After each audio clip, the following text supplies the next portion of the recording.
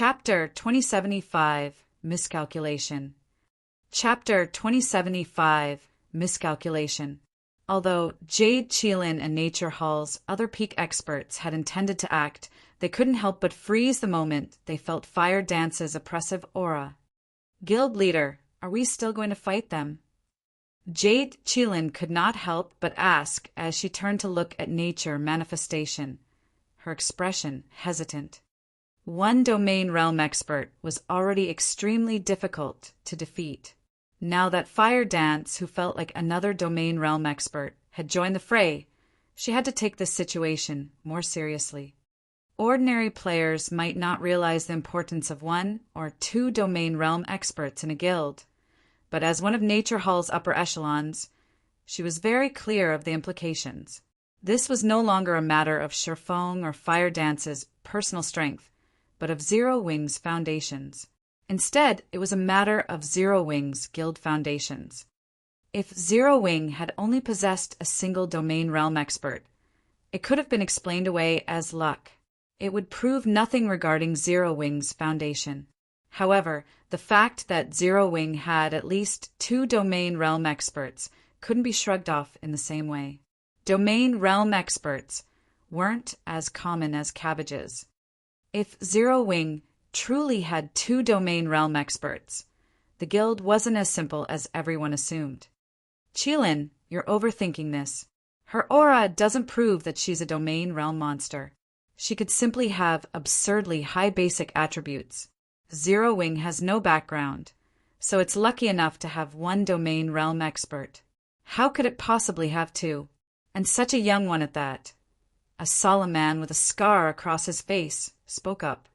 Listening to the man's reasoning, Nature Hall's members relaxed, releasing more than half of their anxiety. No one doubted this man's words. He was Deep Thunder, Nature Hall's first vice guild leader and one of the guild's main support pillars.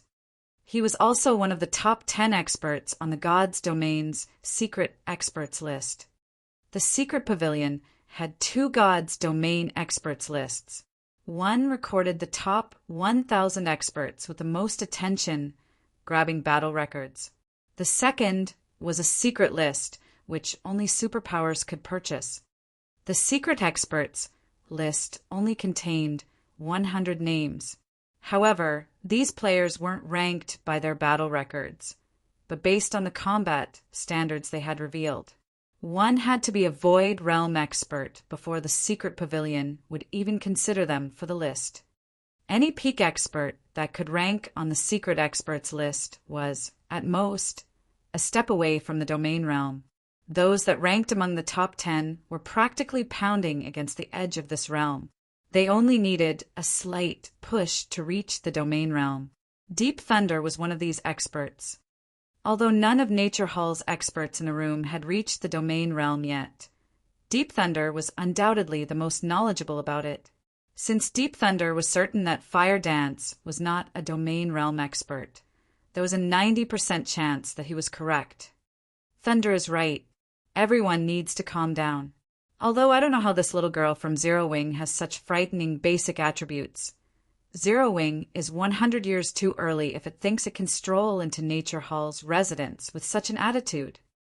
Nature Manifestation commented, backing up Deep Thunder.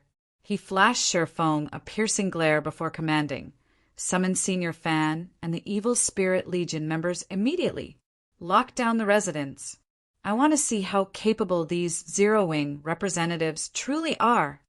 Although Sherfong had displayed astonishing combat power, Nature Hall wasn't a pushover. Nature Hall had gone to great lengths to recruit Senior Fan and convince him to protect the guild. The Elder had been a domain realm monster for decades, and his combat standards were far above Sherfang's, who, at most, had only entered the domain realm within the past few years. Senior Fan also wore the best equipment available in the game, and the Evil Spirit Legion was one of Nature Hall's trump cards. Although the Evil Spirit Legion only had 100 members, every member was a refinement realm expert or better. Even the weakest among them had mastered 3 combat techniques, and including the Silverlight Battle Array, they could even defeat domain realm experts. The Evil Spirit Legion was also why Nature Hall even dared to provoke super first-rate guilds. However, the moment Nature Manifestation issued the order, Fire Dance's group moved, charging straight toward the guild leader. Taking the lead, Kola and Yi Wumian dashed forward like two Tyrannosaurus Rexes. When the reinforcing security team members collided with the two MTs, they flew backward as if they had been hit by a truck, their tight defensive formation shattering instantly. Alluring Summer and Shadow Sword followed the two MTs closely. Alluring Summer sent at least one player flying with each spell she cast, while Shadow Sword forced multiple players to stumble back with each slash. These two easily repelled any security team members that approached from the sides. Rather than a battle, this looked like adults toying with children. Taking advantage of the chaos, Fire Dance blew past the security team's blockade and arrived before Nature Manifestation. "Don't think you can get through me that easily." Deep Thunder bellowed, swinging his gigantic, two-handed battle axe with a solemn expression, leaving no room for Fire Dance to dodge. Tier 2 skill, Earth Bombardment. Pum! Not only was Earth Bombardment an AoE attack that amplified his strength, but it could also significantly reduce players' movement speed when he struck. This was the trademark tier skill of the Magic Warrior hidden class. The move could only be blocked, not dodged. In addition, the Magic Warrior class was a specialized advanced class for berserkers, using magic to strengthen the user's body. However, Deep Thunder's expression froze when his attack landed. Fire Dance's flimsy short sword had actually stopped his humongous axe's descent. Not only had Fire Dance remained stable, but she also retained every point of her HP. Before Deep Thunder could swing his battle axe again, Fire Dance's 1,000 transformations slithered toward the berserker's neck with an utterly unpredictable attack trajectory. Advanced combat technique, Illusory Snake. Scram! Deep Thunder shouted as he activated Whirlwind Slash to defend himself. Boom! When short sword and battle axe collided, a sharp clang echoed throughout the room. A moment later, Deep Thunder, who prided himself on his strength, stumbled 3 steps back, staring at Fire Dance with an incredulous look. While he had recognized Fire Dance's amazing basic attributes, he hadn't expected them to be so high. How does she have so much strength?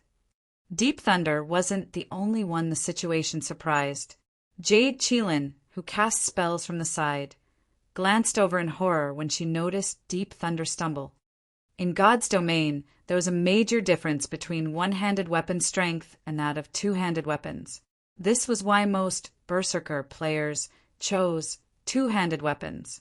Two-handed weapons could make full use of Berserker's high strength. However, despite being an assassin, Fire Dance exhibited greater strength with a short sword than Deep Thunder. This unraveled everything Jade Qilin thought she knew about God's domain. Moreover, Deep Thunder wore 3 pieces of epic equipment, wielded an epic weapon, and the rest of his equipment was comprised of level 60 dark gold items. She couldn't imagine how an assassin could block one of his attacks with a one-handed sword. After sending Deep Thunder backward, Fire Dance abruptly vanished. Void Steps. By the time anyone could react, Fire Dance had reappeared before Nature Manifestation, holding her 1,000 transformations against the guild leader's throat. As a cursemancer, Fire Dance held Nature Manifestation's life in her hands. Seeing this, Nature Hall's members paused with gloomy expressions. When Nature Manifestation looked up at Fire Dance, his countenance was ashen. Fire Dance's group had only moved 5 seconds ago, yet they had already gotten past more than 50 refinement realm and better experts, threatening his life. Not even a domain realm expert could perform such a feat. Chapter 2076. Do you need a doctor? Chapter 2076. Do you need a doctor? When Fire Dance took Nature Manifestation captive. Nature Hall's members stayed their hands as they hatefully glared at the female assassin. At the same time, though, a hint of fear could be seen in their eyes. "What should we do now, Vice Guild Leader?" Jade Cheelin asked Deep Thunder quietly, frowning as she watched Fire dance play with her short sword from behind Nature Manifestation. She didn't have enough authority in this situation to make a decision. Nature Manifestation was the guild symbol. If they let him die, it would humiliate their guild. However, Fire Dance currently had control over Nature Manifestation's life and death. Even though peak experts like Jade Cheelin could cross the 6-yard distance in less than half a second would be more than enough time to kill their guild leader for someone with Fire Dance's strength and speed. Deep Thunder said nothing in response to Jade Cheelin's question. He didn't know what to do either. Zero Wing was far more terrifying than he had imagined. If Fire Dance were truly a domain realm expert, this situation, at most, would have surprised him, but the problem lay in the fact that she wasn't one, which horrified him. After their brief clash, he was certain that the female assassin had only reached the refinement realm, although she wasn't your typical refinement realm expert. However, he couldn't articulate how she differed from the average refinement realm expert regardless. Her combat standard could, at best, rival flowing water realm experts. She was almost nothing compared to an expert like him, who was only a small step away from reaching the domain realm. Yet, despite her inferior combat standards, Fire Dance could suppress him in a confrontation. Moreover, she had done so effortlessly. She had even taken Nature Manifestation captive in an instant, although the guild leader was only an ordinary peak expert. This outcome was shocking. Not even the refinement realm experts understood this, much less the ordinary experts.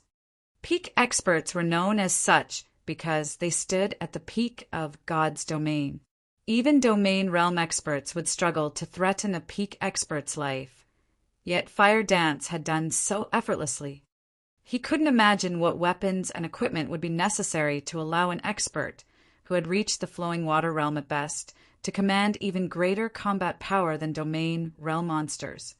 However, that wasn't the worst of it. Zero Wing's other representatives were obviously only refinement realm experts, but they had displayed combat power that could easily rival peak experts. Not even super first-rate guilds were likely capable of nurturing such high-quality refinement realm experts. After silence reigned over the room for a short moment, Nature Manifestation discarded his shock and turned to glare at Sherfone. "Do you think that I'll simply allow Nature Hall to let Zero Wing off the hook just because you've captured me?" Nature Manifestation asked, sneering. "Don't be foolish. It is just one level and one piece of equipment. I can afford the loss. If you go through with this, however, Zero Wing won't have the power to endure Nature Hall's wrath." The strength Sherfang's party had displayed had surprised him, but at the end of the day, an individual's strength was nothing compared to a guild's. Regardless of how powerful this Zero Wing party was, it didn't change anything about the difference between Zero Wing and Nature Hall. "That's right, you should think this through carefully, Guild Leader Black Flame. If you do this, there will be no saving the relationship between our guilds," Jade Cheelin said in an attempt to persuade Sherfone. "I believe you are aware of Nature Hall's strategy. In the end, only Zero Wing will suffer." As Jade Cheelin finished speaking, Nature Hall's members calmed their fears and revealed confident smiles. They had been stunned after witnessing the combat power Sherfang's party commanded, but after giving the matter some thought, they realized that Sherfang's party would only sign their death warrants if they killed Nature Manifestation. Zero Wing was merely a kingdom's guild. Regardless of its battle records, it was still far weaker than Nature Hall. Zero Wing could not afford to endure Nature Hall's wrath at all. As a guild leader, Sherfone must have realized this. Unless Sherfone insisted on dragging Zero Wing down with him, he wouldn't let Fire Dance kill the other guild leader.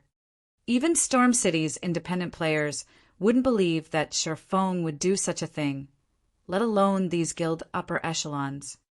As the smiles Nature Hall's members wore spread with delight, Shifeng, who watched from his seat, returned the grins and said, "What you say is true.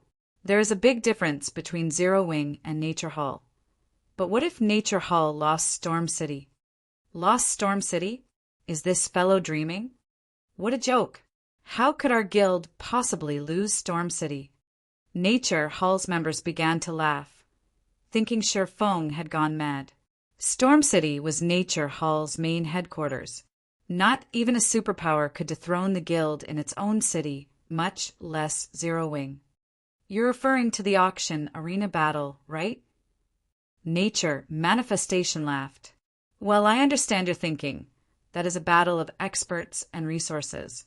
Zero Wing's experts might be impressive, but do you really think Zero Wing can outmatch Nature Hall's resources? Superpowers like Nature Hall had long since investigated the auction arena's rules. In this competition, resources were far more important than military might hence. All of the various superpowers fervently collected epic materials while they had time before the auction arena competition began. Compared to Nature Hall, Zero Wing's material collection speed was useless.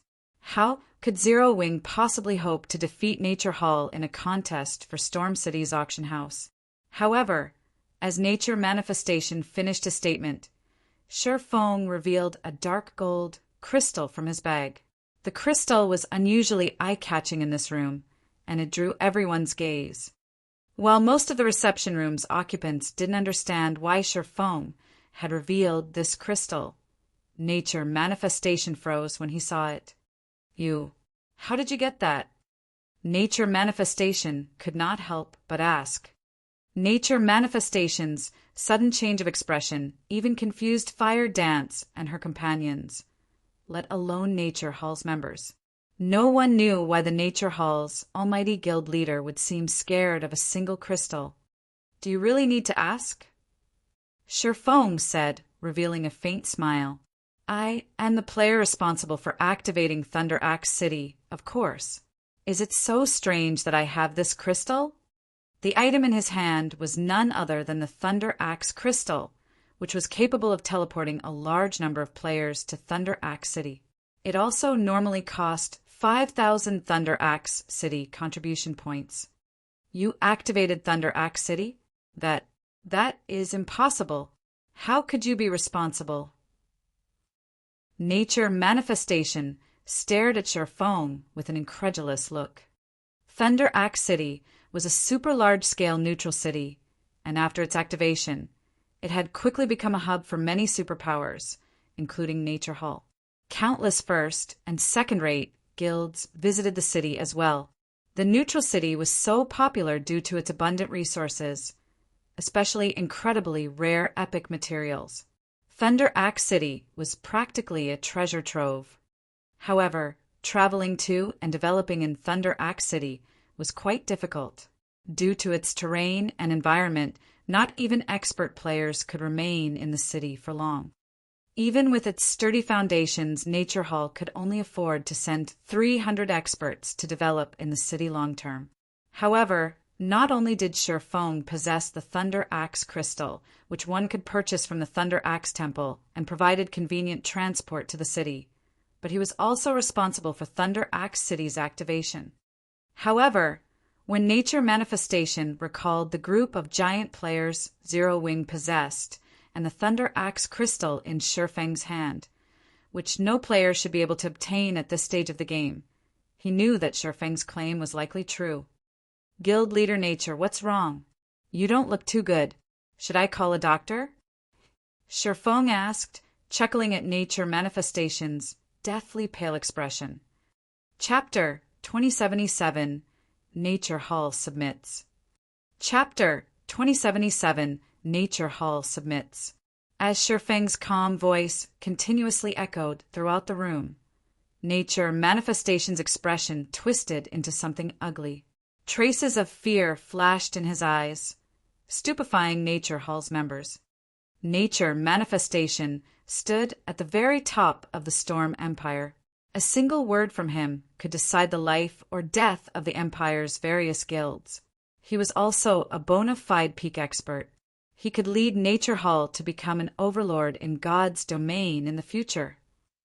Yet now, Nature Hall's members weren't the only ones surprised. The guild leader's reaction confused Fire Dance and her companions. Nature Manifestation had reacted calmly even when Fire Dance had taken him captive, yet now he seemed more afraid of Shifeng's few sentences. Why wouldn't they be surprised? What do you want? Nature Manifestation asked as he watched Shifeng, afraid. If he had only seen Shifeng as a domain realm expert before, he viewed the man as a monster, capable of shaking Nature Hall's very foundations.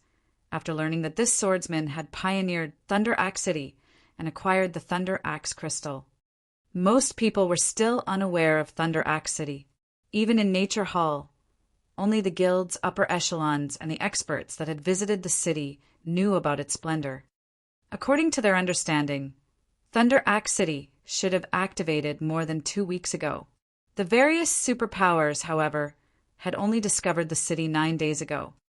When Nature Manifestation thought about how Shifeng could send a large number of players to the city with the Thunder Axe Crystal and the man's status as Thunder Axe City's pioneer, he couldn't help but shudder. Epic materials were even more important than expert players in the auction arena's battles. Zero Wing's members had already proven their combat power. If the guild also had a wealth of epic materials, Zero Wing could pose a significant threat to Nature Hall in the upcoming auction arena contest.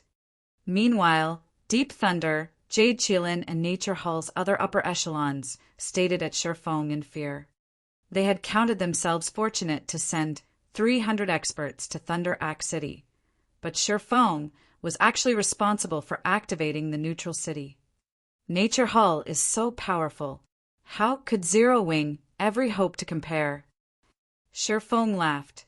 He then said, "We are only here to help Twilight Echo learn whether or not it can withdraw from the Storm Empire in safety. You shouldn't overthink the situation, Guild Leader Nature." Fine. Out of respect for Zero Wing, our issue with Twilight Echo stops here. As long as Twilight Echo leaves the Storm Empire, Nature Hall will let it leave, Nature Manifestation answered through gritted teeth. Even Nature Hall would struggle to take out experts like Fire Dance, Cola, and the others. If Zero Wing dispatched a large number of experts and relied on the epic materials it gained from Thunder Axe City, he wasn't confident that Nature Hall could hold Storm City. After all, Thunder Axe City had a frightening supply of epic resources available. If Zero Wing took control of Storm City's auction house, Nature Hall's development would be severely affected. Even if Zero Wing failed, it could still force Nature Hall to dispatch more forces than planned, which would, in turn, ruin the guild's plans to claim other cities' auction houses. As Nature Hall's guild leader, Nature Manifestation couldn't sacrifice the guild's larger plans just to punish Twilight Echo.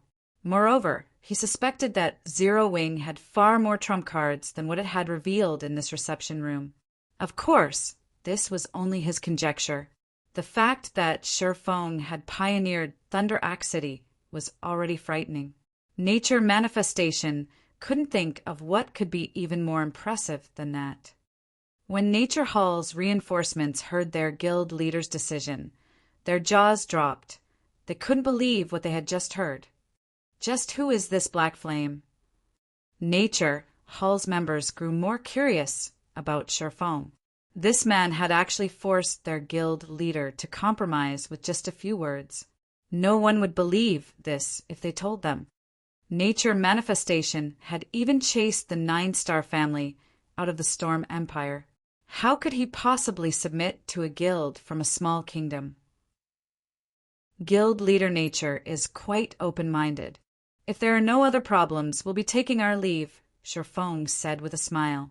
Standing, he turned and left the tattered reception room alongside Fire Dance and the others. Shifeng had never intended to steal Storm City's auction house. He had simply wanted to scare Nature Manifestation. There were currently tons of problems in White River City that required his attention. With Zero Wing's resources and experts, the guild could, at most, contest for one city's auction house. Only Nature Manifestation did not know this. Although Thunder Axe City had an abundance of epic materials, the Neutral City had only activated around 2 weeks ago. There were far too few players in the city for it to exhibit its true potential. Moreover, Nature Manifestation thought too highly of Shifeng's position as the city's pioneer.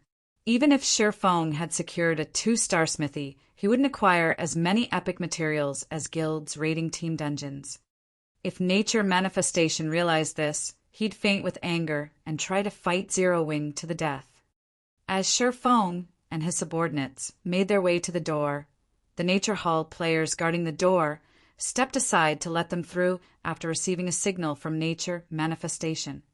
Jade Qilin and the other upper echelons only returned their attention to their guild leader after Zero Wing's party had left the guild hall. "Guild leader, are we really going to give up Twilight Echo?" Jade Qilin asked. "If we do this, news of this incident will spread throughout the Empire. So be it. In any case, keeping a tight lid on this is impossible," Nature Manifestation grumbled as he massaged his temples. Annoyed, he continued, "I never would have thought that Zero Wing was responsible for activating the city that has caused such a sensation among the various superpowers. We'll likely see a difficult period in God's domain soon. You should begin to prepare for it." "Understood." Jade Qilin nodded, fully understanding Nature Manifestation's intentions. He had assumed that the first auction arena competition would be an exclusive playground for the game's superpowers. But now that Zero Wing had revealed itself as a potential competitor, the various superpowers plans were ruined. Nobody would have imagined that Zero Wing would be the cause of the situation plaguing the various superpowers. After Shifeng's party left Storm City, news of Nature Hall abandoning its harassment of Twilight Echo quickly reached the Empire's various powers. What? Nature Hall gave up on Twilight Echo? But why? What kind of guild is Zero Wing? For a time, this matter caused an uproar in the Storm Empire. Nobody would have thought that Nature Hall would stop targeting Twilight Echo out of respect for Zero Wing. Every power in the Empire was immediately curious about Zero Wing. Meanwhile, news of this matter also reached Twilight Echo's residence in Windy City. "What did you just say? Nature Hall has given up on us because of Zero Wing and recalled its forces?" Darkwave was stunned when he heard his subordinates report, unable to believe the news. Chapter 2078 Twilight Echo Shaken. Chapter 2078 Twilight Echo Shaken. When Twilight Echo received the news of Nature Hall's withdrawal, silence reigned of the guild leader's office. The dozen or so guild upper echelons in the room didn't know how to react to this development. Nature Hall gave up? But why? What did Zero Wing's members do? Nature Hall had intended to use Twilight Echo as an example to stabilize its rule in the Storm Empire and expand its influence past the Empire's borders. Nature Hall had been adamant on destroying Twilight Echo. They had been discussing their safe withdrawal from the Storm Empire and their defense against Nature Hall. But after nearly an hour, their despair had only intensified. The difference between their two guilds was too massive. At this point, Nature Hall only needed a fraction of its strength to remove Twilight Echo from God's domain. Even with Zero Wing's help, they didn't think that they could withstand Nature Hall. Zero Wing was, after all, only on par with a first-rate guild. Yet, Nature Hall had unexpectedly withdrawn its assault. They couldn't help but wonder how Zero Wing had accomplished the feat. A powerful background. A transaction. They considered many possibilities, but none seemed reliable or possible. However, it was an inescapable fact that Zero Wing had convinced Nature Hall to leave Twilight Echo in peace. Dark Wave turned to Aqua Rose, a myriad of emotions overwhelming his heart.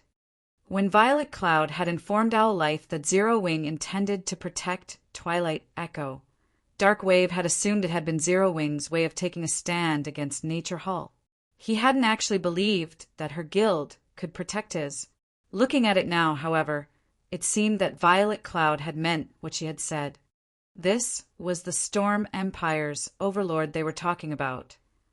Although he did not know how Zero Wing had stopped Nature Hall, its success in doing so proved the guild's strength.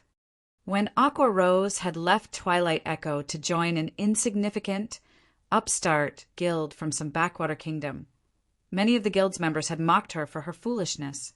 They had all thought that she was stupid. If she hadn't been so stubborn, she would have kept her position as an honorary elder and had access to plenty of opportunities to display her talent. Twilight Echo had been a veteran first-rate guild for decades, not a force a small guild without a background could compare to. Who would have thought that the small, insignificant guild Aqua Rose had joined would grow to become so powerful? Not only was Zero Wing Star Moon Kingdom's overlord, but it also commanded the strength of a first-rate guild.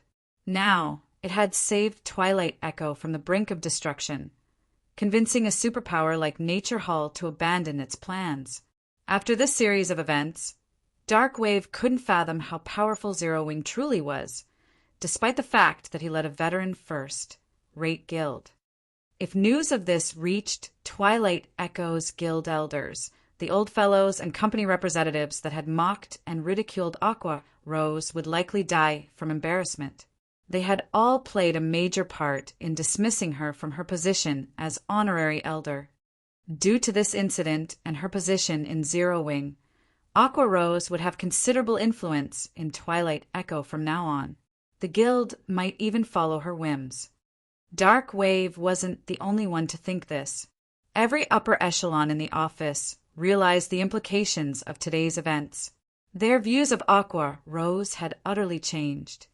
Aside from her joy, Aqua Rose was stunned as well. She hadn't imagined that Shifeng would actually be able to stop Nature Hall. Shortly after, Violet Cloud relayed Shifeng's latest message to Twilight Echo's upper echelons, informing them that as long as the guild left the Storm Empire, Nature Hall wouldn't take further action against it. The young woman then left Twilight Echo's residence, returning to Star Moon Kingdom with her team.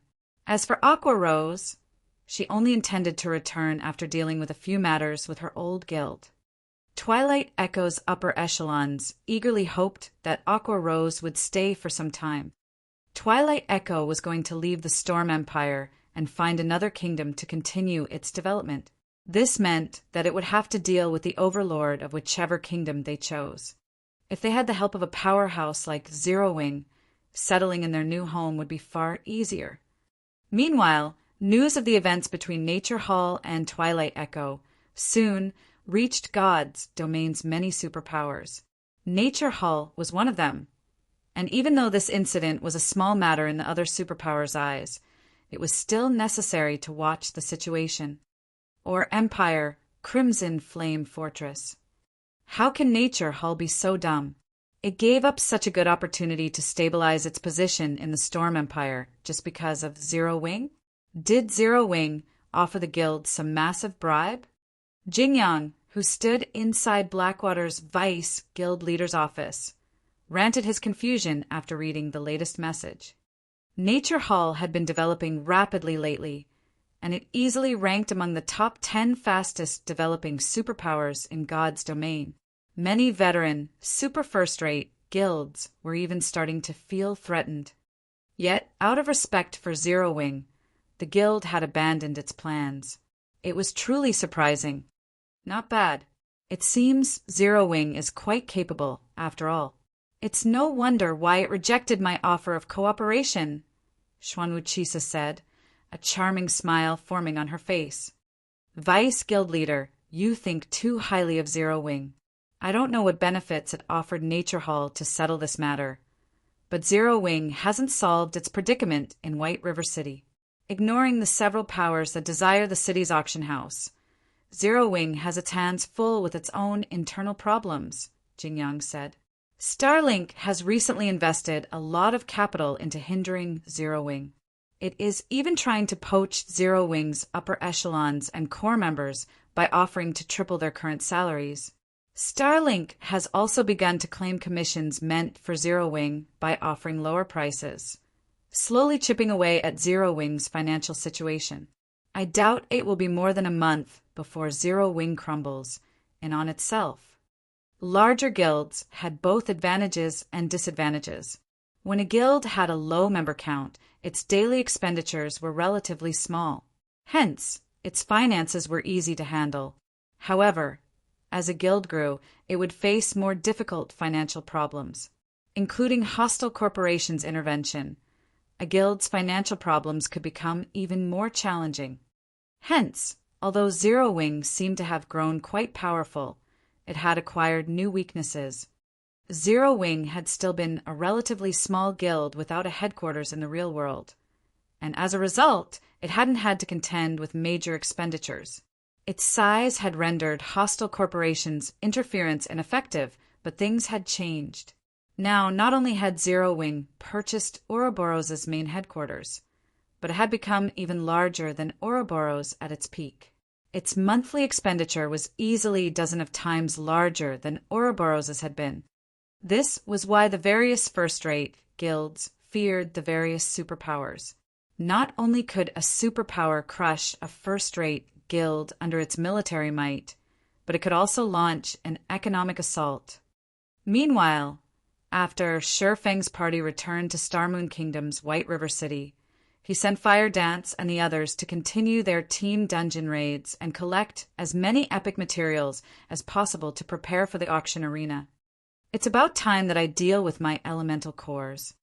Shurfeng grinned as he opened his bag to inspect the elemental cores within.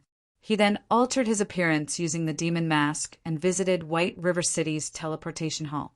Spending 4 gold, 30 silver, he teleported to the distant Sea of Illusion. Chapter 2079, Sea Tribe Weapon. Chapter 2079, Sea Tribe Weapon. Sea of Illusion, Blue Coral City. Shurfeng was disguised as a level 61 swordsman as he walked through Blue Coral City streets. Unlike the kingdoms and empires on the God's Domain continent, the Sea of Illusion was neutral territory, maintained by a merchant alliance. The merchant alliance mainly operated out at sea, controlling only a few cities on land. Most of its towns and cities had been established on islands. Because of this, most visiting players were either merchant players or independent players. Guilds rarely visited the Sea of Illusion. This was also why adventure teams ruled over the area's several major cities. Meanwhile, Blue Coral City was the Sea of Illusion's largest city. First-time visitors were almost always surprised by what they found here. The majority of the player population consisted of merchant players, while the rest were mostly independent players. There were very few players wearing guild emblems. Buying tons of Sea Tribe weapons for 50 silver each. Also selling purple fire crystals. Selling ocean pearls. Get a 5% discount for buying more than 100 pearls. Urgently selling 3 Sea Tribe weapons for 1 gold, 70 silver. Players busied themselves as they set up stalls along the city streets, selling a large variety of items. This wasn't typical of cities in normal kingdoms and empires. Sea Tribe weapons? Shurfeng slowed to a halt when he heard the advertising players. He vaguely remembered that Sea Tribe weapons had been popular for a time during his previous life. They had once been items that all naval players had desired. The Sea Tribe weapons could be traded to the Sea of Illusion's NPC forgers to commission crafted weapons, which would allow players to exhibit greater combat power in battles at sea.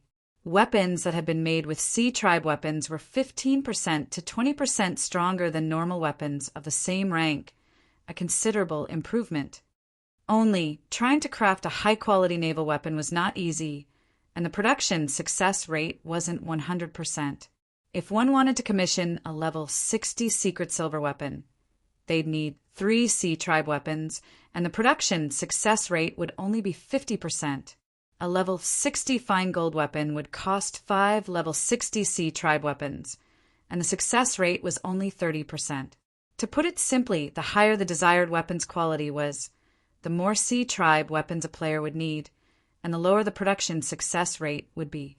Meanwhile, players could only acquire C tribe weapons by killing the level 50+ members of the C tribe.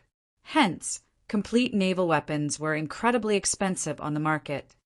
Of course, C tribe weapons had another purpose, and Shifeng knew it. Purchasing secret laws. Secret laws were extremely rare in God's domain, even rarer than combat techniques. They also provided players a significant boost. Secret laws were a type of berserk skill, but unlike normal berserk skills, which were prohibited in certain areas, secret laws could be used anywhere like combat techniques. They could even be used when silenced. However, secret laws were a huge burden on the user's stamina and concentration. The more powerful a secret law was, the more stamina and concentration it would consume. In addition, players didn't have to master a secret law to use it. Only using an unmastered secret law would drain more resources than usual. The worst part was that secret laws would drop automatically when players died. Even so, countless experts in God's domain coveted secret laws due to their many benefits. Secret laws provided a boost to physique and allowed players to exhibit more of their combat power. Moreover, secret laws gave players a clearer idea of their flaws. These were the reasons that players had coveted secret laws. They were even more valuable than combat techniques. Meanwhile, C tribe weapons could be exchanged for one of these precious secret laws. Although there were limited copies of the secret law available, and the process of acquiring one was particularly troublesome, Shifeng didn't mind. He might have had some trouble purchasing a few copies if he had tried before visiting the ancient god's maze, but he shouldn't have any issues now. One needed to fulfill 2 conditions to purchase copies of the secret law. First, they'd need to locate the NPC that sold them. Then, they'd need to obtain the required items for payment. The NPC only accepted a combination of C tribe weapons and elemental cores. Other than Shifeng, it wasn't likely that any of God's domain's players knew about this NPC, and of course, collecting C tribe weapons and elemental cores wasn't a problem for Shifeng. Following which, Shifeng spent 10 silver to set up a stall in Blue Coral City's business district, buying C tribe weapons for 60 silver each, only buying a certain amount. First come, first served. Shifeng shouted, immediately attracting the attention of the players on the street. Normally, players only purchase C tribe weapons for 50 silver each. Even players that set up stalls to sell the weapons asked for less than 60 silver. With someone willing to spend so much on each C tribe weapon, players were bound to notice. A short moment later, a large group of players crowded around Shifeng to sell their C tribe weapons, rapidly depleting Shifeng's funds. In less than an hour, Shifeng had spent more than 2,000 gold, purchasing 4,352 C tribe weapons. He had basically purchased every C tribe weapon in Blue Coral City. Once customers stopped visiting his stall, he packed up and headed for a hotel to alter his appearance once more. When Shifeng left the hotel, he discovered several players hiding around a street corner, staring intently at the hotel's entrance.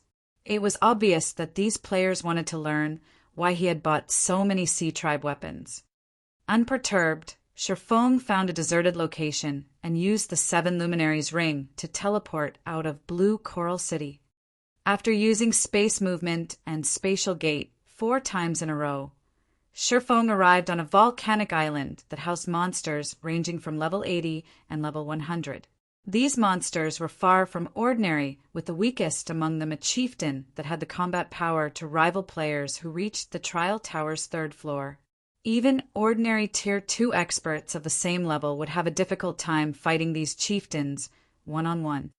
Meanwhile, the NPC that possessed the secret law copies was located in a hidden room within the volcano. Players had only learned of this NPC in the past thanks to a few players who had visited the island for a rare quest. They had accidentally stumbled across the secret room, finding this rare NPC. Very quickly, with the help of Gale Domain, Sherfong reached a cave inside the volcano. After killing several hundred level 83 plus Lord ranked lava monsters, he finally found a hidden room.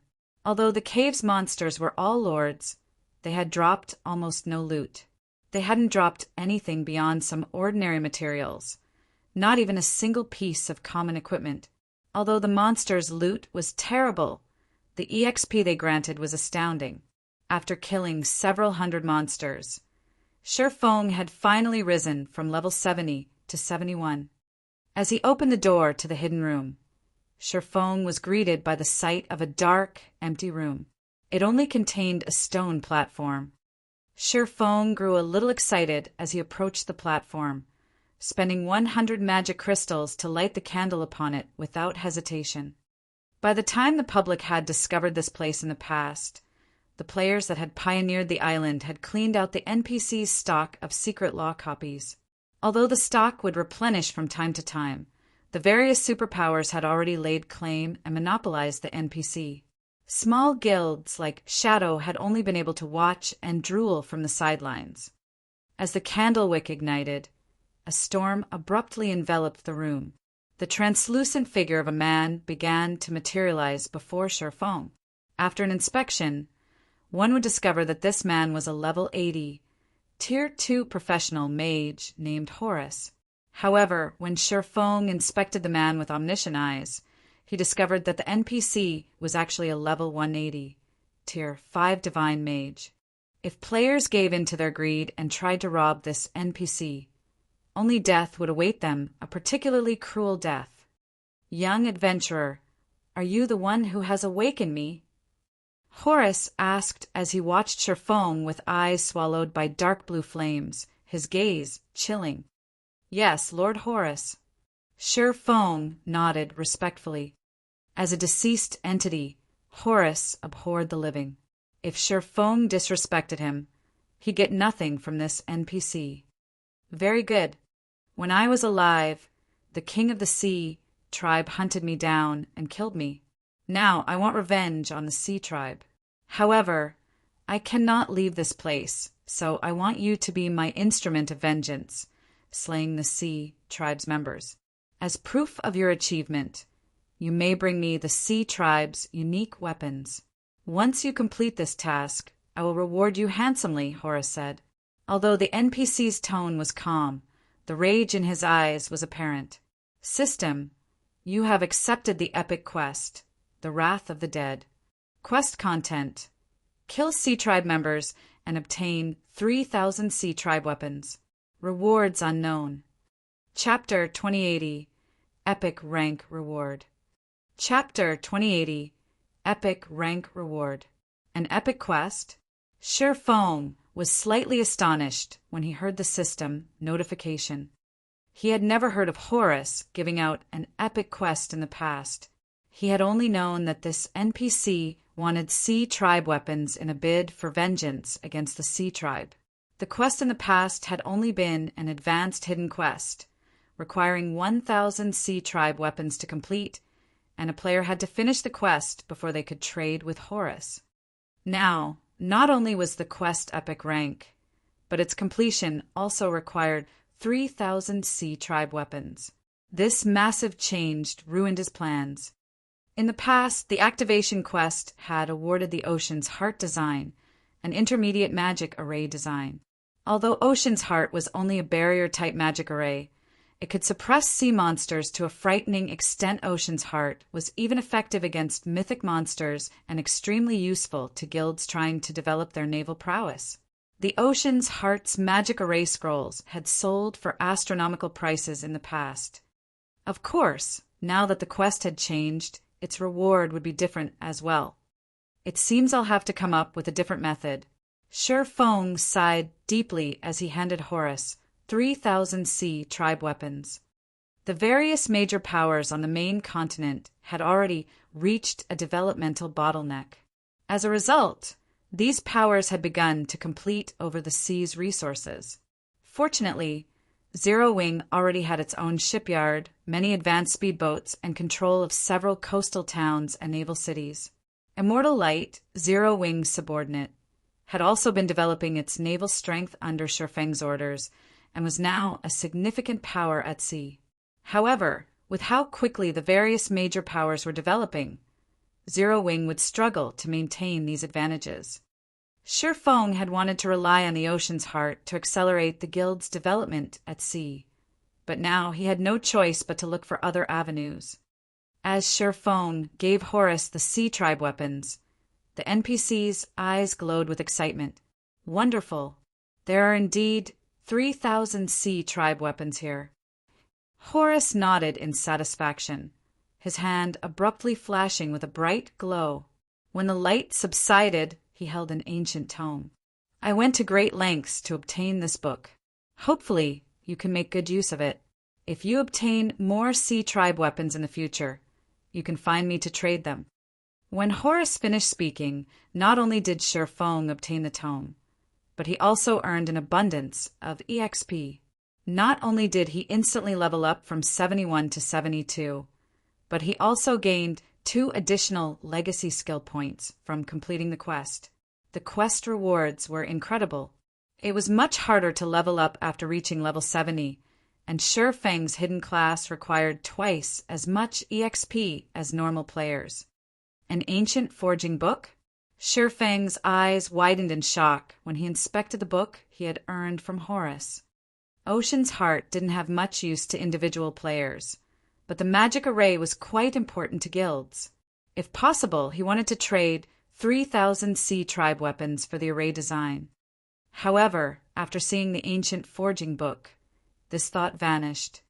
In God's domain, ancient forging books were akin to alchemy's secret journals. Not only were they unique items, but the weapon or equipment designs they contained were also extraordinary. An ancient forging book was almost as valuable as an ordinary, epic forging design. Shifeng immediately opened the ancient forging book, eager to discover what item it would help produce. Amazing! I struck gold this time. Shifeng could not help his growing elation as he read the tome's contents. The ancient forging book Horus had given him didn't contain one weapon or equipment piece design. Rather, it contained the designs to produce the dark gold set equipment, crystal light set. Although it was only a level 60 to level 80 set, it was an 8-piece set equipment possessing more set effects than its 6-piece counterparts. If a level 60 player equipped the crystal light set, their combat power would be on par with a player wearing a 6-piece level 65 dark gold set equipment. At this stage of the game, the various superpowers could only dream of owning 6-piece level 65 dark gold set equipment. Anyone seen wearing such a set would even earn peak experts' envy. Of course, the crystal light set had harsh production requirements. At the very least, one needed to be a basic master forger to forge the set, and the required materials were extremely rare. For example, the set required a lot of fine titan or mana stones and advanced magic cores, all of which were incredibly difficult to procure at this stage of the game, even for the various large guilds. However, material gathering was a secondary concern. The high production cost was far more important. If Shifeng calculated the cost according to current market prices, each production attempt would cost roughly 800 gold. Furthermore, a basic master forger wouldn't have more than a 30% success rate when trying to forge the set. Even intermediate master forgers would only have a 35% success rate, while advanced master forgers would have a 40% chance. Even if one were lucky, they'd still spend nearly 2,400 gold to produce one crystal light set. Although Zero Wing earned a lot of coins each day, most of those coins had to be spent on paying back debts. Shifeng still needed to pay back the astronomical construction cost for Silverwing Town's airport. Moreover, he had instructed Aqua Rose to invest funds into the Lost Town's development in secret to enable the guild to nurture more experts in a short time. In addition, Zero Wing had to fund Immortal Light's development and purchase epic materials for the upcoming auction house competition. Right now, the guild only had around 20,000 gold available for emergencies.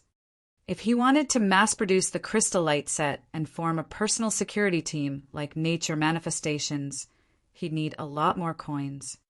Thinking up to this point, Shifeng traded 1,200 Sea Tribe weapons and 1,500 elemental cores for 3 copies of the basic secret law, Deep Sea Meditation. Shifeng could only return later to trade for Horus's remaining 3 copies. Deep Sea Meditation, Basic Secret Law, allows the user to exhibit their body's latent potential through meditation, significantly improving their physique. This secret law consumes a lot of stamina and concentration when used. Drops upon death. After purchasing the secret law copies, Shifeng left to find the 4-star wandering merchant using the 7 luminaries ring. After teleporting 5 times, Shifeng arrived in a secret land. He then spent the next 4 hours clearing out the level 80 plus monsters that stood in his way before locating a small wooden house. A gray-robed, elderly man called Zal, one of 3 4-star wandering merchants in the Sea of Illusion, occupied the house. After meeting with Zal, Shifeng purchased all 500 stamina gemstones the NPC had, each gemstone costing 5 elemental cores. He couldn't have dreamed of doing something like this in his previous life. This NPC simply required too many elemental cores. If he hadn't obtained the 6,752 elemental cores while grinding in the ancient god's secret maze, he wouldn't have dared to purchase both the secret law copies and the stamina gemstones. When the public had discovered Zal in the past, the various superpowers had monopolized the NPC's stock. These powers left very few gemstones for other players once they had finished with Zal. Hence, it was a dream for Shifeng to purchase 500 stamina gemstones in a single transaction now. The several players that had discovered Zal in the past had only purchased around 200 stamina gemstones. Even so, they had made a fortune, earning the various large guilds' envy. Following which, Shifeng took out a return scroll and teleported back to White River City. Chapter 2081, Stormy Winds. Chapter 2081, Stormy Winds. Star Moon Kingdom, White River City. Although White River City was not the kingdom's capital, its popularity overshadowed Star Moon City as the main headquarters of the kingdom's #1 guild and home to the Candlelight trading firm, which continued to introduce one new product after another. At this point, White River City had become the kingdom's capital in the hearts of Star Moon Kingdom's players. Since White River City was the only city in the kingdom to be promoted, its fame had reached new heights. Tons of players from foreign cities and countries visited the city every day, and it had become almost as prosperous as an ordinary empire's imperial capital. Over a dozen level 64 players in gorgeous equipment had gathered on the 2nd floor of White River City's auction house.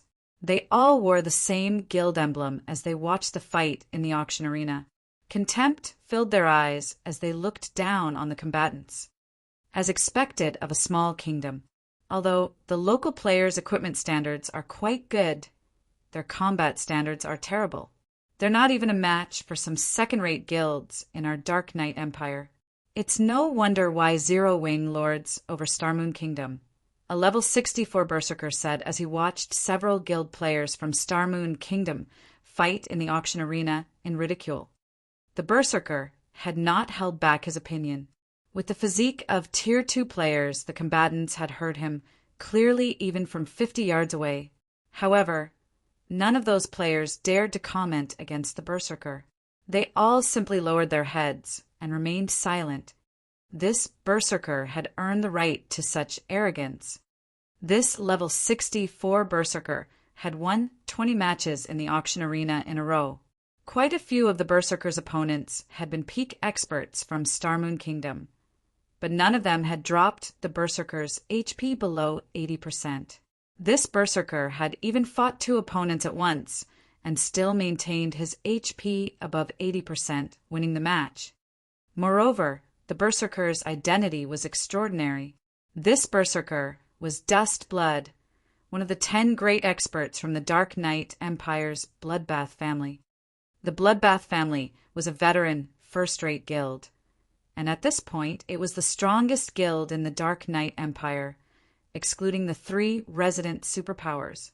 The Bloodbath family also occupied a medium-sized kingdom and a small-sized kingdom.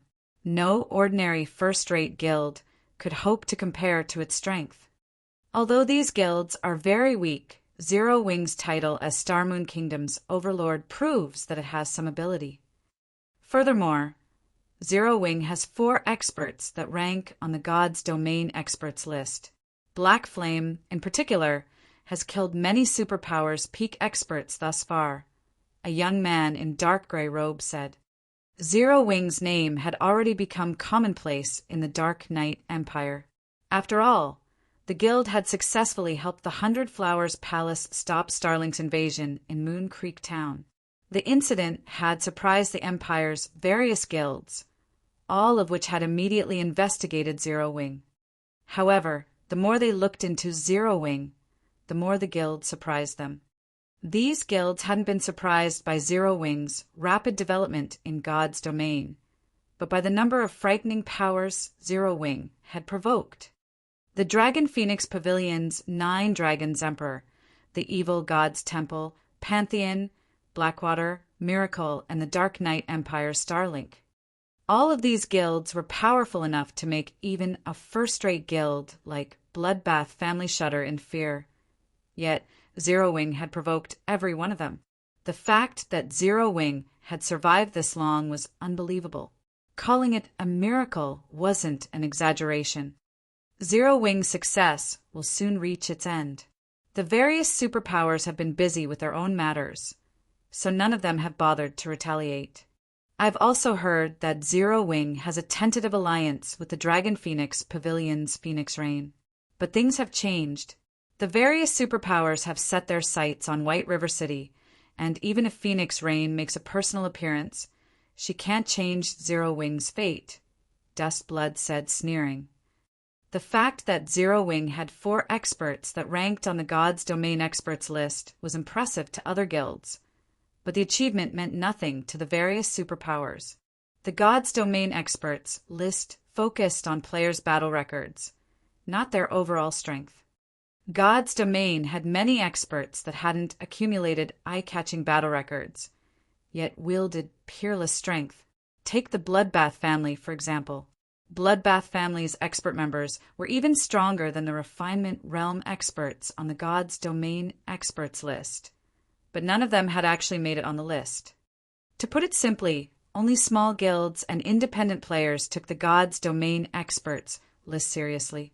It was merely an information source for true major powers, not an indicator of a guild's strength. Moreover, the competition for an NPC city's auction house didn't rely on war weapons or tools. Instead, it relied on a guild's resources and experts. The competition prohibited artificial strength, so the war weapons Zero Wing had been lucky enough to acquire would be useless. With how few experts Zero Wing possessed, it wouldn't even be able to defeat veteran first-rate guilds like Bloodbath family, much less the various superpowers. I guess you're right. The various superpowers will not give up on White River City's auction house. Some of the old monsters that usually hide in the shadows are even revealing themselves to ensure their guild success in the competition. Even experts on the God's Domain experts list will be of limited use.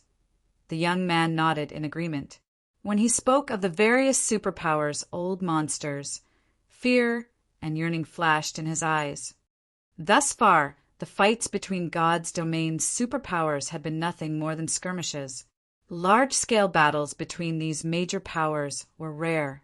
Moreover, to nurture the younger generation, the various superpowers' true experts typically avoided their guild affairs. They kept to themselves, quietly increasing their strength. If these old monsters took action, how would the younger generation acquire any fame? Even the younger generation's greatest prodigy was a joke before these old monsters. Zero Wing is certainly unlucky. It could have remained the king of its mountain for some time. Unfortunately, White River City was promoted too quickly. Now, even its dream of standing atop its mountain as king would shatter. I've heard that even Kings Return, Blackwater, and Pantheon have arrived to compete for White River City. I can't wait to see these superpowers tear Zero Wing apart, Dustblood said, smiling. Oh, look over there. Even the Glory Empire's holy reincarnation has come. It seems that they're here to watch the fight between these superpowers as well, the young man said suddenly as he pointed to a group often or so players that had just arrived in the second-floor hall with a smirk. Holy Reincarnation was also a veteran first-rate guild, strong enough to rival the Bloodbath family. It was also the second strongest guild, after King's Return in the Glory Empire. While the various kingdoms and empires' powers gathered in White River City in anticipation of the auction house's struggle, Sherfong worked on crafting the Crystal Light set in the nearby Candlelight trading firm. Although up to 10 players could learn the Crystal Light set's production method from the ancient forging book, it was an 8-piece dark gold set equipment. Not even basic master forgers like Melancholic Smile and Cream Cocoa would have much success with forging the set. Furthermore, Melancholic Smile and the others had their own work to focus on. Hence, Sherfong decided to craft the set equipment himself. Fortunately, acquiring the required materials was no trouble for Sherfong. Zero Wing had been growing stronger as time passed, and as a result, it had compiled a ton of materials in the guild warehouse. In addition, the Candlelight trading firm had joined the secret chamber of commerce. So, obtaining the necessary materials to forge the Crystal Light set equipment was quite easy for the guild. In fact, Sherfong had gathered more than a dozen sets of materials in less than an hour. He then refined the materials with the soul fire. Using the Philosopher's Hand's ability, Sherfong continued to shape one set piece after another. Before he put the finishing touches on the 8-piece set, Sherfong retrieved 40 grains of temporal sand. Temporal sand was incredibly valuable, with each grain selling for more than 20 gold on the market. Not only could it increase one's production success rate, but it could also strengthen the crafted item. Sherfong allocated 5 grains of temporal sand for each set piece, the maximum amount dark gold equipment could handle. If he hadn't had the Bracelet of Time, he wouldn't have dared to use the temporal sand so extravagantly. The Crystal Light set equipment then radiated a dazzling glow, illuminating the entire room. As the light faded, it revealed 8 pieces of equipment, glowing with a sparkling light and radiating an ancient, violent aura. Chapter 2082, Timeless Equipment. Chapter 2082, Timeless Equipment. Did it succeed? Sherfong could not help but grow a little excited as he gazed at the 8-piece set equipment on the table before him. Although he had more than 10 sets of materials on hand, the Crystal Light set was top-tier dark gold set equipment, its production difficulty only second to epic equipment. Although he had already become an intermediate master forger and with the help of the Philosopher's Hand, performed as an advanced master forger, successfully forging the Crystal Light set was incredibly difficult. Theoretical success rate, after all, had nothing to do with the actual forging process. In the game's early stages, the main god system had simplified the various production processes to their base limits to allow players to familiarize themselves with God's domain subclasses. However, as players reached higher levels and adapted, the main God system would gradually withdraw its assistance, and the various production processes would become more complex and detailed. Meanwhile, successfully forging a dark gold set equipment was a massive threshold for lifestyle players. During God's domain's ancient times, weapons and equipment had only fallen into 2 categories, ordinary and extraordinary. More categories had only been added after the ancient gods had fallen.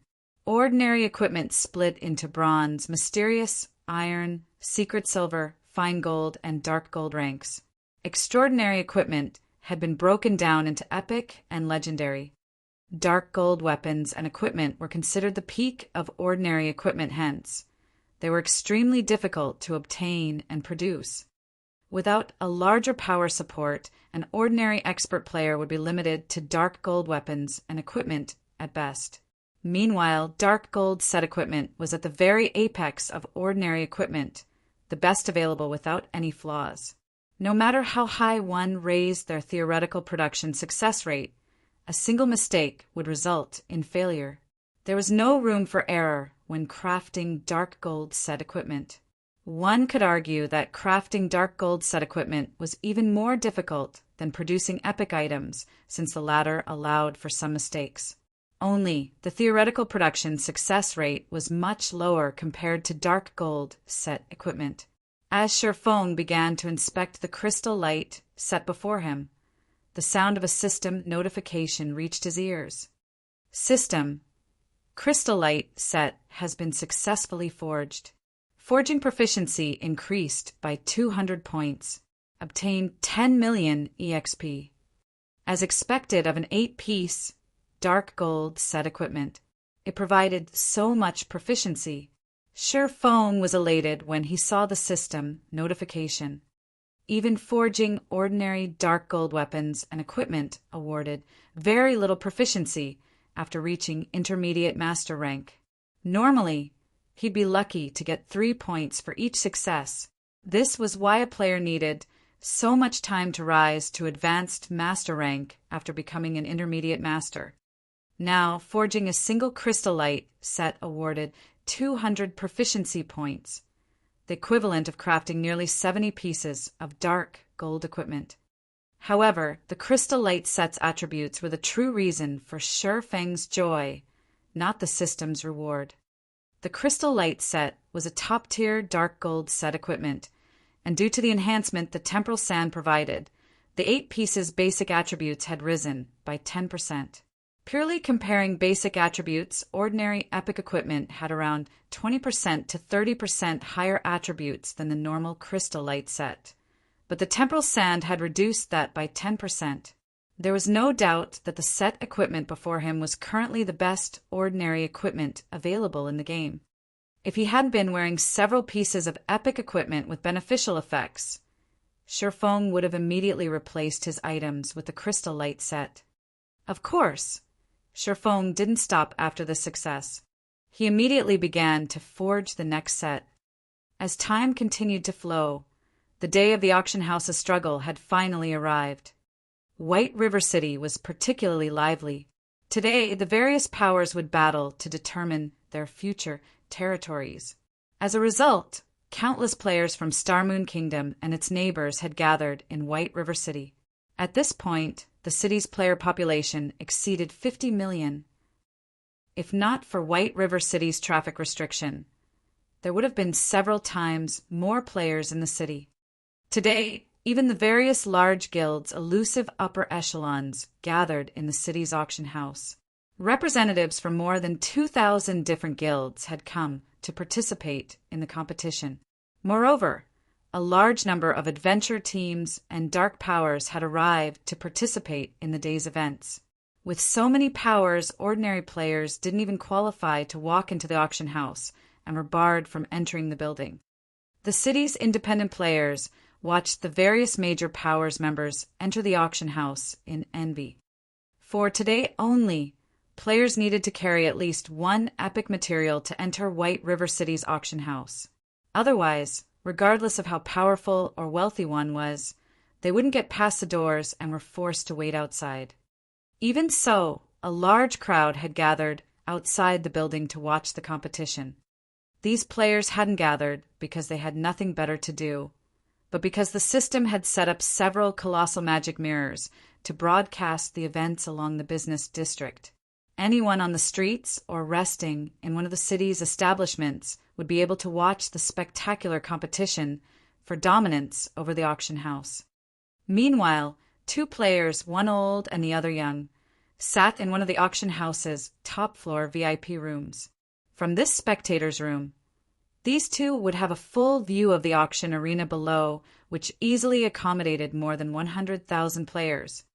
If the various large guilds' upper echelons saw that only 2 people occupied this spacious VIP room, they'd curse them for being wasteful. Renting the auction house's top-floor VIP rooms cost 5 epic materials. Although epic materials were not as valuable as epic weapons or equipment, they were still extremely difficult to obtain. First-rate guilds would be fortunate to collect several dozen epic materials, and none of them would dare to spend 5 epic items just for a better view of the auction arena. Amazing! A city like White River City has actually attracted so many superpowers. Mu Ling Sha, the VIP room's younger occupant, exclaimed as she watched the various participating superpowers enter the arena. Starlink, Blackwater, Pantheon, and King's Return weren't the only superpowers present. Members of the Secret Pavilion, Sacred Temple, and Crimson Emperor had also come to participate. It's only natural. Although Starmoon Kingdom is only a medium-sized kingdom, an NPC city's auction house is incredibly important. If they can claim this city's auction house, they can earn a stable income. Moreover, Starmoon Kingdom has a gold mine like the Witch's Hill. With so many benefits up for grabs, it is only natural that many superpowers have been tempted into action, the elderly man beside Mu Lingsha explained, smiling. If Crimson Emperor or Starlink's upper echelons saw this elder, they'd likely be astonished. This elderly man was Unknown King, Unyielding Soul's previous guild leader. When he had run the guild, it had risen to glory, but due to his age and his body's deterioration, he had retired from the front lines more than 2 decades ago. Grandpa, does Zero Wing really have no hope of holding White River City? Mu Ling Sha could not help but ask. She was grateful to Zero Wing for all the help it had provided thus far. Moreover, her good friend, Aqua Rose, was a member of the guild. If another power stole White River City, which served as Zero Wing's main headquarters, Zero Wing would suffer for it. None. Even if our guild lends Zero Wing a hand, I'm afraid that holding White River City would still be impossible, Unknown King said, shaking his head. Not even our help could change the situation. Mu Ling Sha was surprised. Although Unyielding Soul had been declining, it was still a veteran, first-rate guild. Ordinary first-rate guilds still were no match for its strength. You're severely underestimating the participating superpowers. Although we are a superpower as well, their backgrounds and foundations are many times stronger than Unyielding Souls. Any other time, they might have backed off out of respect for our guild, but this competition will determine their future in God's domain. None of them will show respect for the others. Furthermore, Zero Wing has provoked too many superpowers, pushing them to the limits of their tempers. Now nobody can save Zero Wing, Unknown King said, sighing. Mu Ling Sha lowered her head in disappointment. While the various major powers entered the auction house and eagerly awaited the competition's start, a group of players wearing 6-winged emblems entered the arena. The leader of this group was none other than Sherfong. Chapter 2083, Grand Gathering. Chapter 2083, Grand Gathering. When Zero Wing's members arrived, the atmosphere in the auction arena changed immediately. The various major powers' representatives couldn't help but shift their gazes to Zero Wing's players. Not only was Zero Wing Starmoon Kingdom's overlord, but its main headquarters was also located in White River City. Moreover, it had amazing growth potential and a very high chance of becoming a super first-rate guild in the future. To put it simply, the guild was in its heyday. If Zero Wing secured the management rights to White River City's auction house, not only would it solidify its position as the kingdom's overlord, but it would also have a stable source of income, further increasing its chances of becoming a superpower. However, rather than envying Zero Wing's players, the various major powers members only watched them with pity or delight. They actually dared to show up. Dustblood, who stood outside of the arena, sneered when he saw Zero Wing's members. Do they really think that they can secure this auction house just because their headquarters is located here? Zero Wing had only dispatched a little over 100 players to the auction arena. It was a significant number compared to the various large guilds, who had only sent around 30 players each. In fact, the size of its group was only second to the various participating superpowers. However, most of the large guilds attending the competition were only there to spectate. They didn't actually plan to compete, so they hadn't needed to send a lot of members. The fact that Zero Wing had sent so many players proved its intentions. The guild would be participating in the competition. Although Zero Wing was Starmoon Kingdom's overlord, the Bloodbath family simply considered the guild a mere mountain king. It wasn't an issue if Zero Wing strutted around its kingdom normally. However, even the Bloodbath family had only sent around 40 players to such a grand event to gain experience. Yet Zero Wing had dispatched more than 100 players to try to win this competition. Zero Wing simply overestimated itself. Maybe Zero Wing is putting up a final fight for its survival, the gray-robed young man said, sighing. After all was said and done, White River City was Zero Wing's main headquarters. If another power claimed the city's auction house, Zero Wing would lose the foundation it had spent so much time to build. The loss would be unimaginably dire for the guild.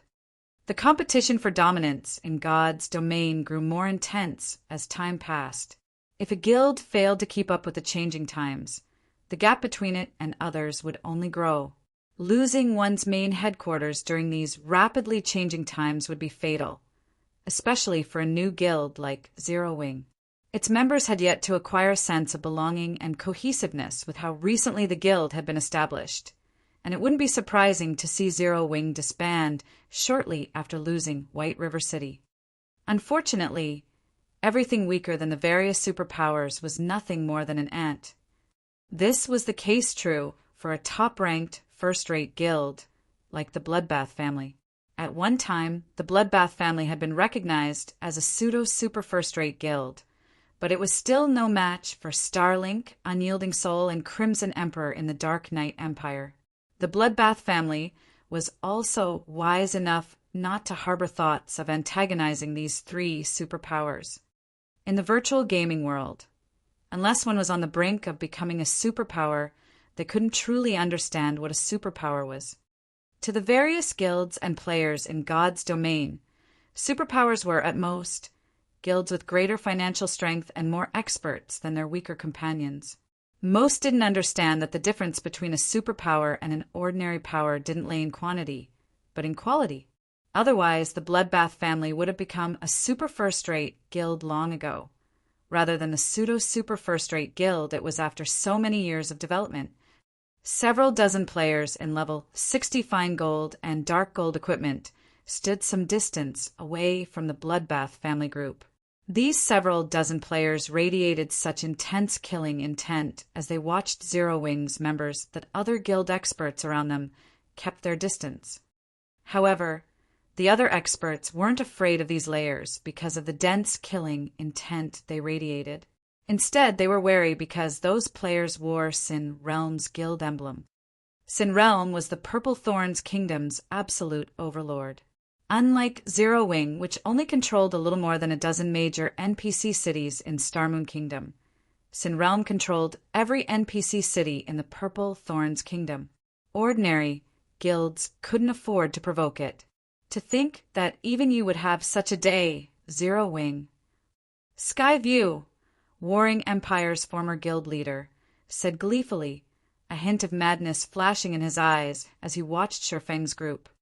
After Zero Wing had destroyed Golden Flow Town, the Warring Empire had perished in Starmoon Kingdom. In the end, he had no choice but to migrate to the Purple Thorns Kingdom and join Sin Realm with some of his trusted subordinates. He had instantly fallen from a guild's leader to an ordinary elder. He hated Zero Wing deeply for this. Unfortunately, he hadn't had any opportunities for revenge against the guild since Zero Wing was so powerful, especially with its war weapons. Even the various superpowers likely had headaches when dealing with Zero Wing's arsenal, much less a former guild leader.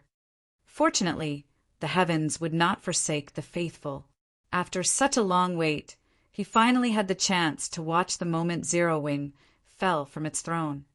Zero Wing has gotten too full of itself after acquiring its powerful war weapons and blatantly proving superpowers left and right. The guild is too young.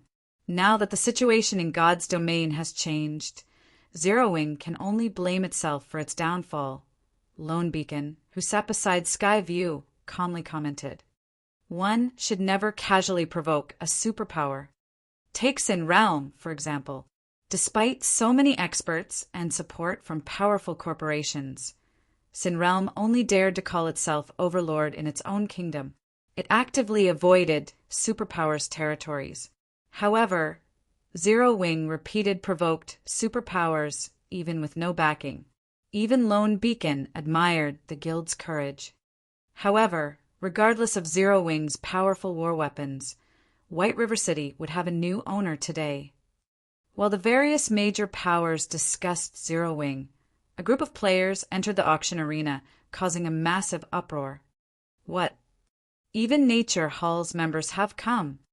Everyone was surprised to see Nature Hall's members in the arena. Nature Hall was one of the fastest-growing superpowers in God's domain.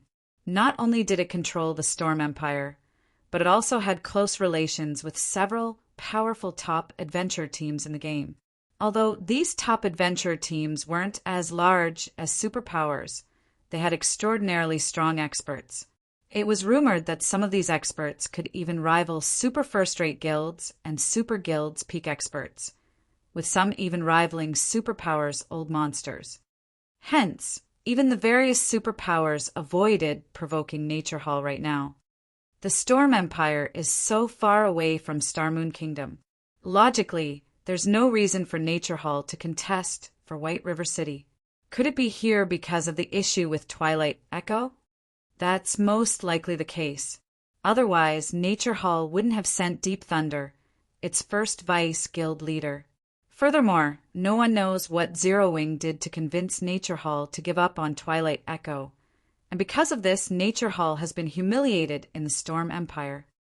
Zero Wing is definitely dead now.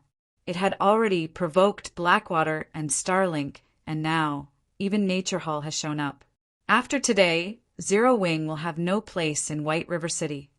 As everyone discussed Nature Hall's presence, they agreed that Zero Wing was truly doomed. Even other superpowers would suffer if they had to face three rising superpowers like Blackwater, Starlink, and Nature Hall, not to mention Zero Wing. Meanwhile, when Mu Lingsha saw Nature Hall's members from her top-floor VIP room, her expression turned grim. It's over. It's really over. Blackwater, Starlink, and Nature Hall. Every one of these guilds was stronger than Unyielding Soul. Not even her guild would casually provoke any of these three superpowers. Yet Zero Wing had angered all of them. All of Zero Wing's enemies smiled joyfully, especially Skyview and Shadowlight Axe, the former guild leaders of Warring Empire and Knight's Judgment.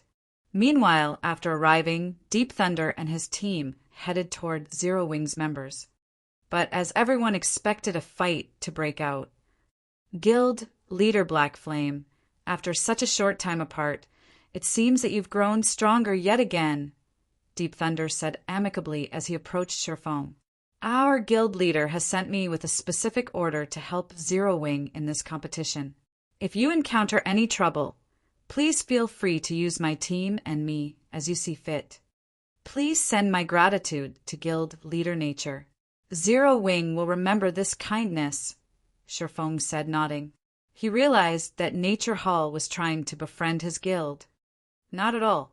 It's a small matter. When Deep Thunder heard Sherfeng's reply, he grinned with greater delight, recognizing that Sherfong had accepted Nature Hall's attempt to form a friendship with Zero Wing. When the various major powers representatives saw this, their jaws dropped in shock. Chapter 2084, There's More Than One Backer? Chapter 2084, There's More Than One Backer. What's going on? Isn't Nature Hall here to cause trouble for Zero Wing? Deep Thunder's behavior stupefied the various major powers. They could not understand what Nature Hall was trying to pull. Are those people using disguises? The Bloodbath families, Dust Blood, muttered in confusion. Nature Hall had already grown stronger than super first-rate guilds like the Dragon Phoenix Pavilion and Unyielding Soul. Such a powerful guild should disdain ordinary super first-rate guilds, let alone Zero Wing. However, after watching the exchange between Sherfong and Deep Thunder, one would think that Zero Wing was the true superpower, not Nature Hall. No matter how Dust Blood considered the situation, he couldn't understand what was happening. I've met Deep Thunder personally. Although God's domain has many tools that can disguise a player, they can't replicate a target's strength and aura, the gray-robed young man said, shaking his head. That Deep Thunder looks and feels exactly like the one I've met moreover. Deep Thunder wields the magic warrior hidden class. You can feel a special kind of mana around him at all times. No tool can duplicate that feeling. Then, why is that Deep Thunder treating Black Flame so graciously? Dust Blood asked, clearly confused. I don't know. Maybe Nature Hall has some secret deal with Black Flame, the young man said. He was just as confused and didn't know how to answer his companion's question. With Nature Hall's strength and development speed, not even the Secret Pavilion would be able to stop it from targeting Zero Wing without tremendous compensation. The gray-robed young man had no idea what ability Zero Wing possessed to warrant Nature Hall's goodwill. Moreover, Nature Hall seemed to be desperate for Zero Wing's approval. The only explanation he could think of involved some private deal between Black Flame and Nature Hall's core upper echelons, convincing the larger guild to give up on Twilight Echo and support Zero Wing. No wonder why Zero Wing's members seem so fearless. It turns out they actually have Nature Hall's support, Dust Blood said, sneering. However, a trace of envy and admiration could be seen in his gaze. Although the Bloodbath family was a top-ranked, first-rate guild and only a short distance from becoming an actual superpower, it could not afford to provoke some of the small guilds in its territory. Most of those small guilds were backed by superpowers. Even if Zero Wing lost White River City today, it could slowly recuperate its strength. It still wasn't an existence that ordinary powers could afford to provoke. As for Black Flame's private deal with Nature Hall, this was likely the case. After all, Black Flame possessed extraordinary individual strength. It wasn't surprising to find someone so powerful connected to certain influential individuals. In fact, the more Dust Blood thought about it, the more it seemed plausible. It certainly explained why Zero Wing dared to provoke Blackwater and Starlink openly. Dust Blood wasn't the only one with such thoughts. The various major powers' upper echelons had reached the same conclusion. One should not underestimate Nature Hall, just because its territory was smaller than Blackwater and Starlink's. Nature Hall's Storm Empire was an ore country, far more valuable than the Steel Empire or Dark Knight Empire. Nature Hall had no reason to fear Blackwater or Starlink. Meanwhile, in another corner, Sinrealm's members were silent. The killing intent they radiated had also lessened. None of them had thought that Zero Wing had any backers, but in truth, it seemed that a titan stood behind the smaller guild. With Nature Hall's assistance, Zero Wing might actually hold White River City and solidify its position as Starmoon Kingdom's overlord. Zero Wing has an alliance with Nature Hall. Glaring hatefully at Sherfong, Skyview hissed, "So what if you have Nature Hall's support?"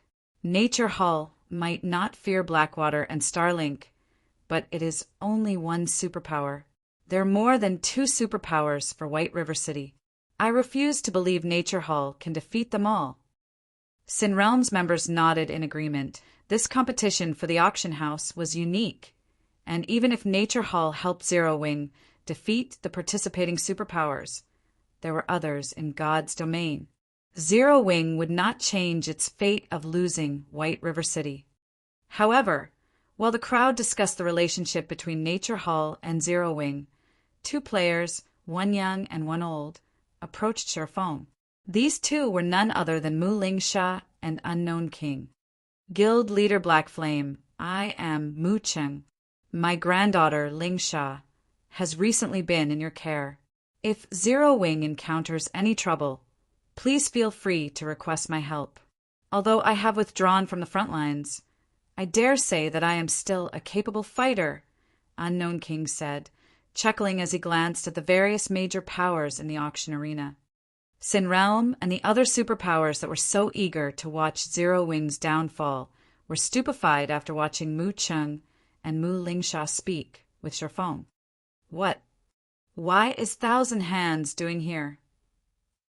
What relationship does Zero Wing have with Unyielding Soul to warrant a personal visit from its former guild leader? The auction arena stirred at Mu Cheng's appearance. The various major powers weren't the only ones surprised by this old man's arrival. Many independent players were just as shocked to see Mu Cheng. Mu Cheng was one of the older generation's experts. He had been a big shot in the virtual gaming world when Unyielding Soul had been at its peak, and when he had still been active, everyone had known his nickname, Thousand Hands. He had been known as one of the top 3 assassins in the virtual gaming world. If his physical deterioration hadn't forced him away from the front lines, Unyielding Soul wouldn't have fallen to its current state. Why wouldn't everyone be shocked to see such a big shot greet Zero Wing and offer its help? Deep Thunder, who stood a short distance away, was also surprised to see this old man. He hadn't considered that Zero Wing would have such deep ties to Unyielding Soul. So much so that Unyielding Soul's former guild leader would make a personal appearance. Deep Thunder immediately raised his evaluation of Zero Wing. Who is this Black Flame? 2 superpowers have actually shown up to support him? Dustblood's eyes nearly fell from their sockets when he saw Mu Cheng talk to Sherfong. Although Mu Cheng had retired and was no longer at his peak strength, he could display a significant portion of his abilities with the latest virtual reality technology in God's domain. He definitely shouldn't be underestimated. If Mu Cheng really lent Zero Wing a helping hand, the outcome of this competition would be uncertain. Damn it! Why? This has to be a trick. Skyview was utterly flabbergasted. First, Nature Hall had offered its support, and now so did Unyielding Soul. He simply couldn't keep up. Unlike the players in the auction arena, the spectating crowd outside grew excited with the sudden development. No one had believed that Zero Wing had any backers, and despite its hopes of becoming a super first-rate guild, its chances were actually quite slim. However, they now realized that they had been mistaken. Not only did Zero Wing have 2 backers, but both were also true superpowers. Factoring in Zero Wing's development speed, the likelihood of it becoming a super first-rate guild was extremely high. Nature Hall and Unyielding Soul. Galaxy Past, who sat in one of the spectator rooms on the 2nd floor, couldn't help his bitter smile as he watched Deep Thunder and Mu Cheng. He had thought that Star Alliance had significantly shortened the gap between it and Zero Wing. He hadn't expected that Zero Wing had hidden so much power. He had watched Zero Wing grow from nothing, and he had assumed that he had seen everything the guild had to offer. Unfortunately, it seemed that he still underestimated Zero Wing's strength. Meanwhile, Purple Eye watched Aqua Rose and Gentle Snow, who stood beside their guild leader in envy. She had thought of the 2 women as rivals, but now they were utterly out of her reach. Now that Zero Wing had the support of 2 superpowers, it could definitely ascend to the upper levels of God's domain in the future. While everyone talked about Zero Wing, a commotion erupted outside of the arena. Shortly after, a group of 400-plus players entered. Even the lowest-leveled player among this group was level 64, with their weakest piece of equipment being level 60 fine gold rank. They all wore Starlink's guild emblem, and the dozen or so players in the lead possessed several epic weapons and equipment, wearing no less than level 60 dark gold items.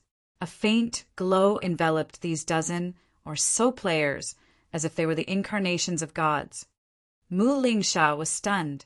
Not even Unyielding Soul's main force was likely a match for these players. Sure enough, they've come. Mu Cheng's expression gradually became serious as he watched the leaders of Starlink's force. Chapter 2085 Glory? Chapter 2085 Glory. There were many experts in the magnificent auction arena. Some among them even served as pillars in their large guilds, and there were quite a few peak experts from the various superpowers. However, when Starlink's members entered the arena, everyone gasped as they felt the intense pressure emitting from these players. Starlink's members didn't feel like players but great lords. The crowd subconsciously submitted as those players' aura washed over them. Even peak experts felt the threat of death from the dozen or so Starlink members in the lead. Why are they here? Deep Thunder's expression similarly changed when he saw Starlink's members, surprise and fear flashing in his eyes. Grandpa, who are those people? Why do even superpowers peak experts seem afraid of them? Mu Lingsha could not help but ask as she watched the various spectating superpowers peak experts in confusion. While it was true that Starlink's members were strong, the watching peak experts were as well. Even if there were a difference between superpower strength, there should be no reason for the spectating peak experts to fear Starlink's experts. But every one of their faces twisted with anxiety. Her grandfather, Mu Cheng, was a true domain realm expert, and his nickname of Thousand Hands was no trivial matter. Although he had grown weaker with age, he could still easily handle peak experts. However, when her grandfather saw the dozen or so players leading Starlink's team, he seemed to share the spectating experts' trepidation. She found this situation truly baffling. Zero Wing really has no chance in the struggle for White River City now. Mu Cheng could not help his bitter smile as he watched Starlink's leading members. He had thought that they could help Zero Wing hold White River City with a combination of Nature Hall's assistance and his fame. After all, the various participating superpowers had their own NPC cities to prioritize. They would only be able to dispatch a limited portion of their strength to secure White River City's auction house. However, it seemed he had underestimated Starlink's feelings toward Zero Wing. Are they really that strong? Mu Lingsha was even more surprised by her grandfather's comment. They're not just strong. Against these people, even veteran super guilds like the Battle Wolves and Sacred Temple would have to take their opponents seriously. Otherwise, their defeat would be almost guaranteed. Mu Chung explained as he watched the 4 white-haired men among Starlink's team. To think that Starlink would recruit the 4 shadow demons. I've known that Starlink has been gathering an extraordinary amount of strength in secret, but I hadn't thought that it was so capable. Even Unyielding Soul is likely in danger. The 4 shadow demons. After giving the name some thought, Mu Lingsha asked in surprise, are they the 4 lunatics that shook up the various superpowers years ago? The 4 shadow demons had been very well known more than a decade ago, but unlike the name suggested, these 4 didn't operate as a group. They hadn't even known each other, acting independently.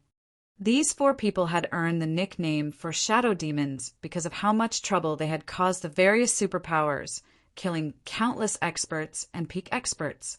Not even Unyielding Soul had been spared from the 4 shadow demons' mischief. All 4 of these players were madmen. Moreover, they were independent players, and as a result, the various superpowers had a very difficult time tracking them down and dealing with them. During the height of their troublemaking, these 4 had been a hot topic among the general populace, so the Secret Pavilion had named them the 4 Shadow Demons, a nickname that had spread across the virtual gaming world. The various superpowers had the greatest headache trying to deal with players like the 4 Shadow Demons. Not only were they extremely powerful, but they were also insufferable lunatics. With all 4 of these madmen here, it was easy to imagine how frightening this competition would be. Meanwhile, Hundreds of players wearing Blackwater's guild emblem sat quietly in one of the top-floor VIP rooms. The inflexible, middle-aged man who led the group looked down at Sherfong, watching the swordsman with a smug grin.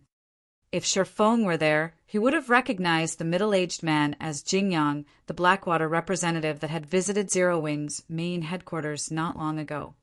Sure enough, Vice Guild Leader was right. Starlink has secretly recruited those 4 old ghosts, Jingyang said, smiling.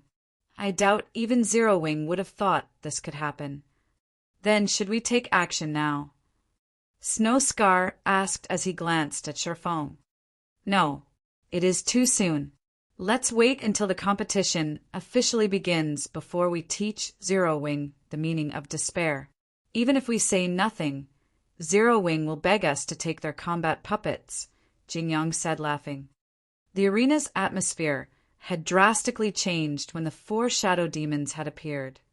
Everyone had been optimistic about Zero Wing's success in the competition. The guild had support from 2 superpowers. Potential was limitless. However, such thoughts had been abandoned. It seems Zero Wing has reached the end of the line. Melody, you better give up now. Zero Wing can no longer back Ninth Heaven. Only Setting Sun can ensure Ninth Heaven's glory in Forest City. Now, a young, handsome male half-elf said. Zero Wing might have been able to deal with the Death God Workshop, but now that it's on the brink of destruction, how could it possibly afford to help your guild? Don't think that Starlink only has the 4 shadow demons. The dozen or so experts around them aren't ordinary either. Take that blue-armored swordsman, for example. He has earned the nickname Illusion Swordsman, and his combat standards are on par with Miracle Dragons. There's also that tall shield warrior. He's called Mountain Horn and can rival Cuttlefish, the Iron Wall from Crimson Emperor. Every one of those people is an absolute peak expert. Moreover, Starlink has given all of them epic weapons and equipment. Just these people's strength is more than enough to make a super first-rate guild like Unyielding Soul suffer in a bitter battle, not to mention a guild like Zero Wing. Could Zero Wing really be doomed? Melody wondered as she looked at Sherfong. She had no rebuttal for the half-elf man. He had only spoken the truth. Even with 2 supporting superpowers, Zero Wing wasn't a match for the full force of another superpower. Unlike Melody's despair, Sky View was overjoyed. So what if you have 2 superpowers to support you, Black Flame? It can't change the fact that you will watch as someone takes White River City from you. Sky View threw his head back and laughed. When he had watched one big shot after another stand up for Zero Wing, he had sighed at his own weakness. But who would have thought that the situation would change so drastically in the blink of an eye? Zero Wing had enjoyed endless glory in the auction arena since it arrived, but in the end it was still an ant on the chessboard of God's domain. The guild was still easy prey for superpowers. As everyone chatted amongst themselves, a bell abruptly rang, echoing throughout White River City as it signaled the start of the auction arena's competition. Chapter 2086, Expert Foundations? Chapter 2086, Expert Foundations. White River City fell silent as the sound of the starting bell echoed throughout its streets. Almost everyone's breathing quickened in anticipation as they stared intently at the magic mirrors lining the business district, afraid to miss a single moment of the upcoming struggle. Many players outside of White River City had pulled up Star Moon Kingdom's official forums to watch the live streams. For a moment, this competition had rendered the entire kingdom silent. The spectators in the auction arena itself tensed as they quietly watched the massive globe of water that had appeared above the arena. The gigantic globe displayed the qualifying rounds rules, which were unlike those of any competition previously held in the auction arena. The previous competitions had been fighting tournaments or betting matches between players. The rewards had been subpar, and very few players had been interested in taking part, although any player could join these competitions. However, since this competition involved the management rights to White River City's auction house, the system had set up a qualifying round before the official matches. Only those who passed the qualifiers could join the official struggle. If one failed to meet the requirements, all of the resources in the world couldn't help them. It's just a qualifying round, yet the participation fee is so high. The spectating players gasped when they saw the participation cost of one epic material. Epic materials were still incredibly rare among the various large guilds. An ordinary large guild would be fortunate to accumulate around 30 epic materials. Such items even had an extremely low drop rate in 100-man, hard mode team dungeons. Moreover, the main god system had reduced the drop rate to 0 for players that exceeded the dungeon's level limit to prevent players from abusing low-level team dungeons. Sending low-level members to grind these team dungeons was also useless for a guild. These players wouldn't be able to raid the dungeons even if their guilds gave them top-tier equipment. Team dungeons tested players' combat standards as well as their equipment standards, and it would be extremely foolish for a guild to have its members with high combat standards maintain low levels. As players reached higher levels in God's domain, they'd encounter more fortuitous opportunities. Instructing experts to remain at a lower level would ruin the guild and the player's development. Because of this, the various major powers had stockpiled very few epic materials. Yet, the auction arena charged one epic material per participant, and every participating power had brought at least several dozen members. However, despite the crowd sentiments, more than 100 powers paid the participation fee. Starlink, in particular, paid for more than 400 participants. When they saw this, the spectators couldn't help but shudder. Even the independent players, watching from outside of the auction house, couldn't help but gape in shock. Everyone had known before this that the various superpowers shouldn't be provoked and possessed wealth that far surpassed first-rate guilds.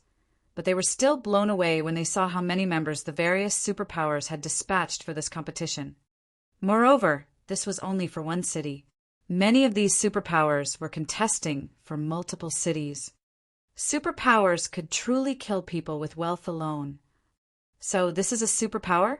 Melody was even more distraught when she saw how many Starlink members would take part in this struggle. Setting aside its members' combat standards, the fact that Starlink had the financial strength to dispatch more than 400 players was enough to devastate second-rate guilds like Ninth Heaven.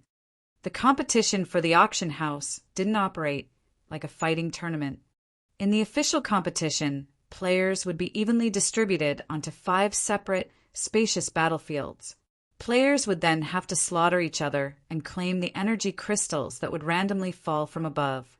Whichever power had the most energy crystals at the end of the competition would secure the auction house's management rights. However, not only were players prohibited from using tools on the battlefield, but they were also banned from using large-scale spells. The main god system truly was intent on testing the participating powers' comprehensive strength. It didn't allow any trickery whatsoever. Although Zero Wing had dispatched 112 players to this competition, even more than top-ranked first-rate guilds like the Bloodbath family and Holy Reincarnation, it paled in comparison to Starlink's 400-plus members. Moreover, King's Return had sent 300-plus members, Blackwater had dispatched 200-plus, and Pantheon had arrived with 200-plus members. None of these superpowers should be underestimated. The other superpowers were mostly here to watch, not planning to compete for White River City. So, they had only paid for a few members to participate for the experience. Although the various superpowers foundations had shocked the crowd, what happened next utterly stupefied everyone watching. Each of the qualifying round's participating players was teleported to an independent room, all of which had over a dozen trolls. The weakest of these trolls was a lord, while the strongest was a great lord, and each room had a total of 3 great lords. All of the trolls were level 65, slightly higher than the participating players' average level. Players had to defeat 3 level 65 Great Lords and more than 10 level 65 Lords in the qualifying round. Even ordinary experts would flee from such a monster group. Yet the system wanted them to survive against these monsters for 1 minute. To make matters worse, players couldn't use tools. Many of the expert players in the arena despaired when they saw how difficult this qualifying round would be. Is the system joking? The system must be crazy. I can't even last 30 seconds against 1 level 65 Great Lord, much less against 3 of them.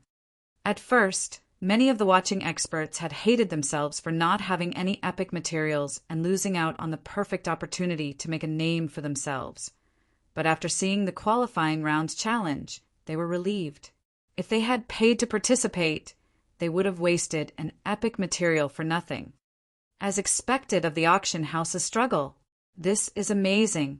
The qualifying round already has such high standards. This trip here was definitely worth it. The standards are indeed quite high. I'm afraid that most of the participants will be disqualified during this round. Only those superpowers will have a significant number of experts make it to the true competition. The small guilds that are trying to make a name for themselves will likely be disappointed.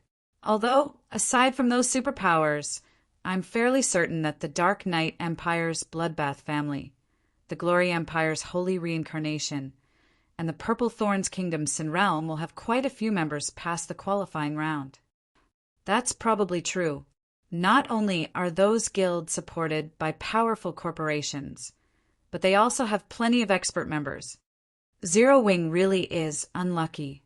It should have had a fighting chance since it dispatched 40 or so more players than the participating first-rate guilds. But after this round, Zero Wing will likely have far fewer members in the official competition than the first-rate guilds. That's right. Although Zero Wing has been developing wonderfully recently, it hasn't had enough time to develop to a sufficient level. Its foundations simply cannot compare to veteran first-rate guilds. If Zero Wing had accepted some major company or corporation's investments, it would have likely been a match for guilds like the Bloodbath family and Sinrealm. Everyone talked about the competition's qualifying round.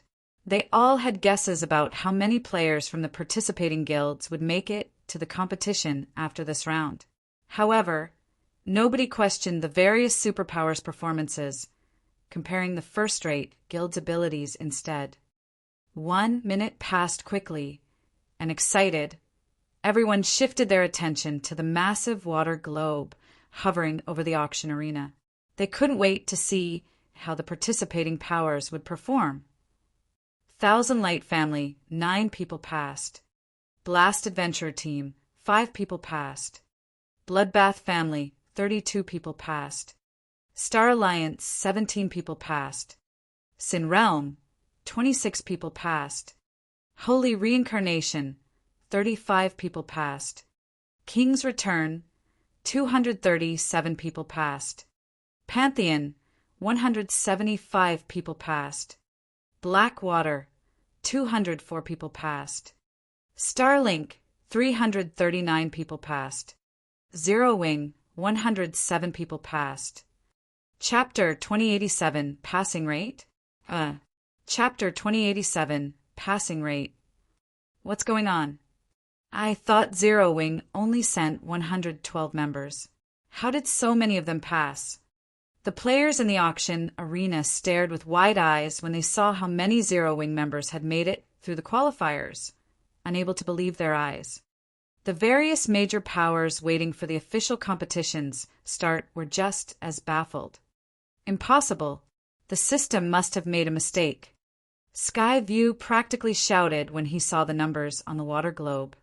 Zero Wing had only paid for 112 participating members in the qualifying round, yet 107 of them had made it through. This passing rate was absolutely horrifying. Only about 55% of the teams from top-ranked first-rate guilds, like Bloodbath Family, Sinrealm, and Holy Reincarnation, had passed the trial. Even then, it was impressive.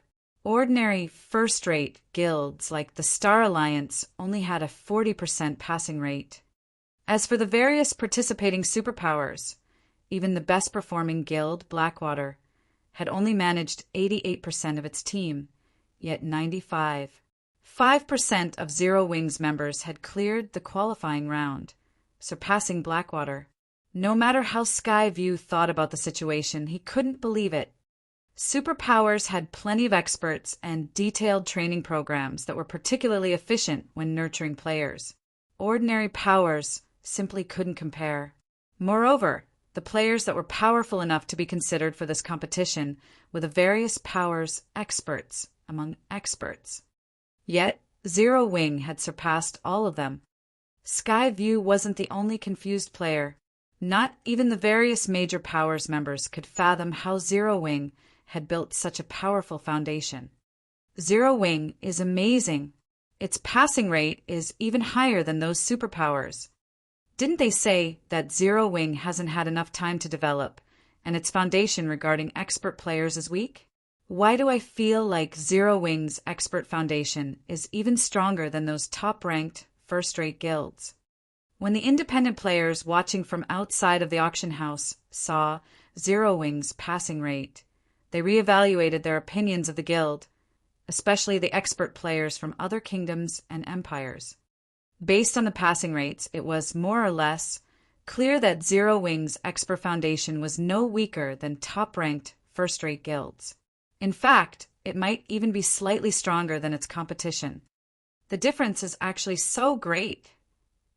Galaxy Past was at a loss for words as he stared at the magic water globe. He had thought that the Star Alliance had a chance against Zero Wing's expert foundation. After developing for so long, the Star Alliance had grown considerably. Nowadays, God's Domain's popularity continued to increase, and more people joined the game every day. As a result, more experts continued to rise. Not only had the Star Alliance successfully nurtured a lot of experts, but it had also recruited experts from elsewhere. The guild was many times stronger than when it had joined God's Domain.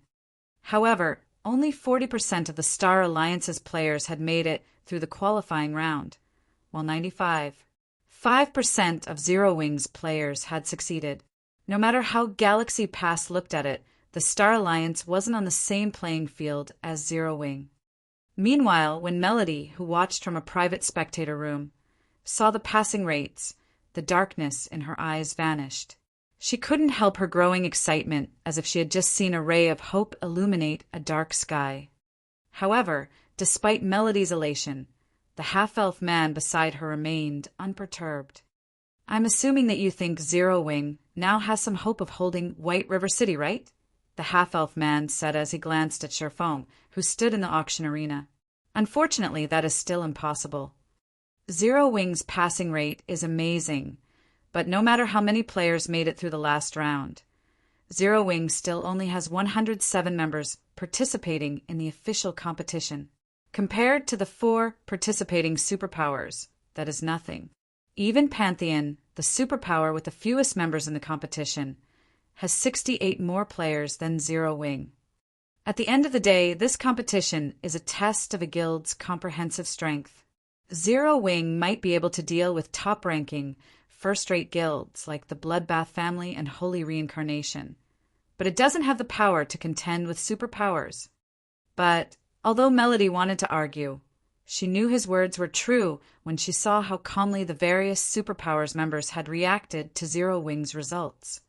Even the various top-ranked first-rate guilds, whose members had been surprised to see Zero Wing's success a moment ago, regained their composure as they realized that the strength Zero Wing had displayed did nothing to change its circumstances.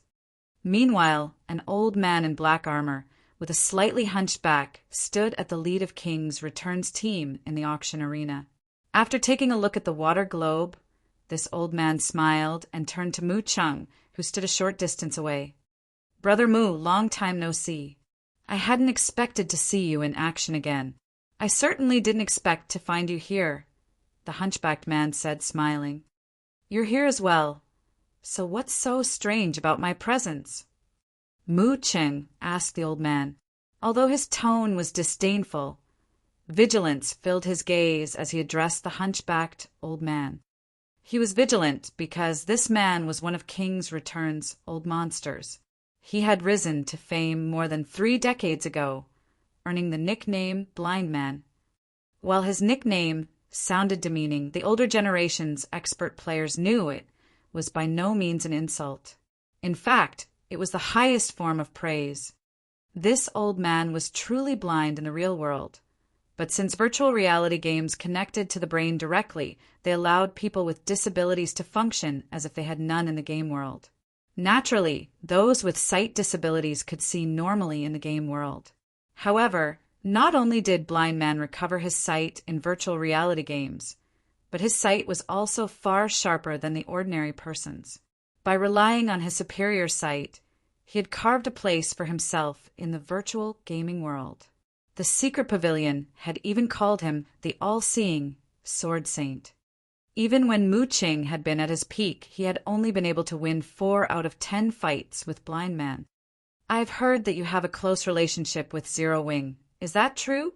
Unfortunately, our King's Return has a little enmity with one of that guild's little fellows. How about this? If you don't help Zero Wing, we won't target the guild, Blind Man asked, chuckling. Blind Man's suggestion rendered Mu Qing speechless. It seemed that Zero Wing wasn't satisfied with provoking superpowers like Starlink and Blackwater, but had provoked King's Return as well. However, when Mu Qing saw that more than 200 people standing behind Blind Man and compared them to the dozen or so subordinates behind himself, he could not help but nod helplessly, replying, "Fine, it's a deal." Mu Qing then turned to look at the distant Shifeng and muttered to himself, "This is the most I can do to help you." When the various major powers members overheard the old men's conversation, they couldn't help but send Zero Wing sneers and looks of pity. Zero Wing is always so arrogant, provoking so many superpowers. Now, these superpowers want retribution. Ha ha ha. So what if more than 100 players from Zero Wing made it through the qualifiers? In the end, its efforts mean nothing. Now that Zero Wing had lost one of its capable supporters, its chances of holding White River City had fallen even further. Time passed quickly. After another 2 minutes, the qualifying players were distributed across 5 different battlefields. Each battlefield was the size of a small leveling map, easily accommodating tens of thousands of players. The rules for this competition were quite simple. The competition had a 3-hour time limit, and throughout its duration, energy crystals would randomly fall into the battlefield. The power that secured the most energy crystals after 3 hours would be crowned as the victor. When the bell rang throughout the 5 battlefields, the official competition began as every player in Star Moon Kingdom watched. Everyone listen up. Prioritize Zero Wing's members above all others. When the competition began, the various major powers issued commands to target Zero Wing to curry favor with the various superpowers. I found some of Zero Wing's members here. Good. Get rid of them first. We'll fight for the energy crystals later. As soon as the major powers members discovered Zero Wings, they charged toward them. Zero Wing, die. Skyview sneered when he saw the beauty observing her surroundings. He immediately charged at the woman from Zero Wing alongside a dozen or so of his subordinates. Chapter 2088, Suppressing Enemies with One Move. Chapter 2088, Suppressing Enemies with One Move. As the official competition began, Zero Wing's spectating members paled. The auction arena's competition should have been a free-for-all between the various participating superpowers, but now almost every player targeted Zero Wing. These superpowers moved as if they had already made an agreement. How can this be? Melody, who watched the competition through a magic mirror, was utterly devastated as she watched the various powers experts work together against Zero Wing's members. Dealing with several superpowers in this competition was one thing. After all, the auction arena had 5 independent battlefields, and players would be randomly distributed across them. Combined, these hostile superpowers only had around 1,000 members in total, and after being split between 5 battlefields, their numbers thinned. Locating Zero Wing's members across such a large map wouldn't be easy with so few players. Moreover, victory in the auction arena didn't depend on the number of kills one had. Players simply needed to contest for the energy crystals that would appear. As long as Zero Wing avoided confrontation with these several superpowers and focused on securing energy crystals, it definitely had hope of securing White River City's auction house. However, that hope was dashed if those superpowers worked together. While the various powers might not have as many participating members as the various superpowers, when combined they easily outnumbered the more powerful guilds by 3 or 4 times. Even if the battlefields were quite large, locating Zero Wing's members wouldn't be a challenge if all of these powers cooperated. I told you long ago that the various superpowers in God's domain are not as simple as you. Zero Wing has severely underestimated its enemies since the very beginning as well. Zero Wing doesn't have the slightest chance of winning this competition, the half-elf man said calmly. This competition is simply Zero Wing's execution. Rather than military strength, the various superpowers' influence over lesser guilds was truly frightening. The various participating powers understood that they would reach greater heights instantly if they could curry favor with a superpower. This was also why the various powers had become jealous when they had learned that 2 superpowers backed Zero Wing. Normally, trying to gain a superpower support wasn't easy, but Zero Wing had presented the perfect opportunity to do just that. While the half-elf man expressed his opinion, Skyview and the dozen or so experts from other powers on battlefield number 4 closed in on the beautiful woman wearing a 6-winged emblem. The magic mirrors along the city's business district displayed the scene clearly. Isn't that beauty Graceful Moon, the former Firecloud Fox Adventurer Team's vice commander? An expert from the Black Dragon Empire asked, recognizing the woman on the magic mirror immediately. She's Graceful Moon? I had heard that she used to be quite strong, only slightly off from becoming one of the top 100 summoners in the Black Dragon Empire. Many first-rate guilds had tried to recruit her. I had never thought that she would join Zero Wing. But she's not very lucky. A group of enemies spotted her right off the bat. She'll likely be the first person to disqualify from the competition, a level 63 male ranger said, sighing as he gazed at Graceful Moon's beauty. She's not just unlucky, she's extremely unlucky. Setting aside Skyview, one of Sin Realm's newly minted 10 great experts, the man and woman beside him are exceptional experts, a level 64 Guardian Knight commented. That glamorous woman is elegant insanity, one of Holy Reincarnation's rising geniuses. I've heard that she's the second-ranked assassin in her guild. If not for her lack of achievements, she would have ranked on the God's Domain Experts list long ago. As for that stalwart, silver armor man, he's Howling Earth, one of the Bloodbath family's top 4 berserkers. He also has the hidden class, Blood Rage Warrior.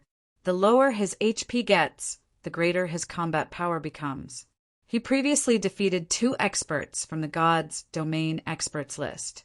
Those 2 working together would be enough to trouble a peak expert. Include the other powers experts. Even a peak expert would have to flee. Everyone around the level 64 Guardian Knight gasped in shock. Even a superpower's peak experts would have to flee if they encountered such a force without support, not to mention Graceful Moon, who hadn't even ranked among the top 100 of her class in the Black Dragon Empire. When the spectating crowd discussed Graceful Moon's opponents, Skyview and his companions surrounded her. Die! Skyview shouted as the surrounding mana surged to him, increasing the intensity of his aura. He felt like a humanoid great lord. He then launched the Tier 2 curse, violent flame spears at Graceful Moon, sending 28 fiery spears toward the woman from multiple directions. Howling Earth also shouted, and his muscles bulged as he leaped up with his giant warhammer raised. He swung his weapon down toward Graceful Moon like a mountain descending on the female summoner. In contrast, Elegant Insanity vanished, waiting patiently for an opportunity to land a fatal blow. The three experts cooperated as if they had fought together for many years. Their attack's timing was perfect, leaving Graceful Moon no room to dodge. As the Warhammer and Flame spears flew toward the level 65 summoner, Graceful Moon, who had stood motionless, finally made her move. She raised Fallen Language, her epic staff, and summoned a level 70, Great Lord ranked Steel-Armed Ape.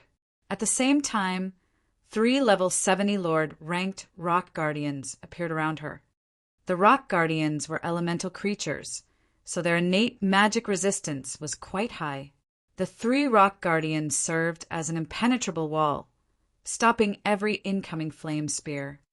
The Stead-Armed Ape stood 3 meters tall and was covered in golden magic circuits, which had been tattooed across its body.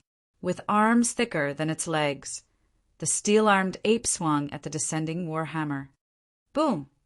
With the sound of an explosion, Howling Earth was thrown back. When he landed, he discovered that both of his arms had numbed. The steel-armed ape's strength definitely surpassed that of ordinary Great Lords. However, while Howling Earth had flown through the air, a black figure had appeared beside Graceful Moon. This figure was none other than Elegant Insanity. The snow-white dagger in her right hand silently slid toward Graceful Moon's throat like a cunning snake. Since Graceful Moon had just finished casting a spell and her physique as a summoner wasn't formidable, she had no defensive options to protect herself from Elegant Insanity's swift, silent attack. Just as everyone expected to see the assassin's attack land, a gigantic stone palm appeared above Elegant Insanity's head, descending on the female assassin like a falling mountain. She had no choice but to abandon her attack and evade. However, as Elegant Insanity tried to dodge the Rock Guardian's attack, the remaining 2 Rock Guardians attacked the assassin's blind spots as if they had prepared for this moment. Caught off guard, Elegant Insanity couldn't dodge or block any of the incoming attacks. Damn it! Elegant Insanity frowned. She immediately activated Wind Steps, using the brief moment of invulnerability to survive the attacks. Pum! Pum! With 2 muffled sounds, Elegant Insanity was thrown like a cannonball, only stopping after she crashed into a large tree. Although she didn't take any damage, a trace of fear flashed in her eyes when she looked at Graceful Moon. Against a coordinated attack from 3 powerful experts like herself, Skyview, and Howling Earth, even a peak expert would have to use a life-saving skill or face impending death. However, these 3 were actually at a disadvantage against Graceful Moon. The spectating players outside of the arena gaped in shock as they watched the events unfold. The Black Dragon Empire's experts, who were familiar with the female summoner, were particularly stunned. Was this female summoner the same Graceful Moon they knew? Chapter 2089, Shocking the Whole Arena, So Strong! Chapter 2089, Shocking the Whole Arena, So Strong! Zero Wing has hidden such a powerful expert. The first fight in Battlefield number 4 astonished the crowd outside of the auction house, seeing as how Graceful Moon smoothly stopped the incoming attacks from 3 experts, all of which ranked among the top in their top-ranked, first-rate guilds. It was clear that her combat standards could definitely rival those of Superpower's peak experts. Within a superpower, every peak expert served as a vital support pillar, and the various first-rate guilds feared them all. A peak expert could single-handedly wipe out a 100-man team of ordinary experts. Smaller guilds had no hope of suppressing a peak expert without constricting their players to operate in teams of several hundred. At the very least, some peak experts who had chosen classes with high survivability could come and go as they pleased. She only recently joined Zero Wing, yet she's already grown so strong. Luafei, who watched from a second-floor spectator room, blinked in surprise as she stared at Graceful Moon incredulously. As the vice commander of FFF, a top adventure team in the Black Dragon Empire, Iluafe had a certain familiarity with the Empire's well-known adventure teams. Due to Graceful Moon's performance in the last ranking battle in the Empire, Iluafe had made sure to pay extra close attention to her. However, Iluafe remembered Graceful Moon displaying combat standards that hadn't even rivaled those of first-rate Guild's peak experts, much less Refinement Realm experts like Skyview, Elegant Insanity, and Howling Earth. Yet, this female summoner suppressed all three Refinement Realm experts by herself. Graceful Moon's newfound strength shocked Iluafe. Moreover, this situation wasn't like Iluafe's defeat against Zhao Yueru during the ranking battles. Zhao Yueru had relied on superior basic attributes and spells to win, but as a true Void Realm expert, Iluafe recognized that the same couldn't be said for Graceful Moon. Graceful Moon's success was simply a result of her impeccable ability to control her summoned creatures. Not only have her basic attributes risen, but her combat standards have skyrocketed as well. It seems Zero Wing still has some secrets, Yan Tianqing, FFF's commander, commented as he watched Graceful Moon with squinted eyes, a hint of surprise flashing in his gaze. After the FFF adventure team had secretly joined the Flower of Seven Sins, the adventure team's upper echelons had gained a lot of detailed information on the various superpowers. Hence, Yan Tianqing understood how frightening they truly were. Their ability to nurture experts in particular was truly amazing. Other powers simply couldn't compete. As a peak expert that had risen to fame in the virtual gaming world many years ago and was only a short distance away from reaching the domain realm, Yan Tianqing recognized that Graceful Moon's current combat standards were quite powerful. Only her strength was atypical. Normally, players tried to gain more control of their own bodies and their familiarity with the world around them to increase their combat standards. But Graceful Moon felt as if she were actively using the world itself to her benefit. While everyone was shocked over her performance, the female summoner in question began to chant another spell. As she did, her staff started to glow with a dazzling purple light. Tier 2 Curse Life Link. This curse linked the player with their summoned creatures, sharing their senses. Although the curse lowered the player's basic attributes by 50%, it increased the linked summoned creature's basic attributes by 20% of the player's normal attributes. Suddenly, golden magic circuits flashed on the steel-armed ape and rock guardians as their auras became even more intense. Before anyone could react, the 4 summoned creatures exploded into action and charged at Graceful Moon's enemies.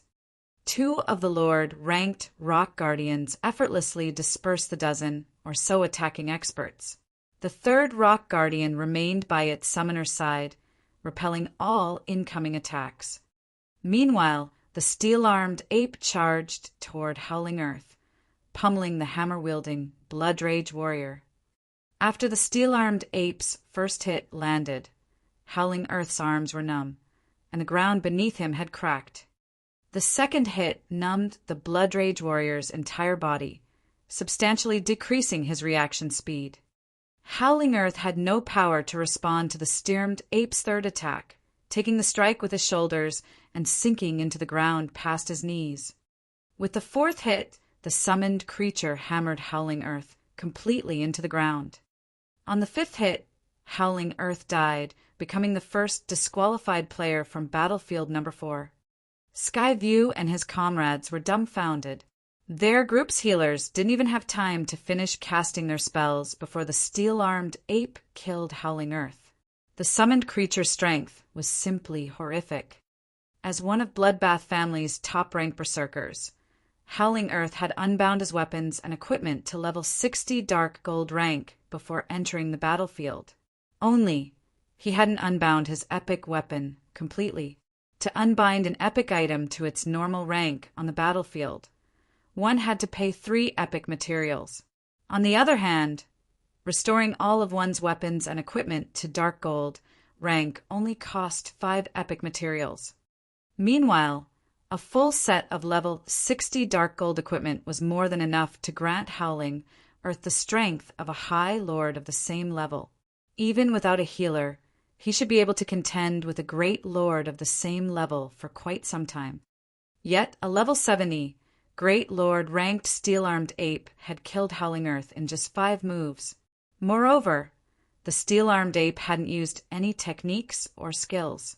It had relied on brute force to kill its enemy. Damn it, how many epic items does she have on her? Elegant Insanity stared at the female summoner in astonishment. At first, the steel-armed ape had only displayed enough strength to make Howling Earth stumble, but after receiving 20% of Graceful Moon's basic attributes, its strength had increased so drastically. Since the steel-armed ape hadn't used any skills thus far, Graceful Moon's basic attributes must be so incredibly high that a mere 20% was enough to give a level 70 steel-armed ape the strength of a level 65 Grand Lord. Before its enemies recovered from their shock, the steel-armed ape charged toward the nearby group. With the exception of Skyview and Elegant Insanity, the summoned creature killed every expert with 2 hits. However, the 2 peak experts didn't fare much better. Skyview died after 4 punches, and Elegant Insanity only survived until the 7th. In less than 30 seconds, the various major powers experts, who had tried to gang up on Graceful Moon, fell under the female summoner's retaliation. None of them had been able to fight back. This outcome stunned the watching crowd, but they also considered it reasonable. Players weren't allowed to use berserk skills in the arena, and without those skills, how were they supposed to fight a Grand Lord under another player's control? Zero Wing is insane. It dumped so many resources onto Graceful Moon. In my opinion, I think Zero Wing's decision was a wise one. At the very least, with a Grand Lord on its side, no ordinary power can eliminate Zero Wing. The crowd fell into a heated debate over Graceful Moon's strength. They had never expected Zero Wing to pull such a move. With this, Zero Wing should acquire plenty of energy crystals in Battlefield number 4. Zero Wing certainly has a lot of clever tricks, the half-elf man beside Melody said, sneering at Graceful Moon through a magic mirror. However, while pouring its resources into a few select experts will allow them to perform well, what could a small number of players hope to accomplish on such large battlefields? Each battlefield would spawn 3 to 6 energy crystals at set intervals. As long as players held the crystals for 10 minutes, their ownership would become permanent, not even dropping if the player died. As the half-elf man finished speaking, easily more than 300 players were teleported back to the auction arena, in one group after another. An uproar tore through the auction arena's crowd. "What's wrong with those people?" The half-elf man turned to the ruckus in the stands in confusion. While most of the participating powers worked together against Zero Wing's members, there were bound to be exceptions. Seeing a large number of players return at the same time shouldn't be surprising. But when the half-elf man raised his eyes to the magic mirrors displaying the fights in other battlefields, his expression froze. Impossible. The several dozen magic mirrors in the center of the auction arena all displayed battles involving Zero Wing's members. Some of these Zero Wing players fought 2 or 3 opponents at the same time, while others faced more than 10. Every one of Zero Wing's members displayed combat standards that could rival Refinement Realm experts. Moreover, they all showed off their extraordinarily high basic attributes. The expert players that had returned from the battlefields were Zero Wing's victims. Chapter 2090, Ant. Chapter 2090, Ant blood, dust, and smoke filled the gigantic magic mirror screens as they hovered above the arena. Corpses, what remained of the various major powers experts, littered the battlefield, while Zero Wing's members remained standing. However, despite their success, Zero Wing's members seemed incredibly calm, as if they had only slain mobs along the roadside. This scene shocked the upper echelons and expert players from the several hundred spectating major powers. Zero Wing's members had killed over 300 of the various major powers top experts without breaking a sweat, and contrary to expectations, the responsible party didn't just include a dozen or so players. Rather, several dozen players were responsible for the slaughter. This is interesting. Mu Cheng, who was assigned to Battlefield Noel, could not help but smile at the magic mirror above the battlefield. Even he had assumed that Zero Wing was doomed to part with White River City's auction house. He had never imagined that Zero Wing had such a sturdy foundation. On an ordinary battlefield, having a small number of powerful players that could defeat multiple players at once would be wonderful. But this was the auction arena. Players' goal here was to obtain energy crystals, so it was best to have as many capable experts as possible. At most, the various major powers would admire Zero Wing's battle strategy after watching Graceful Moon kill over a dozen experts by herself. It had merely been a clever trick to these guilds, proving nothing. However, now that several dozen Zero Wing members had performed similarly, the various major powers were beginning to feel afraid. The fact that Zero Wing could dispatch several dozen extremely powerful experts was proof of the guild's solid foundations. If Zero Wing had so many powerful experts, annihilating any of their guilds would likely be a piece of cake. Furthermore, so many experts meant that Zero Wing had the strength to fight the various superpowers for White River City's auction house. If Zero Wing held this auction house and eventually grew into a superpower, the powers that had opposed the guild today would suffer. How can a guild that only established after God's Domain's launch have so many powerful experts and epic resources? Dustblood, who had been assigned to Battlefield Number 3, glowered as he watched 8 of his guild mates return to the auction arena. Outsiders might not know these 8 players, but he, as the leader of Bloodbath Family's team for this competition, did. To prepare for this auction house competition, the guild had invested over half of its epic material stock to allow 32 participants to restore their weapons and equipment to dark gold rank. However, not only had Zero Wing dispatched more than twice as many players to the official competition, but every participant had unbound their weapons and equipment to dark gold rank at the very least. Based on what Dustblood could see, quite a few Zero Wing members had even restored their equipment to epic rank. Not even the Bloodbath family and Holy Reincarnation could afford such an expenditure. Among the 8 slain Bloodbath family members, 2 were even bona fide Refinement Realm experts. Even in a superpower, these players would be treated as core members. But despite working with other powers in this competition, Zero Wing's players had defeated them. Moreover, the Zero Wing members responsible weren't even the guild's famous experts. Rather, they were just some of Zero Wing's main force members. Dustblood couldn't believe it. Meanwhile, after watching more than 300 of their experts die, the various major powers dismissed the notion of targeting Zero Wing. They had only gone after the guild's members to curry favor with the various superpowers watching. But not only hadn't they defeated Zero Wing, but their actions might have also provoked a future superpower. Continuing to single out Zero Wing's members would be foolish. They had only spent so many resources to participate in the auction arena to prepare for the competitions in their own territories once their auction houses were promoted. Order quickly returned to the 5 battlefields as players began to clash with each other, competing for the descending energy crystals. Unless an energy crystal was at stake, the various major powers experts avoided Zero Wing's members as much as possible. For a time, Zero Wing's members moved across their battlefields with ease. The spectating crowd fell silent as they recognized this turn of events. Meanwhile, the Zero Wing members watching the competition grew excited. They all wished they were on those battlefields as well. The various major powers that had visited Starmoon Kingdom had treated Zero Wing like dirt in the past. None of them had seen anything special about the kingdom's ruling guild. However, these foreign powers now bowed their heads, doing the best they could to avoid Zero Wing's attention. Wonderful! Without the other powers' interference, Zero Wing can safely compete for the energy crystals. Melody exclaimed as she watched Zero Wing's members traverse the 5 battlefields unhindered. Although Zero Wing didn't have as many members in the competition as the various superpowers, the energy crystals appeared randomly across all 5 battlefields.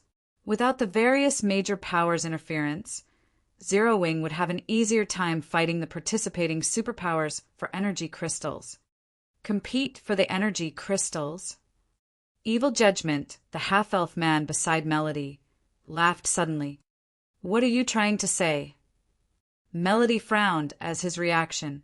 She didn't think that Evil Judgment laughed at her out of envy, but due to her ignorance. With how important an auction house is to a guild, do you think the various superpowers will let anyone lesser compete?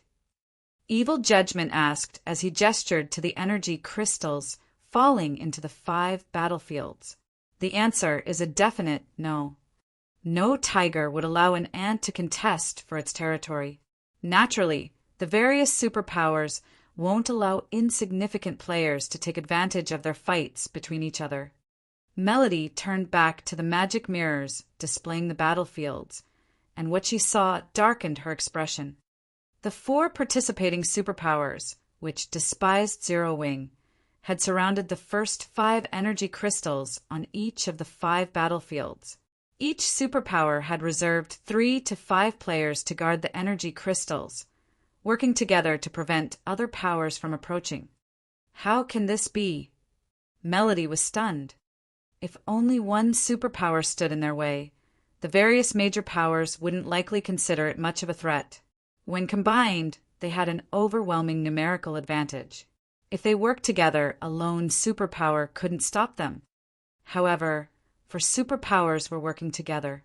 Although each had only dispatched a small number of players to protect the energy crystals, these experts were extraordinarily powerful. Even working together, the various major powers had little hope of breaking past that blockade. The various major powers only outnumbered the 4 superpowers by 3 or 4 times. Such a small advantage wasn't enough to defeat the 4 cooperating superpowers. Moreover, if they annoyed these superpowers, they might set aside their competition and focus on the interfering players. If the 4 superpowers got serious, they could end these major powers. Knowing that such an outcome was possible, the various major powers wouldn't dare attack the superpowers. However, if the major powers did not act, Zero Wing wouldn't have any opportunities to take advantage of. I want to see just how you intend to hold White River City now, Zero Wing. Skyview roared with laughter when he saw the 4 superpowers cooperate. With them working together, one of these superpowers was guaranteed to win this auction arena competition. The other powers could only watch from the sidelines or declare themselves these superpowers' enemy. But who would dare attracted for superpowers' wrath? Yet, when everyone thought that no one would dare attack these 4 superpowers' blockade, several figures on battlefield number 1 dashed past the various major powers players and straight toward one of the energy crystals. So fast! Who are those people? Have they lost their minds? I thought I saw them wearing a 6-winged emblem. A 6-winged emblem? Isn't that Zero Wing's emblem? Chapter 2091. What if I refuse? Chapter 2091. What if I refuse? The crowd, the various major powers experts, had formed some distance away from the energy crystal, shuddered when they realized that the 5 new arrivals were from Zero Wing. The players watching from outside of the arena gaped in shock. Unlike the experts on the battlefield, they had a clear view of Zero Wing's 5 members rapidly approaching the fallen energy crystal. Isn't that Black Flame? That can't be, can it? For superpowers are working together to guard that crystal. How could Black Flame dare to attack them? Has Black Flame lost his mind? He's charging in with only 4 companions. That's not enough to face a single superpower, much less 4. Does Black Flame really treat superpowers experts like ordinary experts from other guilds? Maybe this is his final stand. White River City is Zero Wing's main headquarters, and without it, at least half of Zero Wing's operations will be crippled. Zero Wing's behavior baffled everyone watching. No one had ever thought that Zero would make such a bold move. However, before Feng's group could get within 100 yards of the crystal, 17 figures appeared in their path. These 17 players gave off a soul-shuddering aura, and every one of them felt like a humanoid great lord. Even the major powers experts who stood some distance away felt stifled as these players' intense killing intent washed over them. These 17 players were a mix of level 60 and level 65 dark gold equipment. Some among them even bore level 60 dark gold set equipment and weapons. Moreover, they had fully restored these items' ranks. Am I dreaming? Isn't that the level 60 Eternal Night set for assassins? Amazing! That Berserker is wearing the Passionate set. I've heard that even Holy Reincarnation has only collected 3 pieces of that set. So, this is a Superpowers foundation. The watching independent and guild players watching gasped when they saw the 4 Superpowers members that hadn't bothered to hide their weapons and equipment's glow effect. Most of the game's large guilds hadn't even collected a complete level 60 fine gold set equipment thus far. Only top-ranked, first-rate guilds would have a few sets. As for a complete level 60 dark gold set equipment, that was utterly beyond the various large guilds' reach. Level 60 dark gold set equipment could only be obtained by raiding 100-man Hell Mode Team dungeons or super large scale hard mode team dungeons. Moreover, the drop rate in these dungeons was only around 3%. Super large scale Hell Mode Team dungeons had a slightly higher drop rate, but it still wasn't higher than 7%. Most first-rate guilds at this stage of their game hit their limit with level 60, 100-man Hell Mode Team dungeons. They simply didn't have the power to raid super large-scale Hell Mode Team dungeons. To the various large guilds, level 60 dark gold set equipment was godly right now. Yet these 4 superpowers had more than one such set equipment. Why wouldn't this revelation be shocking? Anyone who takes another step forward dies, the level 65 male berserker in the Passionate set slowly stated, word by word, as he watched Feng's group without joy or despair. This berserker sounded like an emotionless robot. As soon this berserker spoke, the surrounding temperature dropped as an intense killing intent suppressed the space around him. It felt as if the gates to hell had just opened, and if any of these players took another step, they'd descend into hell itself. The distant experts shuddered as they felt the abrupt change. Is he really human? His killing intent is so powerful. Melody's expression darkened as she stared at the imposing berserker. Unlike the spectating players in the stands or outside of the auction house, those in spectator rooms could alter their room's environment to match that of the battlefields, allowing them to experience the battlefields to a certain extent. Melody had encountered plenty of experts in the fairy country, including quite a few that made her feel utterly powerless. However, none of these experts exuded as much killing intent as that berserker. Human? You can't consider him human anymore. Evil Judgment answered from beside Melody, shaking his head. Chuckling, he continued, I had never imagined that Starlink would successfully recruit that cold-blooded monster. With him, Zero Wing doesn't have a snowball's chance in hell of securing the energy crystal. Is he really that strong? Black Flame earned his title as the Sword King from the Secret Pavilion, Melody countered. Sword King? Evil Judgment laughed. Only first-rate and weaker guilds give that title any importance. The Secret Pavilion has recorded a lot of experts on the God's Domain Experts list, but there are many more players that have slipped through the cracks. That cold-blooded monster is one of them. He's called Tengu, the Warring Ghost.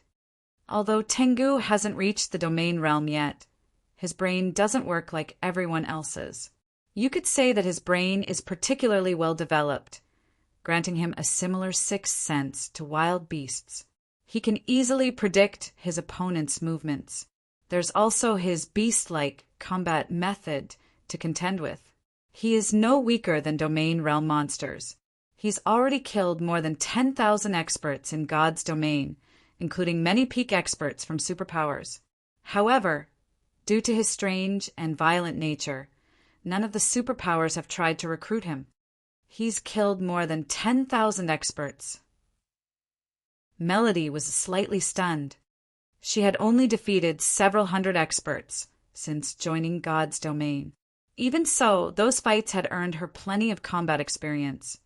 But the warring ghost had slain more than 10,000, and many of them had been superpowers peak experts.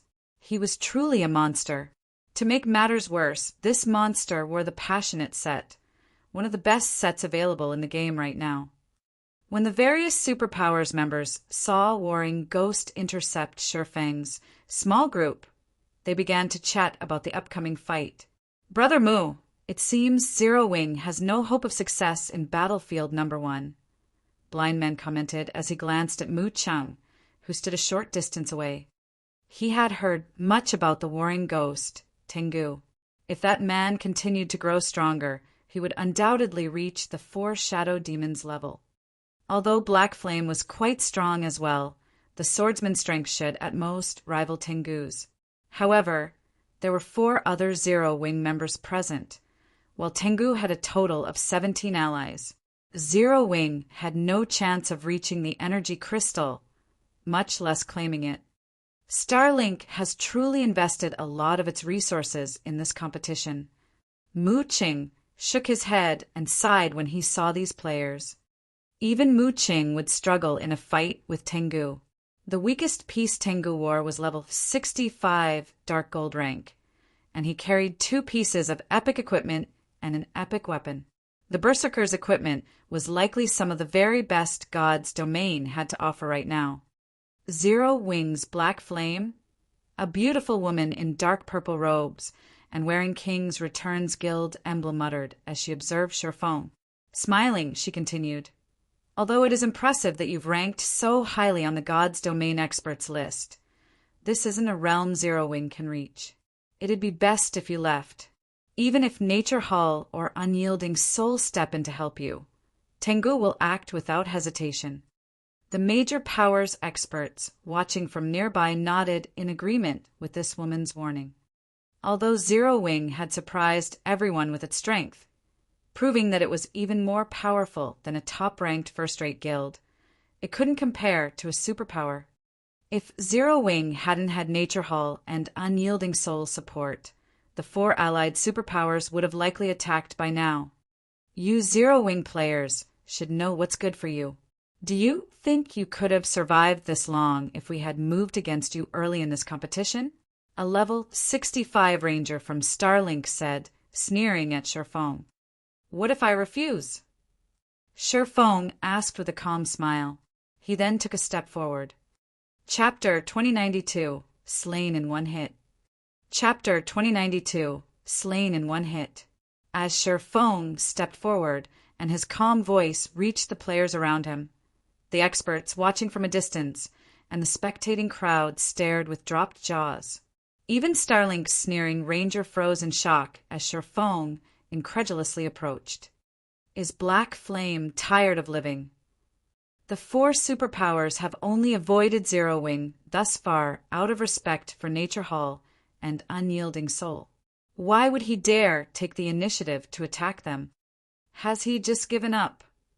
None of the major powers experts or upper echelons could understand why Shurfang was being so stubborn. The auction arena had just begun, so there would be plenty of opportunities to secure energy crystals later. Even if the 4 superpowers wanted to monopolize the crystals, they didn't have the manpower to cover every corner of the 5 battlefields.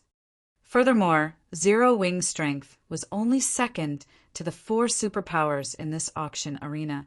It definitely had a chance of claiming the energy crystals that the 4 superpowers couldn't secure. Zero Wing didn't actually need to fight these superpowers. While the crowd chatted about the situation among themselves, The purple-clad woman's expression darkened. Black Flame, do you really think that we are too afraid to attack just because you have Nature Hall and unyielding soul support? The woman from King's Return demanded frostily. With her wrath, the surrounding space froze. Her aura was no less intense than Tengu's. The ambient mana rampaged in tandem with the woman's anger. The players within this violent mana storm began to lose their temper as well. The various major powers experts gasped as they felt the sudden change. Even Melody, who experienced the altered environment from her spectator room, paled. How is she so powerful? A simple mood change has affected the surrounding mana so drastically. Melody watched the purple-clad beauty with a grim expression. As a half-elf, she had a very high affinity with elemental mana. Even so, she couldn't easily trigger mana without casting a spell. Yet this purple-clad woman could. While this feat might not seem impressive, Melody recognized how frightening it truly was and what it represented as a magical class expert. When casting a spell, a player uses incantations and runes to trigger the ambient mana and gather it to a single point. Only then could a caster use the gathered mana to form the necessary magic arrays. If one could command the mana around them without incantations or runes, they could cast a spell in a fraction of the normally required time. In God's Domain, magical class players' glaring weaknesses were their casting times and mana capacity. If a magical class player could reduce their casting time, they could substantially increase their combat power, especially against other players. This was especially true when it came to combat against players. This is only natural. She is, after all, King's Return's favored prodigy, Wilting Netherworld. She has also earned the nickname Lightning Witch. Purely comparing battle records, she's even more impressive than the Warring Ghost if not for King's Return hadn't come to an agreement with the Secret Pavilion. Wilting Netherworld would have long since ranked among the top 50 players on the God's Domain experts list, Evil Judgment said as he watched the purple-clad woman in fascination. Now that Black Flame has angered Wilting Netherworld, she and Tengu are more than enough to disqualify every Zero-Wing member on Battlefield number 1. Very few people knew of Wilting Netherworld's battle records. Most likely, only the various superpowers knew about her. Furthermore, Wilting Netherworld's activities were usually only related to the various superpowers. First-rate guild's experts had no chance of encountering her. Evil Judgment had witnessed Wilting Netherworld's fearsome power personally. A total of 8 superpowers had gathered to contest for a mysterious legacy. Setting Sun had been one of them. To win the mysterious legacy, the various superpowers had dispatched quite a few old monsters, but during the battle, an unknown woman had pinned down one of Setting Sun's old monsters by herself, which had ultimately enabled King's Return to claim the legacy. Superpowers' old monsters had risen to fame at least a decade ago, with some maintaining their fame for several decades. They were all experts with rich combat experience, and their combat standards far exceeded human limits. However, Wilting Netherworld, a girl even younger than Evil Judgment, had successfully pinned one of these old monsters down without any help. Moreover, she had stopped Evil Judgment, who had fought alongside his guild's old monsters for some time. While doing so, her strength was absurd. Evil Judgment was sure that she would have killed him in 3 or 4 attacks if that old monster from his guild hadn't demanded most of Wilting Netherworld's attention during that fight. Meanwhile, the 4 superpowers experts around the energy crystal turned to watch Sherfone. Everyone knew of Black Flame's reputation for being stubborn. Otherwise, the man wouldn't have provoked so many superpowers. But they had never thought that he'd dare to show such arrogance before 4 cooperating superpowers. Brother Mu, Vice Guild Leader Thunder, you cannot blame us for our lack of respect toward you. This kid simply doesn't know what's good for him. If we don't teach him a lesson, I'm afraid that he'll cause even more trouble for your 2 guilds in the future, Blind Man said as he turned to Mu Chung and Deep Thunder. Do whatever you want. Mu Chang watched Shi Feng with disappointment, thinking the boy was too stubborn and beyond salvation. Only he and Deep Thunder were in this location. But against the combined might of 4 superpowers, they wouldn't accomplish anything even if they had their guild's main force members. None of the 4 superpowers were any weaker than Unyielding Soul or Nature Hull.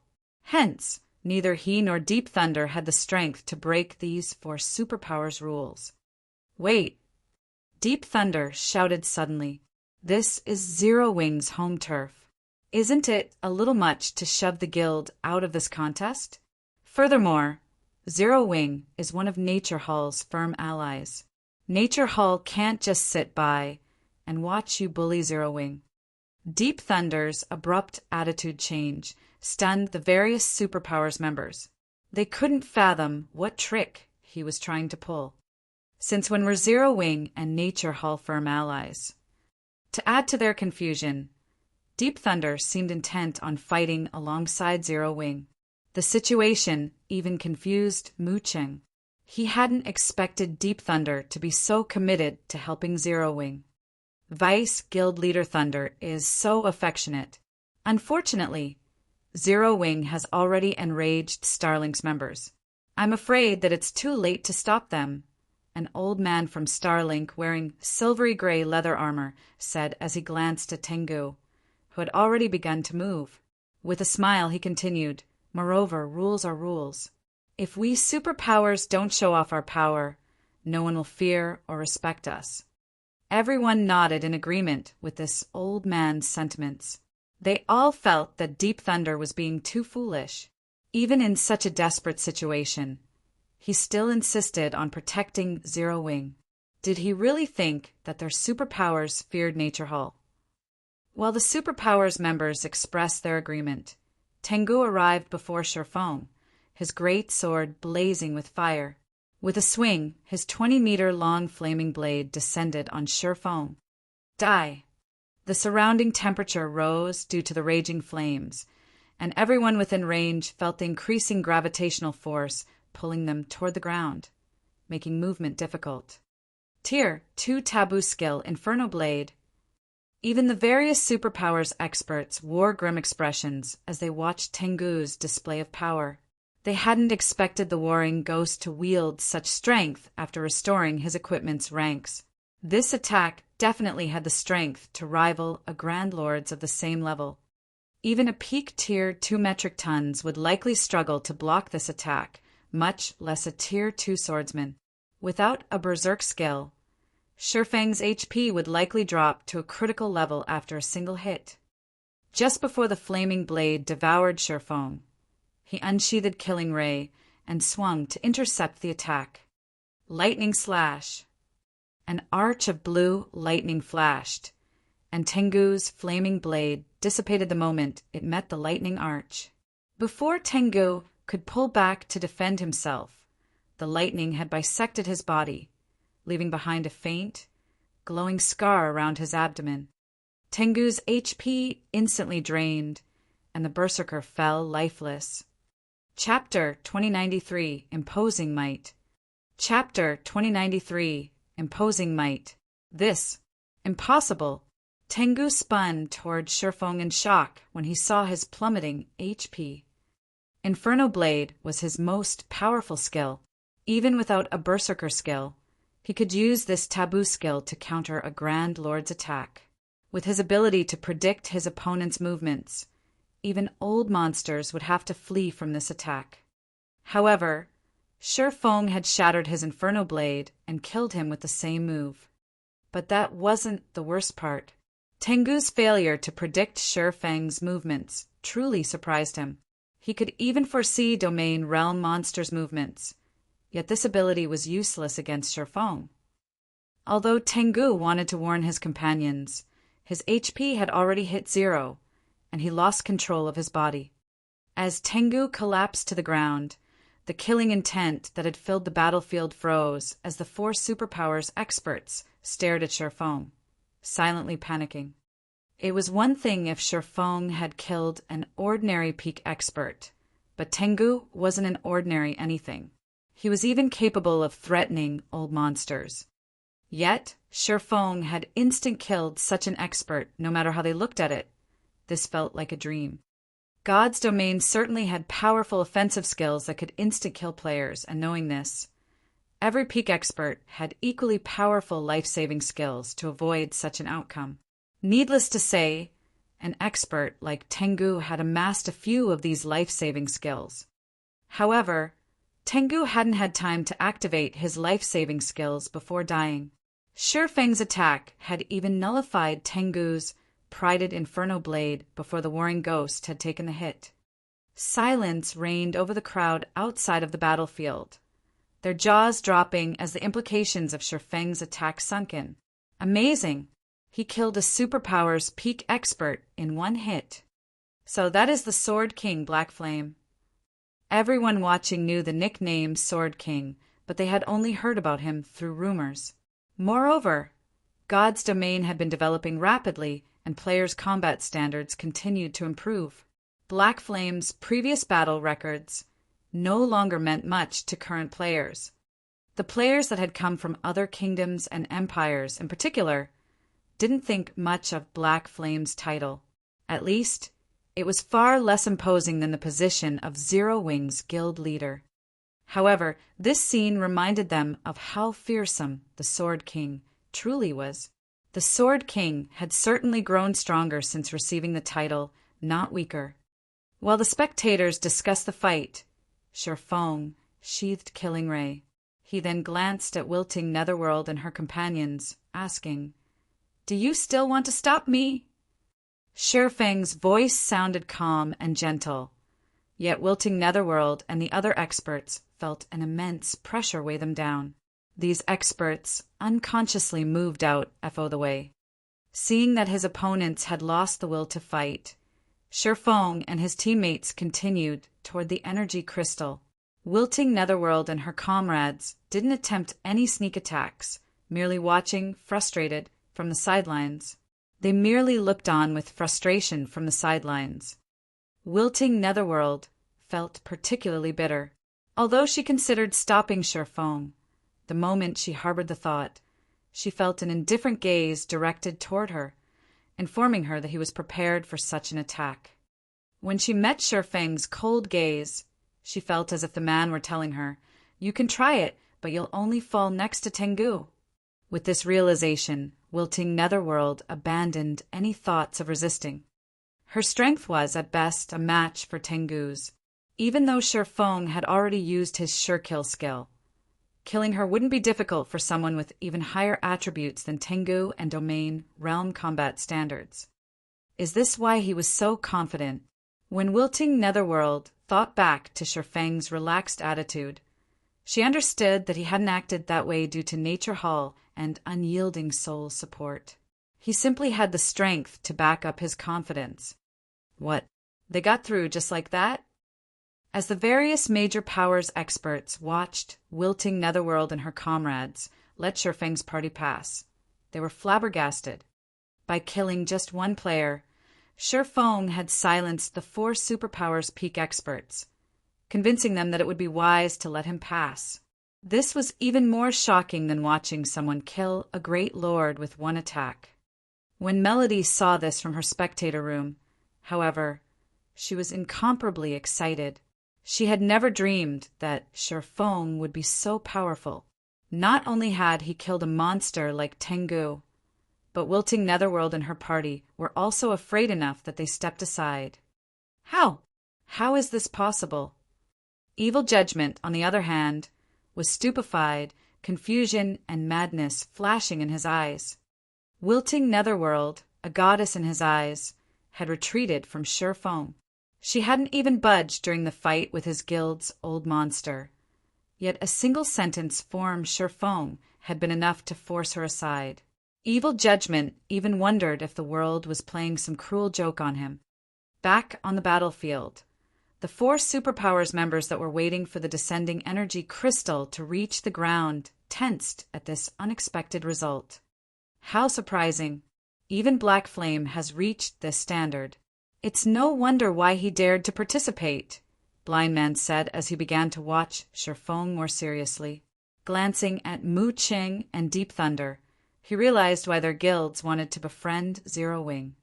Based on the information King's return had collected, Shifeng's combat standards were only at the Void Realm, yet he could display combat power that rivaled domain realm experts.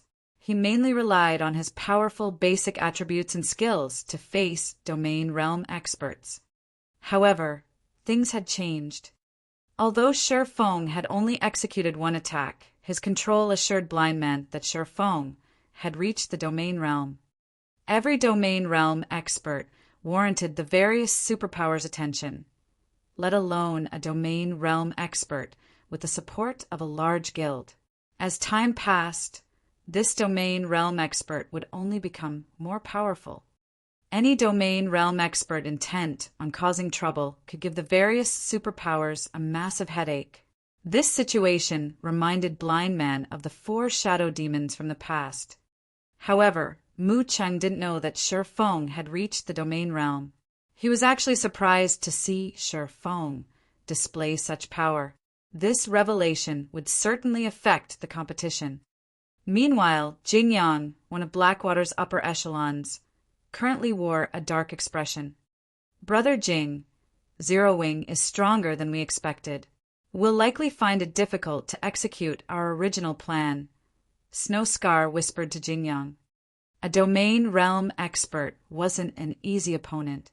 At the very least, it meant that Zero Wing qualified to compete for the energy crystals in Battlefield No. 1.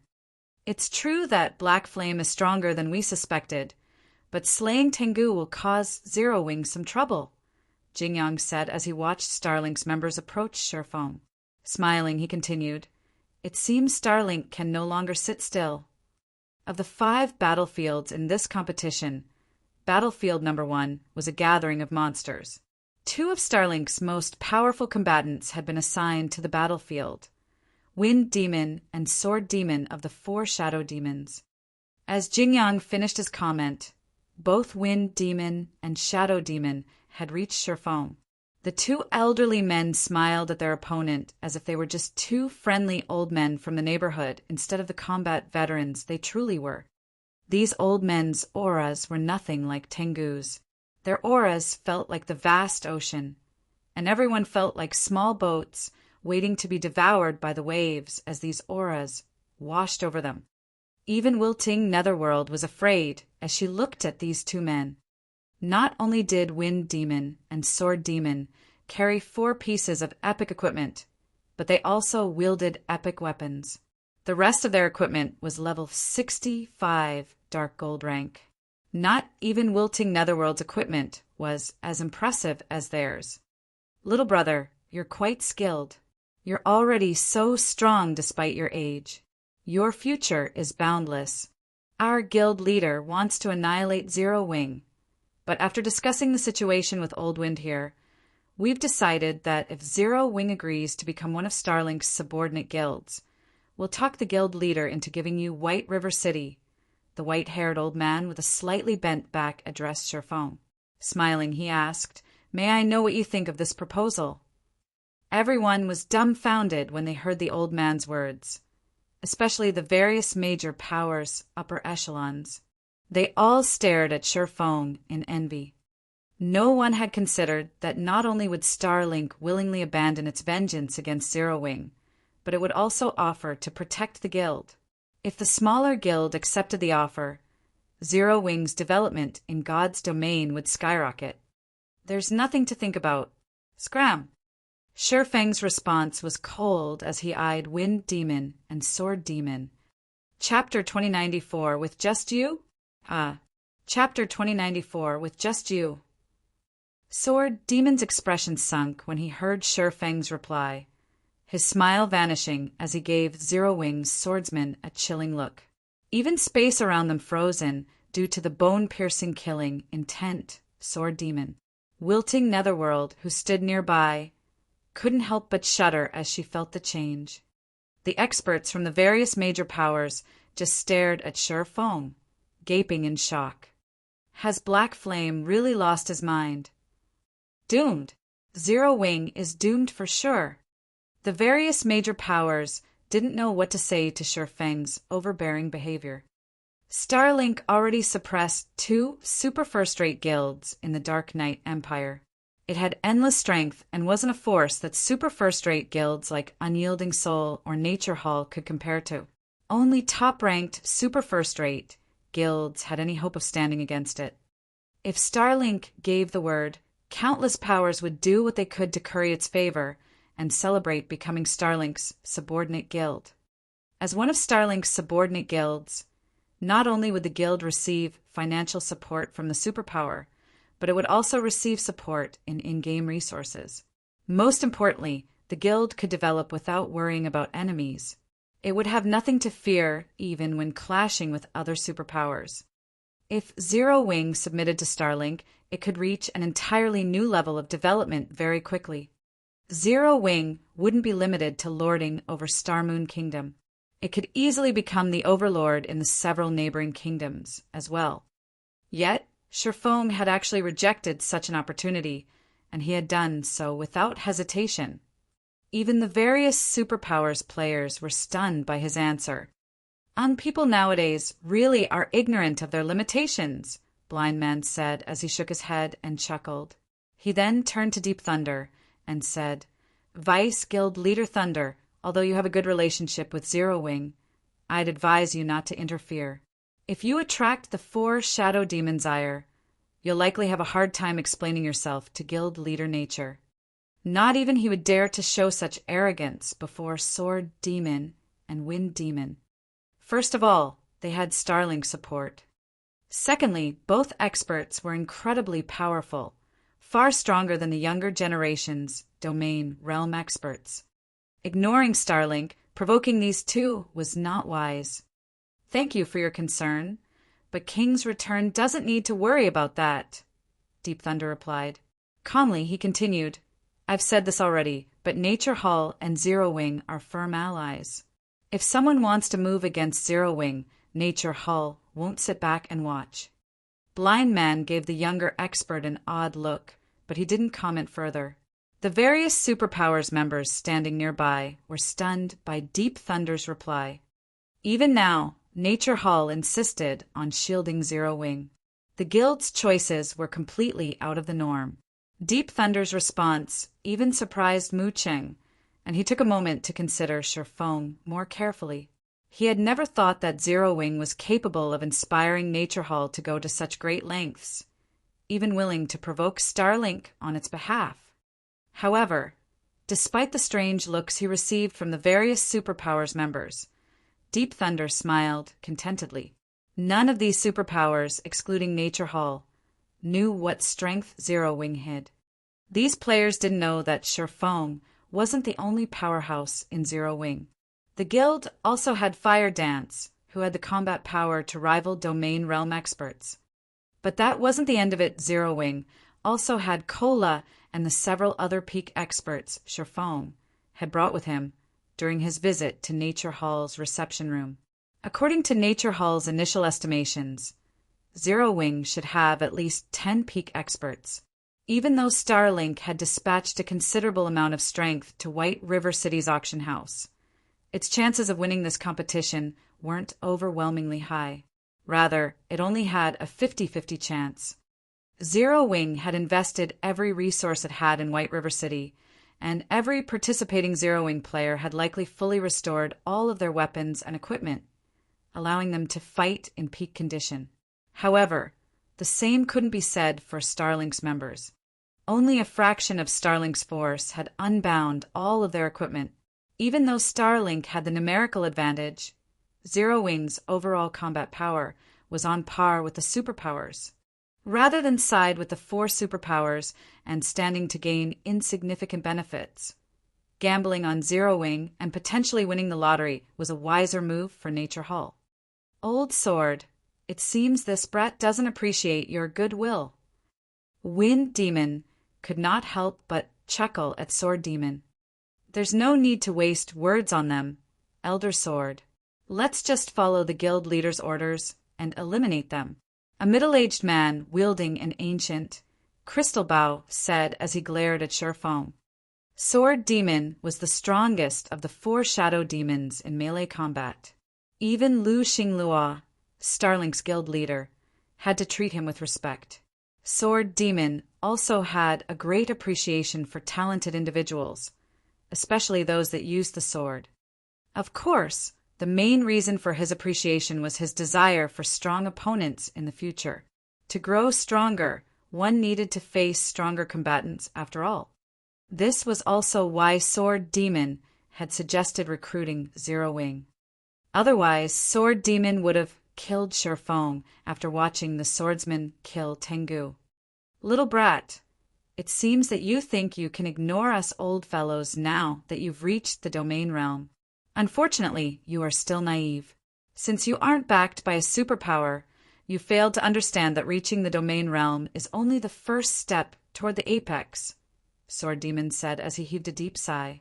His gaze then sharpened as he said, I will teach you that even among domain realm experts, there can be a massive difference in strength.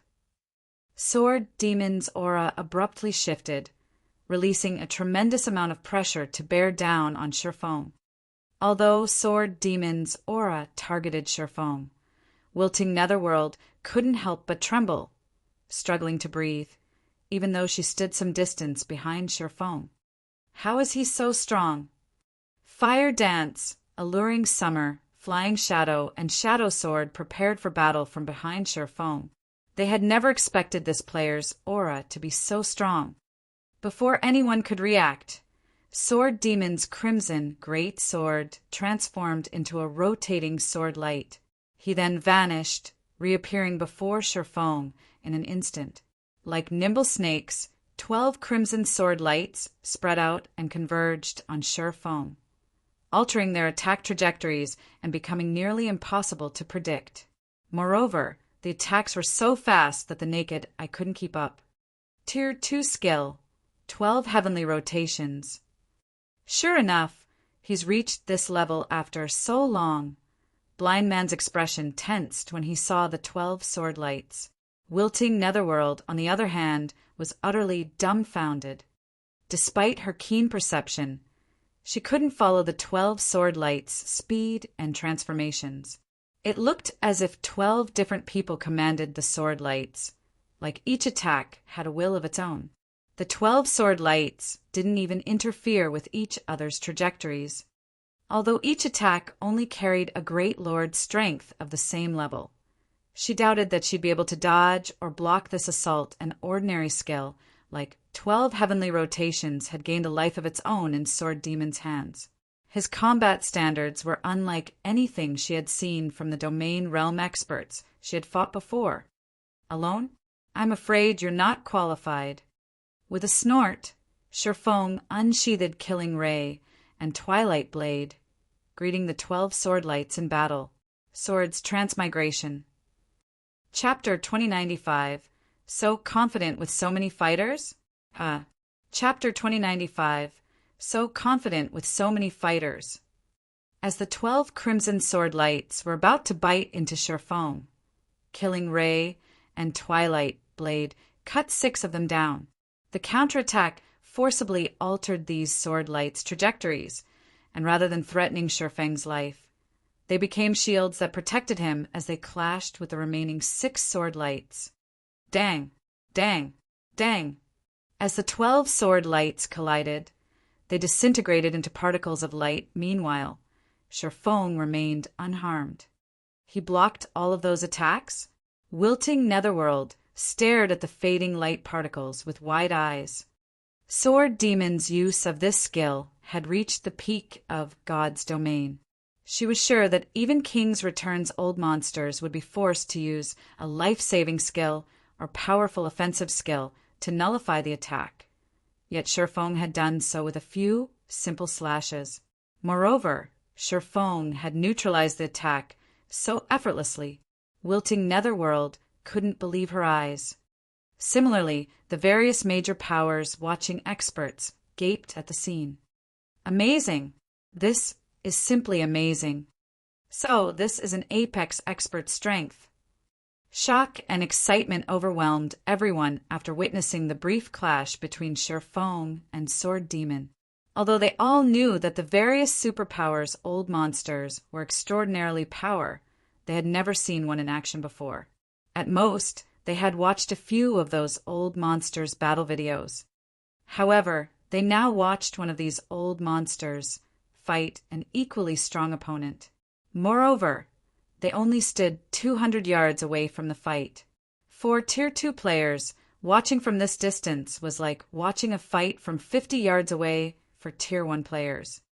Black Flame really can't be underestimated. No wonder why he dismissed Sword Demon's offer so quickly. Blind Man was also slightly surprised to see Shifeng unharmed. At Sword Demon's skill level, one could command their skills or spells as if they were subordinates, using them in such a way that they were beyond 100% effective. Ordinary domain realm experts had no hope against Sword Demon. After all, experts that had just reached the domain realm could only use their skills and spells at 100% efficiency. There was a qualitative difference between the two. While everyone discussed Sword Demon and Shifeng's initial exchange, Shifeng moved, appearing before Sword Demon instantly. Killing Ray and Twilight Blade then transformed into countless sword lights as they assaulted the older man. Sword's Orbit. Before Shifeng had reached the domain realm, he had mainly used Sword's Orbit for defense, since using the technique offensively had dealt so little damage. He had only been able to execute 6 simultaneous attacks with the technique, but after reaching the domain realm, he could perform Sword's Orbit perfectly. Not only was the technique powerful when used defensively, but it was also quite strong offensively. Sword Demon's expression darkened as the sword lights flew toward him. He couldn't actually perceive the attack trajectories, and he felt as if the entire world pressed down on him. He could also sense that each sword light had enough power to slice apart space itself. Shifeng's attacks were even stronger than a great lord's of the same level. In the blink of an eye, over 4 sword lights sliced at him from different directions. "Break!" Sword Demon shouted, and the flames along his great sword transformed into a streak of light as they countered more than half of the incoming attacks. He then left behind multiple afterimages as he dodged the remaining attacks. He elusively thrust his great sword at Shifeng, his attack carrying as much strength as a Grand Lord of the same level. However, Shifeng's Sword Orbit was normally a defensive combat technique. Although Sword Demon's attacks were stronger this time and stronger than Shifeng's, the galaxy of stars that surrounded the younger swordsman deflected every strike. None of Sword Demon's attacks touched Shifeng. For a time, Sword Demon and Shifeng continued to trade attacks, their HPs falling bit by bit. Neither swordsman was able to secure an advantage over the other.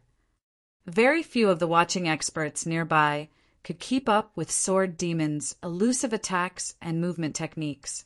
When these experts tried to put themselves in Shifeng's position, they realized that Sword Demon would easily slaughter them. As for Shifeng's combat technique, he was so fast that they couldn't register his movements. They had only realized that he had swung his sword after the fact. When they imagined being on the receiving end of his attacks, they recognized that they wouldn't block a single swing and would be slaughtered helplessly. Amazing! Melody could not believe her eyes as she watched the exchange between Shifeng and Sword Demon, excitement welling within her heart. Even the various superpowers feared Sword Demon, and he currently carried 6 epic weapons and equipment pieces. His equipment standards undoubtedly ranked among the very top in God's domain right now. Yet, Shifeng fought Sword Demon to a standstill. So this is his true strength? Mu Cheng, who watched the battle from the battlefield, was just as shocked as Shifeng held this play out from the side. Blind Man said calmly. "Damned Blind Man," Mu Cheng inwardly cursed. Watching from the sidelines and staying its hand was the best option for King's return. It wasn't from the Dark Knight Empire, and it had no reason to clash with Starlink. However, King's Return would prefer to watch Starlink grow stronger rather than Zero Wing, which would indirectly help Unyielding Soul. If Starlink succeeded, it could keep both Unyielding Soul and Crimson Emperor in check after all. As for Zero Wing's other members and Deep Thunder, they were no threat to Starlink's two old monsters. While Sword Demon and Shurfeng fought, a black figure appeared behind the younger swordsman. It was none other than Wind Demon. The assassin expert split into 9 shadows that attacked Shurfeng in silence. Meanwhile, Sword Demon created 4 copies of his greatsword, sending innumerable sword lights to devour Shurfeng. Facing simultaneous attacks from the 2 old monsters, not even Shurfeng could defend himself. He immediately activated Void Shield to block the incoming attacks. A single round of attacks was enough to deplete 1/6 of the Void Shield's energy reserves. These attacks' power could easily rival that of Grand Lords of the same level. What a powerful life-saving skill! Wind Demon was slightly surprised to see the magic barrier that had appeared around Shurfeng. Unfortunately, that won't save you. With Old Sword and I working together, you have no chance of winning this fight. You're not wrong, but that would require that you two can cooperate, Shurfeng calmly replied, glancing at Wind Demon. You still have such confidence, even in the face of death. Wind Demon could not help but laugh at Shurfeng. However, Wind Demon's laughter stopped abruptly as his expression changed, and he activated his life-saving skill, Wind Steps. Without warning, a crimson figure had appeared beside the old assassin, thrusting a short sword toward Wind Demon's heart. However, Wind Demon reacted quickly enough that he could use the brief invulnerability Wind Steps provided to protect himself. But the moment Wind Demon lost his invulnerability status, the crimson figure stabbed at him again. This time, the old monster met the attack with one of his own daggers. Boom! Wind Demon's arm went numb as he was thrown several yards back, crashing to the ground. His dagger hummed as it vibrated from the impact. Who are you? Wind Demon demanded, addressing the crimson figure with a serious expression. Do you the outcome that awaits any who attack me? An assassin's strength had proven greater than his, and his assailant's attack speed was superior as well. Once he got a better look at his newest opponent, Wind Demon was stunned. What the? Wind Demon wasn't the only player surprised to see this crimson figure. Everyone on the battlefield was stupefied. This crimson figure, which had surprised a superpower's old monster, was none other than Zero Wing's Fire Dance. Everyone on the battlefield erupted in an uproar. Nobody had expected Zero Wing to reveal another such trump card. This turn of events even surprised Mu Cheng. Black Flame, I hadn't thought that your guild had hidden such an expert. However, do you think that you can defeat Starlink just because you have someone to pin down Old Wind? Sword Demon asked as he glanced at Fire Dance. Suddenly, 12 Starlink members moved to surround Shurfeng. Although Fire Dance's combat power was unexpected, Zero Wing's party was still outnumbered. Moreover, 4 of Starlink's 12 members were peak experts. Do you think you're powerful just because you have more people? Sure, Foam countered, eyeing Starlink's players around him. He then activated Twilight's Shadow and Twilight of the Gods. Suddenly, 8 copies of Shurfeng joined the battlefield. Every one of these doppelgangers radiating an intensely frightening aura that was no weaker than Shurfeng's. All right, let the second round begin. Chapter 2096, Vicious Black Flame. Chapter 2096, Vicious Black Flame. The confidence Starlink's members had displayed vanished as Shurfeng's 8 doppelgangers joined the fray. At the same time, fear surfaced in their eyes as Starlink's members looked at Shurfeng's doppelgangers. The nearby spectators' eyes nearly fell from their sockets when they saw this. Crap, is this real? Cheating. He is definitely cheating. Many experts, watching from a distance, couldn't help but shout in indignation. The Zero Wing members, watching from outside of the battlefield, however, began to cheer. All hail the guild leader! Zero Wing for the win! No one had held a favorable view of Zero Wing when this competition had begun. Some had even been certain that Zero Wing would perish after this, and everyone had mocked the guild. Now, however, would anyone dare question Zero Wing's superiority? A special doppelganger skill? Sword Demon's expression twisted as he observed Shifeng's doppelgangers. He had already struggled against Shifeng alone. After all, the younger swordsman's basic attributes were higher than his. If not for the significant strength and speed boost his special weapon provided, Shifeng would have already defeated him. Yet now he had to face 9 identical copies of this troublesome swordsman. He might not have been worried if these copes had been ordinary doppelgangers. If that were the case, their basic attributes would be far lower than the originals. At most, these doppelgangers might have slowed him down a little, which would be annoying, but from what Sword Demon could sense, these doppelgangers' attributes rivaled his own. Sword Demon felt an intense pressure from each clone, which meant that Shifeng had just gained 8 more monster-level experts. Of course, this was the best-case scenario for Shifeng. If Sword Demon actually continued this fight, it would be a different story. After all, everyone's attention span was limited. Even if Shifeng were a domain realm expert, he couldn't perfectly control all 8 doppelgangers and fight.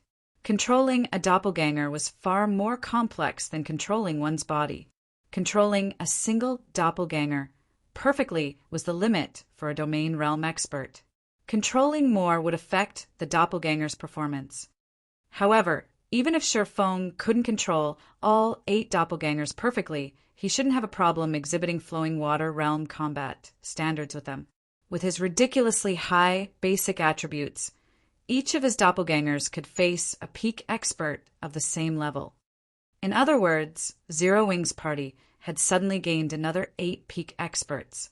Unfortunately, Starlink only had a total of 5 peak experts on battlefield number 1, and the strongest of them, Tengu, had already been killed.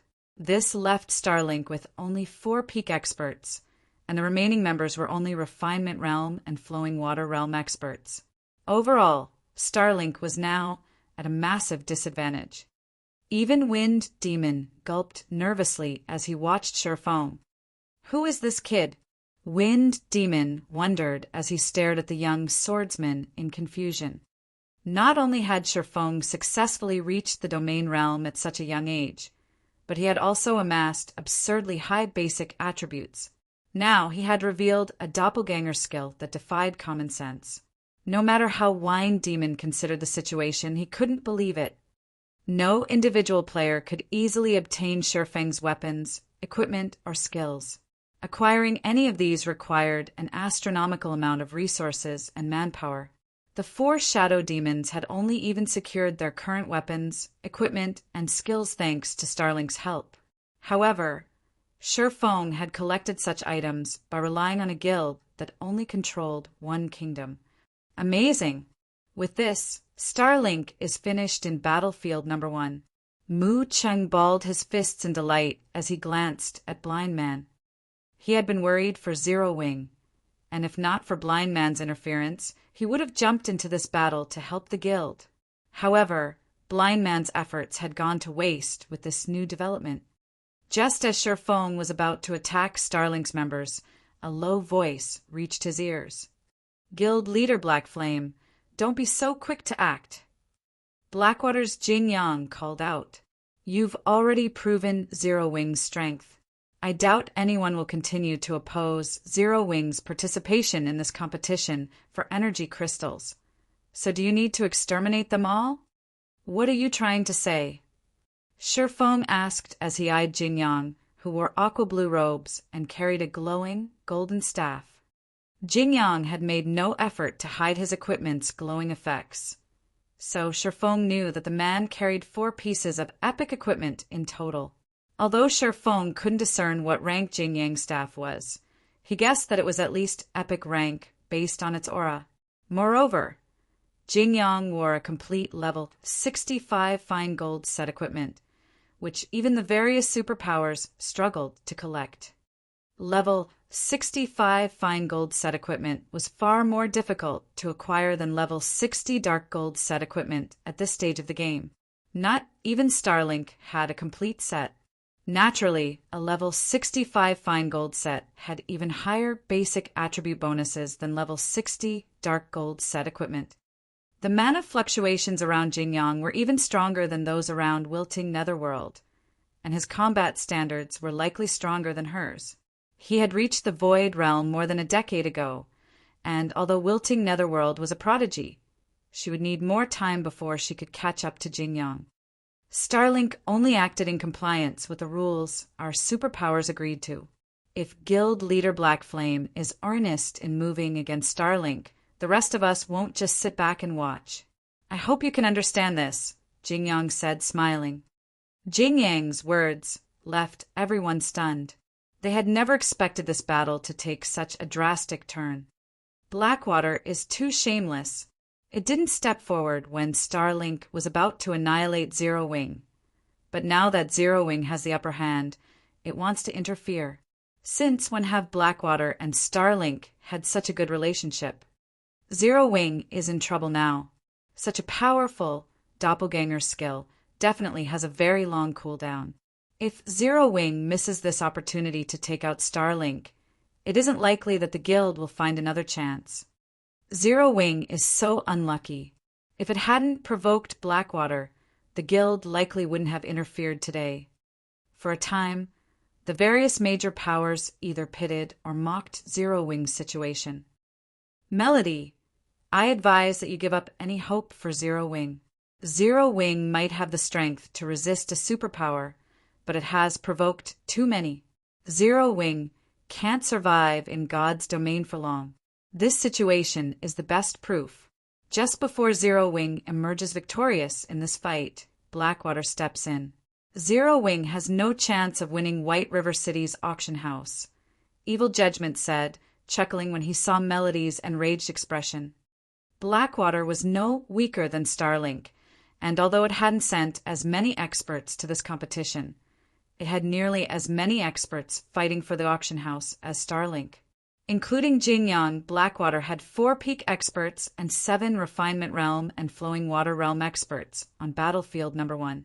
In addition, the guild had the Domain Realm expert, South Time, the man standing behind Jing Yang. Although South Time had only recently reached the Domain Realm, he was still a monster-level expert. His participation would be more than enough to turn the tides of the battle between Starlink and Zero Wing. If Zero Wing missed this opportunity to eliminate Starlink's members, it wouldn't encounter another. Regardless of what Shifeng decided, Zero Wing was guaranteed to lose White River City. Understand? Shifeng could not help but laugh. You think you qualify to stop me? Suddenly, Shifeng vanished. Before anyone could react, he reappeared before Jing Yang, his killing ray releasing a brilliant blue glow. Tier 2 taboo skill, instant strike. A streak of blue light flew toward Jing Yang's throat, and the man panicked at the sudden attack. Shifeng's attack was so fast that he didn't even have time to activate Blink. Just before the blue light bit into the man, his golden staff released a golden light, instantly creating a barrier of light around Jing Yang. Seeing this barrier, Jing Yang could not help but breathe out a sigh of relief. The passive skill, 3 Pillars Barrier, had created this light barrier. The ability triggered automatically when its wielder faced a lethal attack.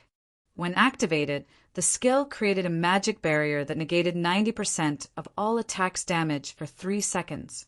It also increased his defense by 300%, raising his defense to rival an MT's of the same level.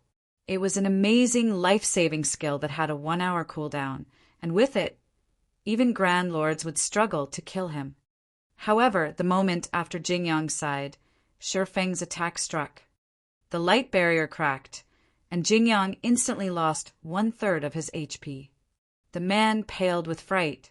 Although he immediately tried to escape by using Blink, Shifeng's Twilight Blade had already begun its descent. When the second slash landed, Jing Yang's HP dropped to 0 in an instant without the protection of the 3 pillars barrier. His body only teleported 20 yards away after Jing Yang's vision began to darken. He then collapsed and disintegrated into countless particles of light. Chapter 2097, Suppressing a Guild Alone. Chapter 2097, Suppressing a Guild Alone. Shifeng had slain Jingyang so quickly that no one had time to react. He had simply disappeared and reappeared before Jingyang. And in the next moment, the Blackwater member's corpse had appeared 20 yards away. The entire process had happened in the blink of an eye. Even Snow Scar, who had stood beside Jingyang, hadn't had time to react. Snow Scar had only been able to watch as Shifeng killed Jingyang before his eyes and casually sheathed his killing ray and Twilight Blade. The various major powers experts, watching from the sidelines, gasped when they saw Jing Yang's dead body. Horrifying. Vicious. These words no longer had the impact to describe Shifeng.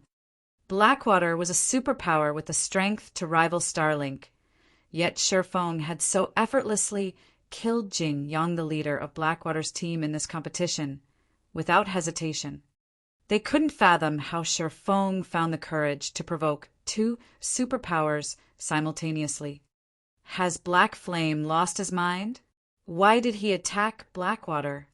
He probably has. With Blackwater's interference, Zero Wing is dead either way. Rather than sit back and wait for his execution, Black Flame might have decided to make a last stand. Only his attack against that Blackwater representative had been vicious. It didn't look like something a human would be capable of. That wasn't wise.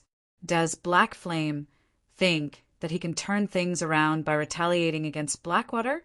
With Blackwater in the fight, Zero Wing's performance will suffer on all of the battlefields, not just battlefield number 1. Everyone was more surprised by Shifeng's decisiveness than they were over Jing Yang's instant death. Although Shifeng's doppelganger skill had significantly increased his team's overall strength, Starlink and Blackwater would have more peak experts than Zero Wing if they worked together. Blackwater even had its own apex expert, Black Flame. Snow Scar, who served as Blackwater's vice team leader, bellowed. Blackwater might not suffer any major losses to its combat power due to Jing Yang's death, but he was the guild's representative. Killing him was a slap in the face to Blackwater. Moreover, Xuanwu Chisa was fully responsible for this operation. How was Snow Scar supposed to explain this to her? With South Time at the lead, Blackwater's experts pounced on Shifeng. Tier 2 taboo skill, Ghost Dance. Suddenly, South Time split into 5 clones and attacked Shifeng from different directions, each doppelganger sending more than a dozen slashes at its target, surrounding Shifeng with sword images. Like hungry wolves, the sword images flew toward Shifeng's vitals and blind spots. Meanwhile, Snow Scar leaped into the air and activated his strongest taboo skill, Lightning Madness. Not only was this skill an AoE attack, but it also had enough power to force a Grand Lord of the same level stumbling back. The skill even ignored invulnerability effects, and although the skill required half a second to activate, which was more than enough time for a peak expert to evade, he used the skill in conjunction with South Time's Ghost Dance. Against this joint attack, even a domain realm expert would fall. What an amazing 2-part attack. Sword Demon couldn't help but admire South Time and Snow Scar's coordinated assault. Even he would be concerned if he were on that attack's receiving end. South Time's Ghost Dance, in particular, perfectly eliminated the target's chances to evade. The target would be forced to face these skills head-on. However, not even Sword Demon was confident of surviving 60-plus simultaneous attacks. He would have no choice but to activate a life-saving skill before dealing with Snow Scar's final blow. However, Shifeng didn't activate a life-saving skill despite so many incoming attacks. Instead, he simply brandished Killing Ray, countering South Time strikes. Shadow Blade. 10 shadow blades flew away from Shi Feng in all directions, crashing into the incoming sword images. He then executed Sword's orbit, manifesting a galaxy of stars around himself.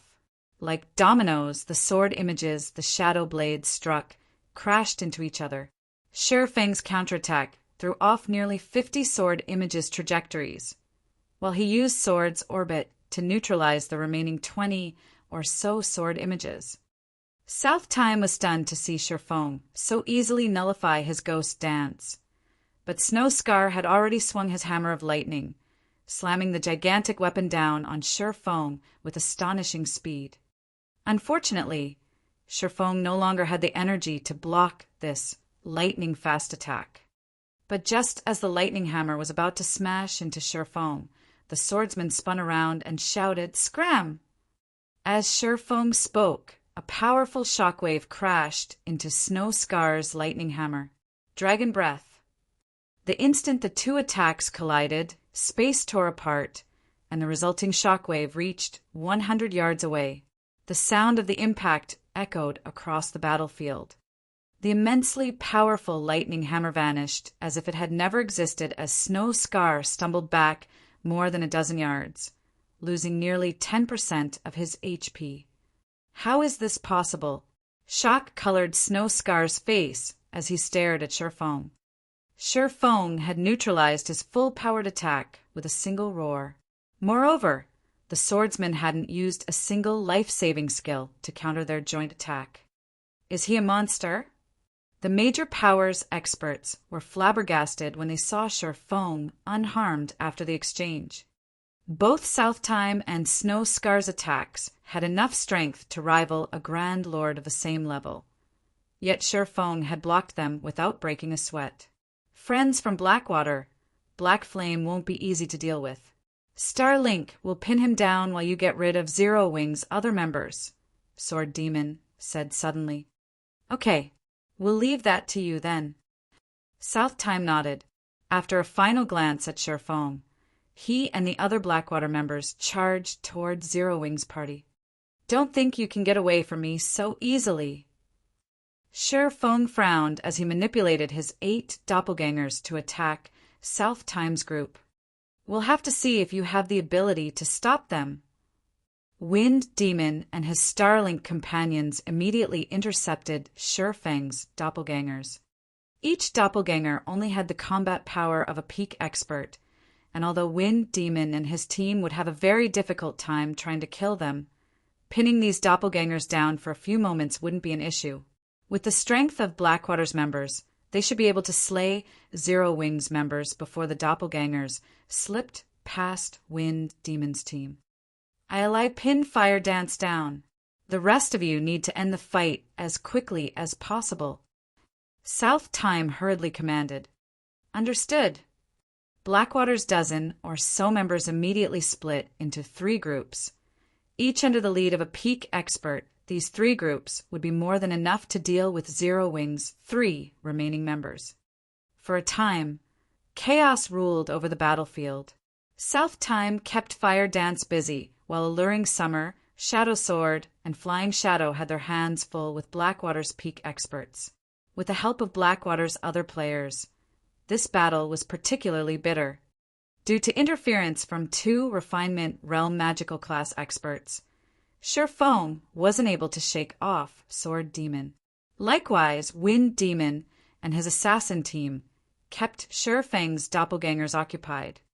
As they watched, the experts from the various major powers couldn't help but admire Shi Feng. The swordsman managed to suppress all of Starlink's experts by himself, and even if Zero Wing lost today, it would be a glorious defeat. What a pity, Black Flame. I admit that your strength is superb. Even among the various superpowers, you cannot be ignored. However, you're still just one person, and God's Domain is not a single-player game. Sword Demon commented as he watched Zero Wing's enemies force its members into a coma. You're right, God's Domain isn't a single-player game, Shi Feng said, nodding. His lips then curled as he asked, however, when have I ever said that Zero Wing only relies on me? Summer. Shadow. You don't need to hold back anymore. Activate the secret law and show these people what the consequences are for provoking Zero Wing. Hearing Shurfeng's command, Alluring Summer and Shadow Sword's eyes began to glow as they waged a bitter battle. We can finally make a move. Excitement brightened Alluring Summer's features as she used Blink to put some distance between her and her opponents. I've been waiting to hear those words for so long, Guild Leader, Shadow Sword said, laughing. Like beasts waking from their slumber, the intensity of Alluring Summer and Shadow Sword's auras skyrocketed, becoming even more frightening than those monster-level experts like Wind Demon and South Time. Chapter 2098, Peerless Aura. Chapter 2098, Peerless Aura. Before anyone could react to Shurfeng's command, Alluring Summer and Shadow Sword's auras washed over the battlefield. Everyone fell silent as they unconsciously turned toward the two players, dumbfounded. What powerful auras! How is this possible? Aren't berserk skills prohibited in the auction arena? The feeling of the two Zero Wing members' auras had changed completely. For a moment, everyone felt like they stood before two Grand Lord-ranked monsters. In God's domain, players would determine their opponent's strength based on their auras in situations where they couldn't inspect the opponent's information. A player's aura couldn't be faked. Expert players, in particular, relied on this method to avoid unnecessary deaths.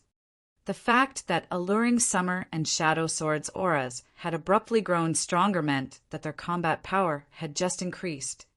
However, players weren't allowed to use tools or berserk skills in the auction arena.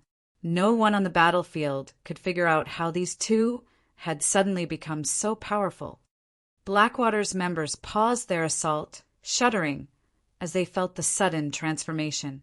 These experts stared at Zero Wing's players in fear, too wary to attack. Alluring Summer and Shadow Sword now displayed the auras of Domain Realm experts. If they attacked and exposed a weakness, this fight might end in an instant. Don't be fooled! Snow Scar shouted when he realized that his ally had stopped their assault. No one in this arena can use a berserk skill to increase their strength. They must be using some special skill that increases the mental pressure other players feel their combat power shouldn't have actually increased. They are merely putting up a front. Although weapons and equipment that increased the mental pressure one's enemies experienced were excruciatingly rare in God's domain, they existed nevertheless. Damn, that really spooked me. I almost thought that Zero Wing had two more monsters. Black Flame nearly fooled me too. It really would be heaven-defying if Zero Wing had another two monster-level experts. I will admit, though, that Zero Wing is pretty impressive to get its hands on such weapons and equipment. That's right. I've only heard of such items before today. I've never actually seen one. Although such items won't improve one's combat power, a stronger aura can affect an opponent's mental state and slow their reactions. Such items would be incredibly useful in PvP. When they heard Snow Scar's comment, realization dawned on the various major powers experts watching from a distance. They all agreed with his reasoning. It would simply be too horrific if Zero Wing had truly revealed more monster-level experts. Weapons and equipment that strengthen auras. Sword Demon muttered to himself as he glanced at Alluring Summer and Shadow Sword. He then shook his head and smiled at Shurfeng. And here I thought you were going to reveal another powerful trump card. It seems you're at your wit's end. Although such weapons and equipment would be awesomely effective in PvP, I'm afraid mere gimmicks are useless against experts who have experienced countless battles. At best, they might delay your player's fate. Is that so? Shurfeng replied with a calm smile. Suddenly, the atmosphere around Shurfeng changed. Like Alluring Summer and Shadow Sword's transformations, Shurfeng's aura became considerably more powerful. Space around him even began to blur. Sensing this change, Sword Demon's expression darkened. If Shifeng's aura had resembled a great ocean that could even stifle peak experts, those who bathed in it now felt as if they had been submerged in mercury. Shifeng's aura felt incomparably heavy, and even Sword Demon struggled to breathe. "You!" Fear flashed in Sword Demon's eyes as he stared at Shifeng. He was an expert that stood at the apex of God's domain, a player that every superpower feared. Yet he felt the threat of death loom over him as he stood before Shifeng. He felt as if he were standing before a humanoid Tyrannosaurus Rex, rather than another player. Moreover, Shifeng's control of his aura was exceptional. Sword Demon could tell that Shifeng had restrained his aura to his immediate surroundings, so no one but him sensed how horrifying it truly was. "Do you still think that I'm just trying to buy time?" Shifeng smiled at Sword Demon. Secret laws weren't categorized as skills or spells, resembling combat techniques instead. They didn't improve players' basic attributes, only allowing players to exhibit more of their body's potential. Hence, players could freely use secret laws within the auction arena, and they didn't need to worry about their secret laws dropping if they died. The system didn't actually consider the deaths players suffered in the auction arena as official. This was why secret laws were so valuable. The various superpowers had even offered to trade epic set equipment for a basic secret law during Shifeng's previous life, since the secret laws would be far more effective in the auction arenas than epic set equipment. The physique improvement secret laws provided was secondary, however. More importantly, secret laws allowed players to enter a supersensory state. In this state, player senses became so sharp that they could perceive things they couldn't normally detect. Of course, how useful this was would depend on the player. As soon as Shifeng finished speaking, Sword Demon had an extremely bad premonition. Sword Demon felt that the younger swordsman's smile looked like the expression one would use when mocking an ignorant fool. Moreover, Shifeng looked down at him as if he were watching an ant. Sword Demon had seen that expression on many powerhouses before. "Quick! Everyone retreat!"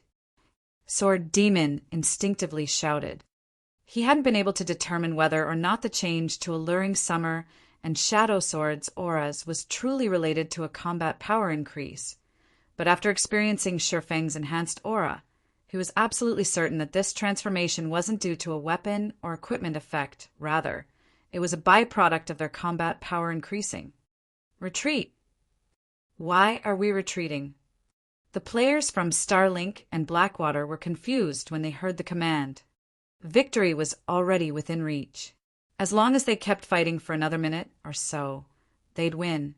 Yet Sword Demon wanted them to flee. Sword Demon has gone too far with his affection for talented individuals. Blind Man frowned at Sword Demon's warning. Is that really the case? Mu Cheng, who stood beside Blind Man, wondered as he watched the old monster's tense expression. No matter how he looked at it, that expression didn't look like affection. It looked like Sword Demon was terrified. When Sword Demon saw his ally's confusion, his anxiety grew, but as he was about to explain, he heard the sound of laughter. It's too late to escape now. The moment this voice reached his ears, Sword Demon instinctively brandished his greatsword, swinging the weapon at Shifeng, who had suddenly appeared before him. The older swordsman instantly split into 3 clones, each launching multiple attacks with the strength to suppress Grand Lords of the same level. This was Sword Demon's final trump card and his weapon's strongest additional skill, Phantom Assault. In his hands, this skill could even kill Domain Realm experts in an instant if they didn't activate an invulnerability skill. However, Shifeng easily deflected the dozen or so attacks with his killing ray, displaying far faster reaction speed than before. Shadow Blade. 10 sword lights flew toward Sword Demon simultaneously, each aiming for his weak points. But not to be outdone, Sword Demon executed an advanced defensive combat technique to evade the incoming attacks. 1 attack, 2 attacks, 3 attacks. After blocking the 7th sword light, Sword Demon hit his limit, and the 3 remaining attacks tore through his body. The last 2/3 of his HP vanished instantly. Elsewhere on the battlefield, Alluring Summer and Shadow Sword had made their move, slaying the 2 Blackwater Peak experts they faced within 2 or 3 moves. With this turn of events, the battlefield fell deathly silent. Chapter 2099 Horrifying. Chapter 2099 Horrifying. Predicament, they're dead. Didn't they say that Zero Wings members were only using items that increased their auras? When the various experts on the battlefield saw the corpses of Sword Demon and 2 Blackwater Peak experts disintegrate into particles of light, their eyes nearly fell from their sockets in shock. Both sides had been evenly matched and fought each other to a standstill earlier, yet something like this had happened within seconds. No one had expected this outcome. Even Mu Qing was speechless for a long moment. Even among super guilds, experts like Sword Demon were exceedingly rare. Trying to kill an expert with such high combat standards was nearly impossible without launching a large-scale operation and multiple domain realm experts. This was also why the various superpowers had such huge headaches when dealing with the 4 shadow demons. Yet, Shifeng had relied on his own strength to kill Shadow Demon. His combat power was truly horrific. Logically, no player should be capable of the feat moreover. Zero Wing had Alluring Summer and Shadow Sword, who had suddenly revealed their monster-level abilities. The fact that a guild like Zero Wing had 2 monster-level experts surprising enough, yet 2 more had appeared from the guild. With this strength, Zero Wing could rival ordinary superpowers. To think Zero Wing has hidden so much power all this time, it's no wonder why it dared to ignore Starlink and Blackwater's threats. As Blind Man looked at Shifeng now, he felt as if he were meeting this swordsman for the first time. 1 monster-level expert in Zero Wing was enough to warrant the various superpowers' attention. But with 4, not even King's Return could afford to underestimate the guild. Blind Man finally realized why Deep Thunder had shown such strong support for Zero Wing, even willing to provoke Starlink and Blackwater. Zero Wing was only as powerful as a first-rate guild, lacking the resources and territory to nurture experts. Yet despite that, it had successfully produced 4 monster-level experts. It was easy to imagine what strength the guild would wield if it became a true, super first-rate guild. Zero Wing would likely rise to the upper ranks the moment it became a superpower. It would become as powerful as guilds like Miracle, and even the various super guilds would fear its wrath. Miracle currently occupied 2 empires, and both were on different continents, the East and West continents. In other words, Miracle fought on 2 front lines. Not even King's Return had such power. In contrast, Deep Thunder watched Zero Wing's outstanding performance with elation. We really made the right bet this time. Deep Thunder's eyes glowed as he watched Alluring Summer and Shadow Sword fight in the distance. He had thought Zero Wing only had 2 monster-level experts.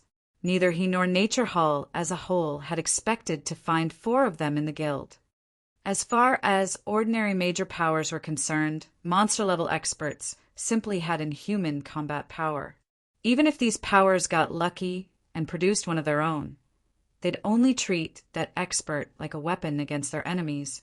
However, that would be an ignorant use of such a powerful player. In reality, not only did monster-level experts pose a great threat to the various superpowers, but they also played a crucial role in obtaining powerful items.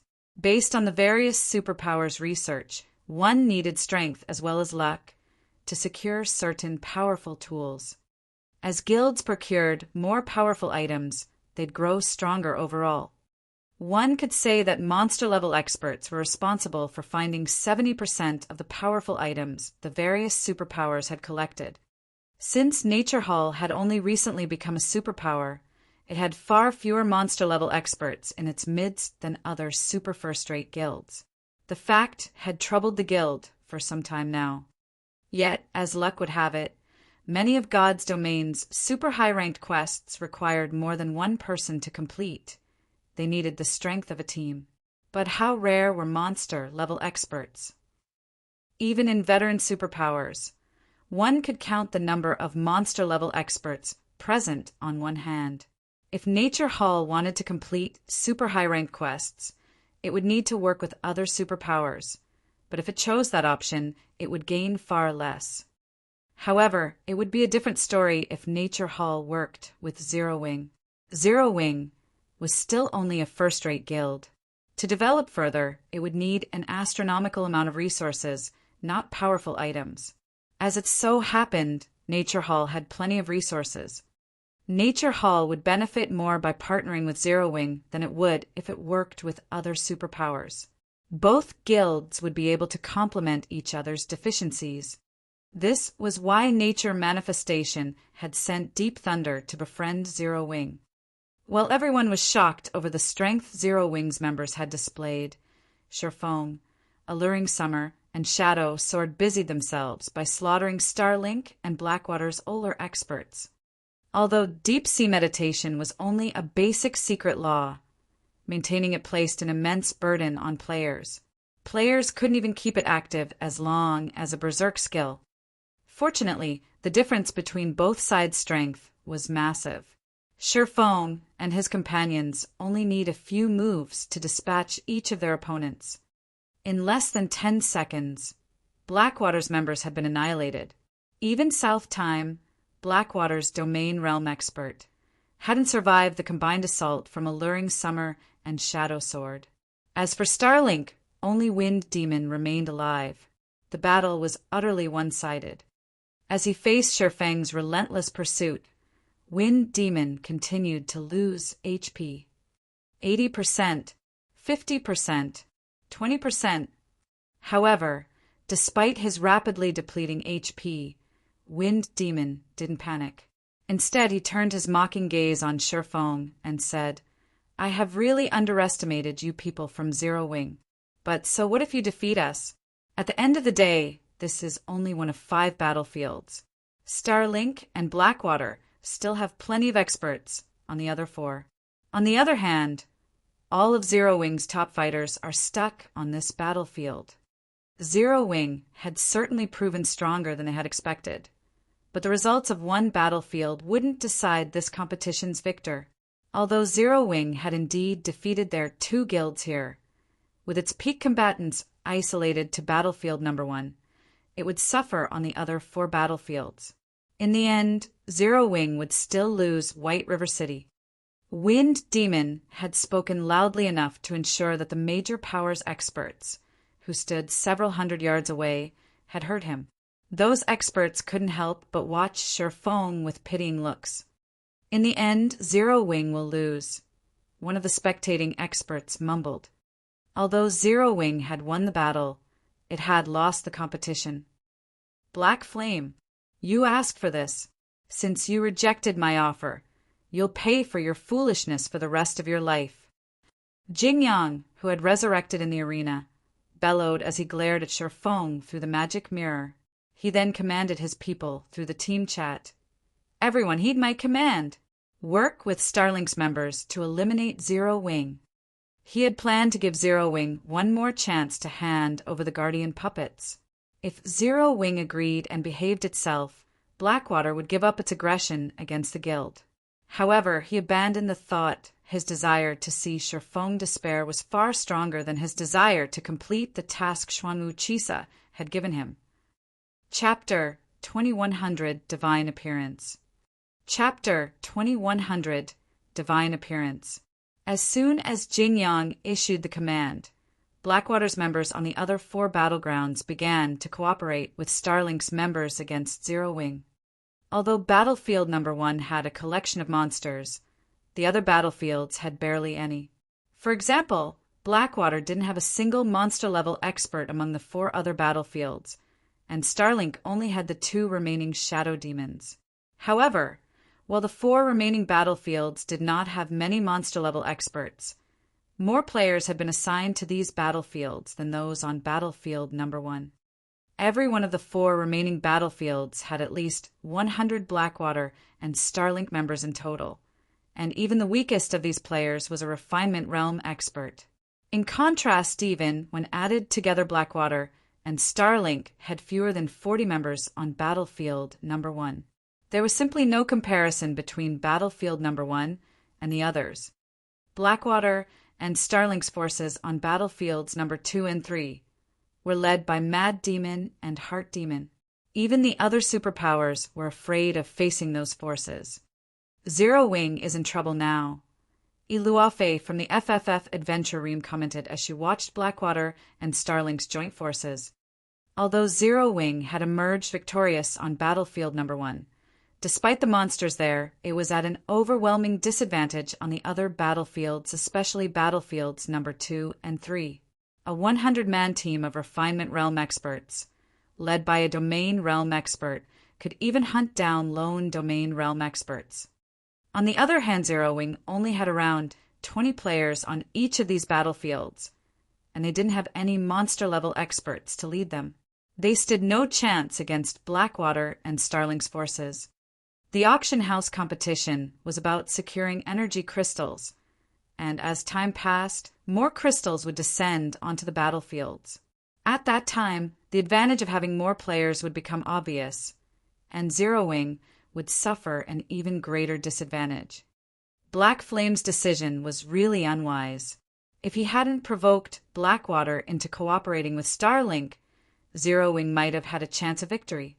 At the very least, Zero Wing could have taken advantage of the chaos as the various superpowers would eventually fight over the energy crystals. Now, however, the participating superpowers want to avoid a battle with the 2 guilds. There won't be any chaos for Zero Wing to take advantage of, Yin Tianqing said, sighing as he watched Sherfeng through a magic mirror. This was the problem all developing guilds faced. Even if a developing guild had the strength to fight a superpower, other superpowers wouldn't sit idle and allow a new superpower to rise. They would usually cooperate to apply pressure on the developing guild and prevent the growth of a new rival. Yan Tianqing had faced the same when he had established his own guild some years ago. In the end, he had been forced to abandon the guild and establish an adventure team instead. Now it was Zero Wing's turn. The situation somewhat saddened the various major powers as well. They had thought that they'd get to witness a guild with no background become a new superpower, but it seemed that opportunity was gone. First and second-rate guilds dreamed of becoming superpowers, titans in the virtual gaming world. But the road to becoming a superpower was an arduous one. Without a powerful background and the support of major corporations, reaching such heights was nearly impossible. The fact that Zero Wing had become so powerful despite its lack of support or background had shown these major powers a ray of hope. Now, however, that hope was about to be extinguished. Despite such a powerful monster like Sherfeng in its midst, Zero Wing would suffer in the end. Needless to say, ordinary first and second-rate guilds wouldn't fare any better. Ha ha ha! Black Flame, I'll finally have my retribution. Singular Burial, who currently wore Blackwater's guild emblem, laughed maniacally as he watched the magic mirror hovering above Battlefield Number 3. He had waited for this day for a long time now. He should have been Starmoon Kingdom's overlord, becoming a titan in the virtual gaming world. But Zero Wing had foiled his plans, and in the end he was nothing more than a commander in Blackwater. His hatred for Zero Wing was endless due to this. He had thought he had lost his chance to see Zero Wing perish, so he was overwhelmingly delighted at the moment. Without White River City's auction house, Zero Wing would lose the city. Without the headquarters it had painstakingly developed, Zero Wing's development would suffer. In this era of fierce competition, even a small setback could destroy a guild's positions, not to mention something as major as losing one's main headquarters. While Singular Burial celebrated Zero Wing's downfall, Blackwater's team in Battlefield Number 3 had met up with Starlink's team near a descended energy crystal. Starlink's Heart Demon then took command of the joint team. The other superpowers, who had been waiting for the energy crystal to drop, promptly moved aside. The nearby major powers experts gasped when they saw this. So, this is Blackwater and Starlink's joint force. Dustblood from Bloodbath family felt his scalp tingle when he saw the gathered expert players below the descending crystal. The team consisted of more than 120 Starlink and Blackwater members, and every one of these players felt incredibly dangerous to Dustblood. There were also 6 specific players that Dustblood couldn't even bring himself to look at.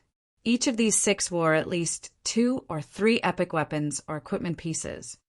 However, these 6 players paled in comparison to Heart Demon, the hunchbacked old man that led the team and truly instilled fear in Dustblood's heart.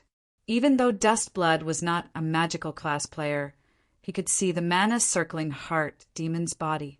Meanwhile, Heart Demon wore a total of 5 pieces of epic equipment, although Dustblood could not tell what rank the old man's staff was. The weapon radiated a soul-shuddering pressure.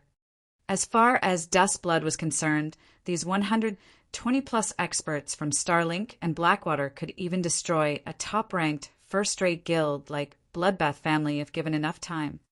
Sure enough, guilds like ours cannot afford to provoke superpowers. Morning Sun, the female elementalist leading Holy Reincarnation's team in Battlefield No. 3, sighed when she saw the gathered force. This was superpower strength. Non-superpowers like the Bloodbath family and Holy Reincarnation simply couldn't compete. Setting aside monster-level experts, Blackwater and Starlink had even more combat power on Battlefield No. 3 than on Battlefield No. 1.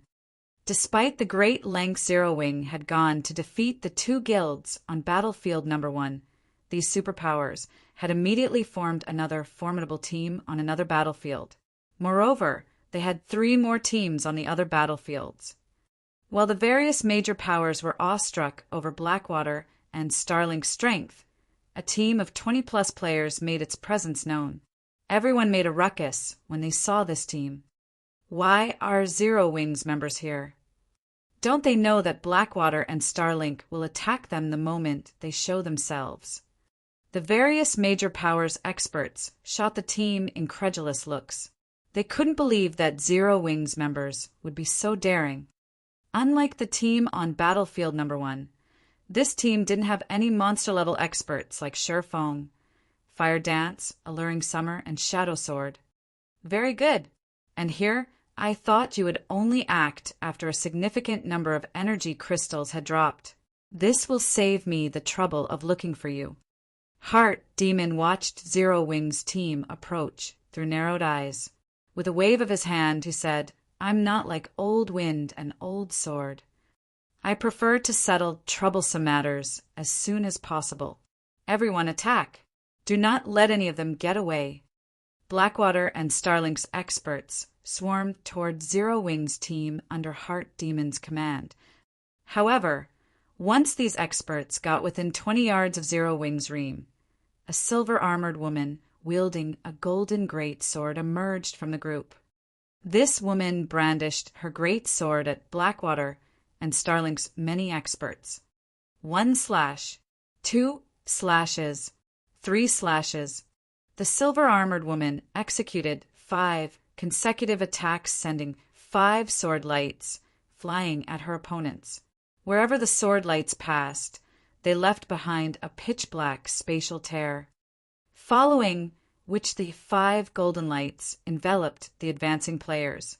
When the light finally faded, Blackwater and Starlink had less than 20 players on their team. The rest had transformed into countless particles of light and vanished. Suddenly, the battlefield was eerily silent. Chapter 2101 Monster Galore. Chapter 2101 Monster Galore. The dissipating particles of light looked like fading fireworks on Battlefield No. 3. Gentle Snow, who stood among the fading particles, looked like a war goddess that had just descended onto the battlefield, her silver armor and golden greatsword only adding to her sacred, majestic beauty. However, the only thing the watching players felt when they looked at her was panic. How? Dust Blood could not believe his eyes. Gentle Snow had just slain more than 100 experts from Starlink and Blackwater. Every one of those experts had even posed a threat to him, yet they had been nothing more than pests before Gentle Snow. With 5 slashes, she had wiped out 80% of the 2 superpowers joint team, and those that had survived had less than 50% of their HP remaining. Is she really a player? Spatial tears? Can current players even be this strong? The various major powers exerts nearby couldn't help but watch Gentle Snow in fear. If she had used some sort of dazzling technique or powerful skill to defeat those experts, they'd at most be amazed. After all, that strength would have been on par with monster-level experts. However, that was clearly not the case here. Gentle Snow hadn't used a superb combat technique or skill at all. She had simply relied on brute force. With her extraordinary speed and strength, she had stomped on more than 100 Refinement Realm experts, as if she were stomping on an anthill. This was 10 times more shocking than if she had defeated her opponents with a combat technique or skill. The system prohibited players from using tools or berserk skills in the auction arena. Yet, Gentle Snow had displayed strength that defied common sense. Only Tier 4 attacks, and above, could cause spatial tears. Even God's Domain's current monster-level experts could, at most, exhibit the strength of upper-rank Tier 3, although the difference between Tier 4 and upper-rank Tier 3 didn't seem major. It was actually massive. It was like the difference between a Grand Lord and a mythic ranked monster. Even Sir Foam was astonished. He had to admit that fragmented legendary items were truly amazing. Gentle Snow currently carried 2 top-tier fragmented legendary items, and both were strength-based and quite compatible with the Berserker class. Furthermore, one of the items was a 2-handed weapon. As Gentle Snow reached higher levels, her strength would only rise to frightening levels. Purely comparing their strengths, Gentle Snow's was even higher than Surefang's, and her physique rivaled his.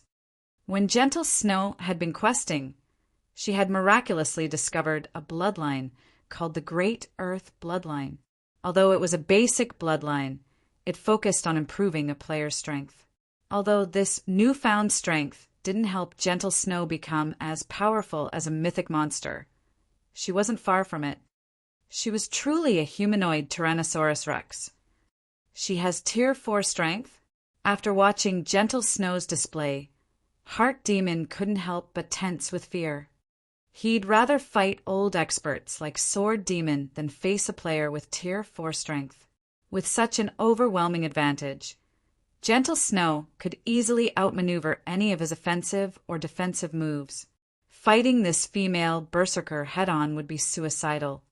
While everyone was shocked over Gentle Snow's terrifying strength, the crimson-clad Zhao Yueru, who stood some distance behind her berserker friend, had finally finished casting her spell. Go! Zhao Yueru shouted as she waved her staff. Tier 2 curse-scorching thorns. Suddenly, hundreds of burning flowers appeared above Starlink and Blackwater's remaining experts. Under Zhao Yueru's control, these fire flowers shed thorns that rained down on her targets. Every one of these fire thorns had the strength to rival a Grand Lord of the same level. Moreover, her attacks were precise and numerous, making them impossible to dodge. Boom, boom, boom. A series of explosions shook the battlefield, followed by towering pillars of fire that rose into the air, one after another. When the flames subsided, only 3 peak experts from the 2 guilds remained alive. Everyone else had burned to death. This turn of events broke the spectators' minds. Isn't she a little too powerful? Another monster. Just how much power has Zero Wing hidden? Everyone was in shock as they stared at Gentle Snow and Zhao Yueru. Although none of them wanted to believe it, they had no choice after witnessing such a dazzling display. She's even stronger than before. Yi Luofei, who sat in the spectator stands, was dumbfounded by Zhao Yueru's performance. She had a far better understanding of how powerful the woman was than the other spectators around her. If not for the auction arena's restrictions, Iluofe guessed that Zhao Yueru could even solo Heart Demon. However, Iluofe was even more surprised by the woman's improved combat standards. When Iluofe had fought Zhao Yueru in the Black Dragon Empire, the latter had only been at the refinement realm, but now she had moved beyond that, and Iluofe could see hints of Black Flame's abilities in Zhao Yueru's performance. Although she wasn't as powerful as Black Flame, Zhao Yueru had displayed incredible control over her spell. Iluofe doubted that she could control hundreds of fire thorns as well as Zhao Yueru. How much time had actually passed since the ranking competition in the Black Dragon Empire? Improving one's combat standards wasn't as easy as upgrading one's equipment. It took a lot of time and effort to improve combat standards. A few months shouldn't be long enough, yet Zhao Yueru had managed it. Could it be because of Zero Wing? Iluofe could not help but wonder. What did Zero Wing do? There was the same situation with Graceful Moon. Before joining Zero Wing, Graceful Moon had only been a relatively talented expert, but nothing compared to true geniuses. And yet, she had actually defeated 3 Refinement Realm experts from top-ranked, first-rate guilds by herself. Now, Zhao Yueru displayed similarly frightening improvements. The various superpowers members that watched from the sidelines had fallen silent. They no longer looked down at Zero Wing in ridicule. Rather, they looked on in fear. Everyone had thought that Blackwater and Starlink had Battlefield number 3 in the bag, but now only Heart Demon remained of the 120-plus experts on the team. On the other hand, none of Zero Wing's members had taken damage. This didn't look good for Heart Demon. Gentle Snow and Zhao Yueru might not be Domain Realm experts, but they had the combat power to rival Domain experts. These 2 women might actually be even more difficult to deal with than actual Domain Realm experts. Moreover, these women's classes complemented each other perfectly. The only option Heart Demon had left was a retreat. The old monster didn't have a second option. Damn it! How does Zero Wing have so many players with such monstrous attributes? Jingyang, who watched via one of the gigantic, hovering magic mirrors, paled when he saw the one-sided battle. The fact that Zero Wing had monsters like Fire Dance, Alluring Summer, and Shadow Sword was already unbelievable, but now 2 more monsters stepped out of the shadows. For a moment Jingyang even wondered if Zero Wing had found a way to cheat. However, he very quickly recovered his composure. Although Zero Wing now held an overwhelming advantage in 2 of the 5 battlefields, there were still 3 other battlefields. As long as Blackwater and Starlink dealt with the smaller guild on these battlefields, Zero Wing might still lose this competition. Only, the hope didn't last long as the other magic mirrors displayed more scenes that shattered Jingyang's fantasies. In Battlefield number 2, Zero Wing's Violet Cloud fought Mad Demon to a standstill. Moreover, Cola and Blackie trampled over Starlink and Blackwater's experts alongside her. In the end, Zero Wing secured an overwhelming victory in this battlefield as well. In Battlefield number 4, Aqua Rose and Turtle Dove worked together, displaying absurdly high combat power and holding their advantage over Blackwater and Starlink's experts. Wearing the Crystal Light set, Silent Blade, Remnant Cloud, and Seven Light easily overwhelmed the 2 superpowers peak experts in Battlefield number 5 with their superior basic attributes. For a time, an uproar shook the auction arena. Nobody had dreamed that Zero Wing was actually so powerful. The guild had an absolute advantage in all 5 battlefields, increasing its collection of energy crystals. The first 3 battlefields were practically Zero Wing's home turf. The guild claimed over 70% of the energy crystals in these maps. The watching crowd only snapped out of its daze after the competition's ending bell had rung. In the end, Zero Wing secured first place in the auction arena with an overwhelming number of energy crystals. The system then repeated the results throughout Star Moon Kingdom 5 times. Not only had Zero Wing won White River City's auction house, but it had become one of the few guilds that owned one throughout God's domain. Chapter 2102 New Era. Chapter 2102 New Era. Once the competition reached its official end, the surviving participants were teleported out of their respective battlefields. Zero Wing's participants were transported to the auction arena's podium. When Zero Wing's 107 participants appeared on the gorgeous platform hovering in the center of the auction arena, they instantly became the center of everyone's attention.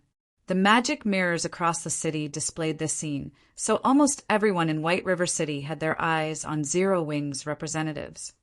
We won. Our guild won. The innumerable Zero Wing members throughout the city cheered excitedly when they saw their guild mates on the platform. White River City citizens were not the only ones amazed by this outcome.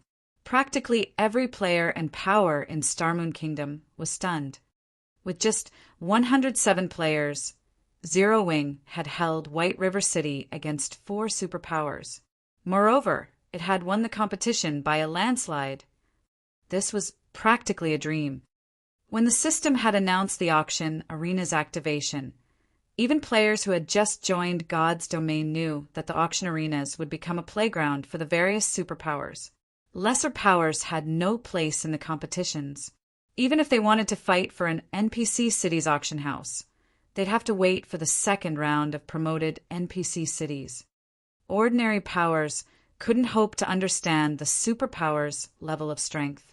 This fact had been proven true multiple times in God's domain already. Even before the auction arena system, countless powers had fallen, caught in the crossfire between competing superpowers. Even first-rate guilds had fallen which ordinary players already considered unreachable.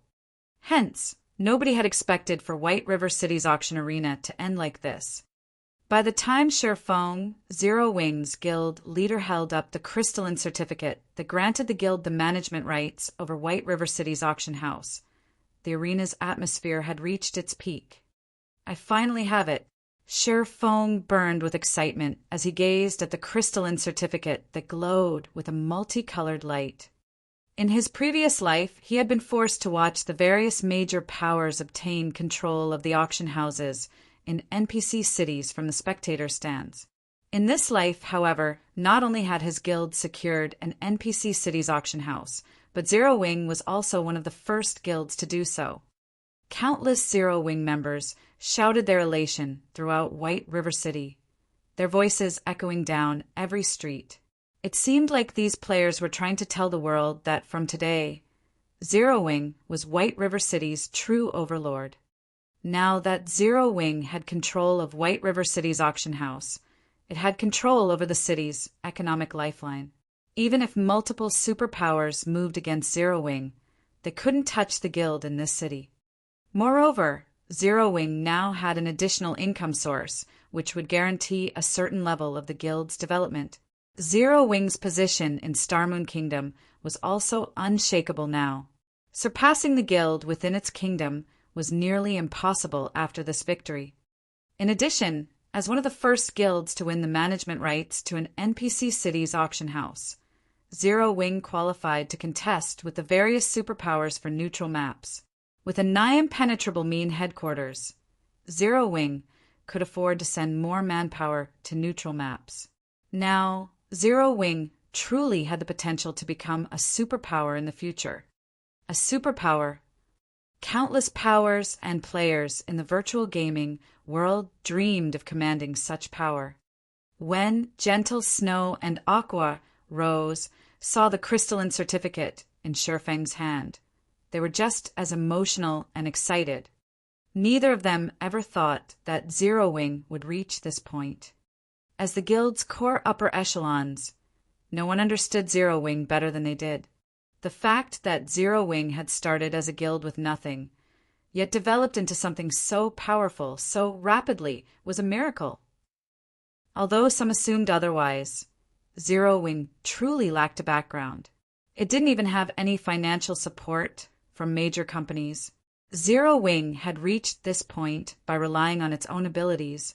It wasn't anything like the various large guilds that didn't have to worry about needing funds. Black Flame has really tricked me. It's no wonder why Zero Wing has always been uninterested in the various superpowers' olive branches, going so far as to provoke multiple superpowers. Galaxy Past, who sat in the spectator stands, couldn't help his rueful sigh as he watched Sherfong and the other Zero Wing members bask in their glory. When he thought back to his plan of surpassing Zero Wing with the Star Alliance, he found the idea laughable. Surpass? How was the Star Alliance going to do that? The 107 players on the levitating platform were enough to make the best first-rate guilds tremble in fear, not to mention Zero Wing's potential for growth. He more or less understood why Gentle Snow, Ouroboros' former guild leader, had joined Zero Wing. Many first-rate and pseudo-super first-rate guilds had reached out to Gentle Snow when Blackwater had annexed Ouroboros, but in the end she had chosen to join Zero Wing, becoming a laughingstock. This is strange, guild leader. Why do I feel like the various major powers here are actually excited about this? Purple, I asked strangely as she looked around her. Zero Wing had won this competition. The various major powers present shouldn't have anything to do with this victory, yet they acted as if Zero Wing had won this auction arena for them all. It's only natural, Galaxy Past said, chuckling. Zero Wing broke the superpower's undefeatable curse and birthed a new era. So of course, the various major powers are excited. A new era? Realization dawned on Purple Jade. Superpowers had always been undefeatable in God's domain. Only other superpowers could contend with a superpower.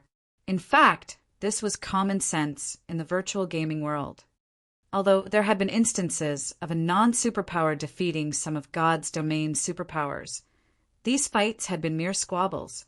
They proved nothing. Moreover, these victors had relied on super-powerful items with limited effective periods. These items only allowed non-superpowers to shine for a limited time, and there was no relation between these items and a power's true strength. At most, these powers had attracted others' attention and envy. However, the auction arena tested the participating powers' comprehensive strength. No external items were allowed in the competition. Moreover, the various participating superpowers took this competition very seriously. Thus, Zero Wing was the first non-superpower to achieve true victory over multiple superpowers. This victory also proved that superpowers could be defeated. Interesting, the superpowers actually lost. It seems the era of superpowers' rule over God's domain has finally come to an end. After today, this is the era of new powers like us. In one of White River City's crowded advanced bars, upper echelons from powers that had been operated in secret began to grow restless after witnessing the auction house competition's outcome. Meanwhile, like the plague, news of Zero Wing's victory in White River City's auction arena spread throughout God's domain, reaching every major power and superpower on the continent. Chapter 2103, Uproar in Starmoon Kingdom. Chapter 2103, Uproar in Starmoon Kingdom. After Zero Wing won White River City's auction house, the various superpowers received the surprising news in less than 10 minutes. Although White River City was not an important NPC city, it was one of the first cities to have an active auction arena system. Naturally, the various superpowers wouldn't let it slip through their grasp. Yet, despite 4 superpowers fighting to secure the auction house, a non-superpower, Zero Wing, had won the competition. No matter how the various superpowers considered the news, it was unbelievable. The unexpected development made the superpowers suspicious. They all suspected that Zero Wing had support from a super guild or a major corporation. However, regardless of their assumptions, Zero Wing's name had made it onto their lists, becoming a target to pay close attention to. After all, Now that Zero Wing had secured an NPC city's auction house, it had gained a tremendous amount of financial strength. Moreover, this new income source was stable and beyond other powers' influence. With this, Zero Wing was one step closer to becoming a true superpower. Zero Wing succeeded. Phoenix Rain could not help but be surprised when she read the report from her subordinate. Before the auction arena competition, she had expressed her willingness to dispatch a portion of her strength to assist Zero Wing with Sherfong, but he had rejected her offer. She had later learned that 4 superpowers had intended to fight for White River City. Even she would struggle to win White River City's auction house with so many powerful opponents. Yet the latest report stated that Zero Wing had emerged victorious. Moreover, its victory had been overwhelming. No matter how she looked at it, the situation didn't seem realistic. She had watched Zero Wing rise from the ground up personally, but she didn't understand how Zero Wing had become so powerful. For a moment, she even wondered if her subordinate had mistyped the victor's name to Zero Wing. Big Sis Rain, we've just received a message from the Great Pavilion Master. He wants to hold an elder meeting and requests your attendance. He says that it's related to Zero Wing, Blue Phoenix excitedly announced as she rushed into the room. I got it. Phoenix Rain could not help her bitter smile when she heard the message. She had wanted to help Zero Wing. She hadn't thought that it would help her instead. Or Empire, Crimson Flame Fortress. After a long period of development, the Crimson Flame Fortress's operations could rival that of a small NPC city. Including the NPC soldiers that guarded the fortress, it had become one of the safest rest areas in the Or Empire, and it was very close to the Or capital city. By using the fortress's teleportation function, players could reach the regional dungeon very quickly.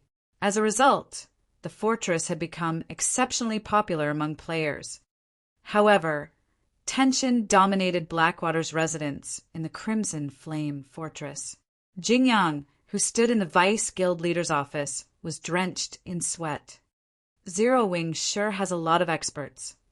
Xuanwu Chisa wore a faint smile as she finished reading Jingyang's report. Neither joy nor sadness filled Xuanwu Chisa's voice, yet those who heard it would feel an extraordinarily frightening pressure. Even South Time, who stood behind Jingyang, felt his legs wobble for a moment. Vice Guild Leader, Zero Wing's strength has truly exceeded our expectations. Do we still intend to put pressure on the guild after this? A blue-clad elderly man who radiated a much stronger aura than South Time's asked. Zero Wing had enough apex experts to rival an ordinary superpower. Superpowers would have a very difficult time harassing the guild with their own apex experts. Zero Wing now had the strength to surround and defeat apex experts. On the off chance that its experts killed Blackwaters, the consequences would be severe. Apex experts were incredibly important assets to a superpower, and a single death could be dire for a superpower's development.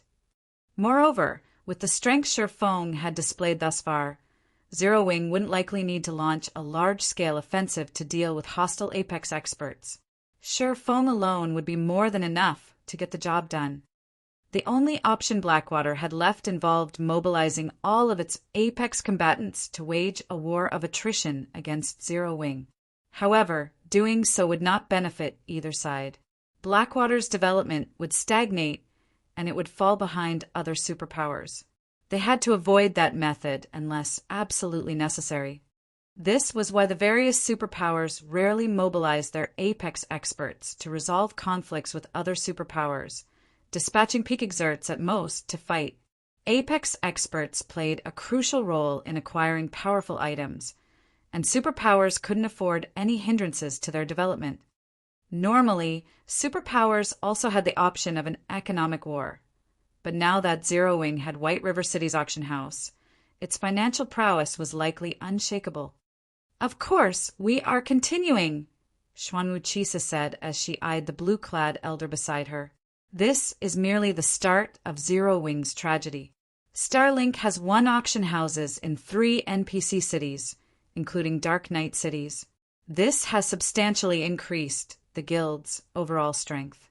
With the Starline Corporation's support, Starlink will only grow stronger. Although it failed to take White River City from Zero Wing, it won't let the smaller guild off the hook so easily. Understood. I'll make the necessary arrangements.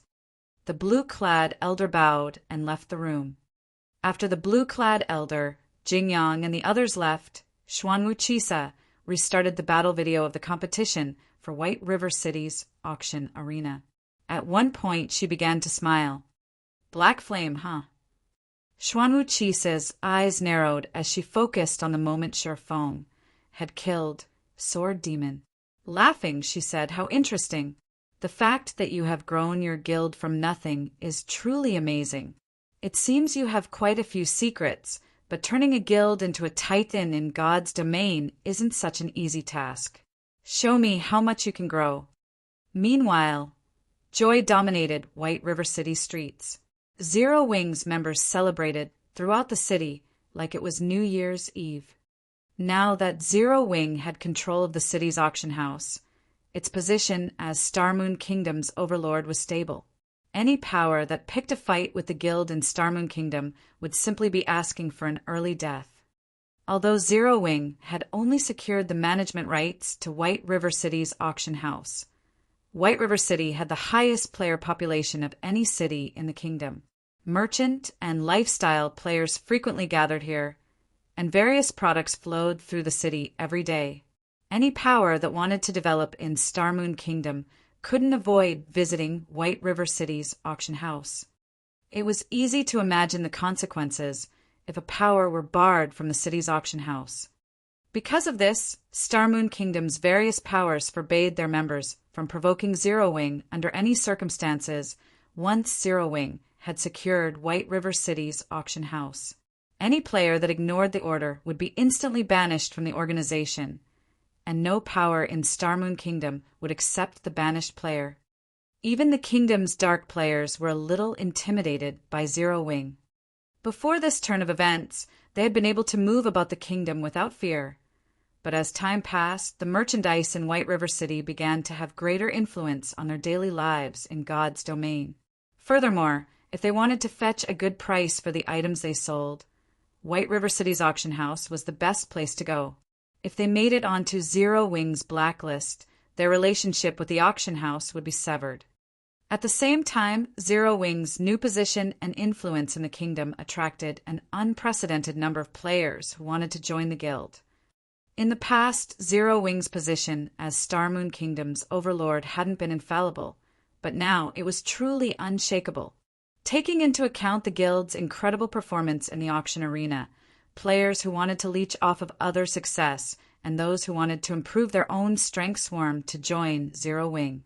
Carrot. In less than an hour after the auction arena's conclusion, Zero Wing had received more than 200,000 applications. Many among them were experts that could reach the Trial Tower's 5th floor, and some were even half-step refinement realm experts. It astonished Gentle Snow and Aqua Rose. First-rate guilds offered high prices and instant promotions to core member to recruit half-step refinement realm experts. Yet many of these experts approached Zero Wing, wanting to join even if they had to start out as normal members. However, the situation didn't surprise Shurfeng. Zero Wing was only a step away from becoming a superpower now, and it was normal to receive membership applications from half-step refinement realm experts. Moreover, the threshold Zero Wing needed to cross to become a superpower wasn't like what other first-rate guilds faced. Other guilds typically lacked sufficient peak and apex experts when trying to become a superpower, but Zero Wing only lacked certain developmental aspects. Growing the guild was much easier to accomplish than nurturing peak and apex experts. Of course, Zero Wing didn't actually have any real peak or apex experts. The players the guild had shown off in the auction arena had been forcibly created through powerful weapons, equipment, and skills. However, with the Lost Town and Zero Wing's many combat techniques, the guild wasn't far behind the various superpowers in its ability to nurture experts. Moreover, As the workshop perfected the facilities in Zero Wing's main headquarters, it would only be a matter of time before Zero Wing's methods were even more effective than the various superpowers. While Gentle Snow and Aqua Rose organized the guild's new members, Sherfong made his way to White River City Hall. Even after securing the management rights to NPC City's auction houses in the past, the various powers had only treated these auction houses as important income sources. They had failed to recognize the management rights' true value. Someone had only discovered the true value of NPC auction houses after more than a year had passed since the auction arena system had been introduced. When this discovery had gone public, many powers had hated themselves for not investigating NPC auction houses thoroughly. If they had paid more attention, they would have been able to elevate their development to a whole new level.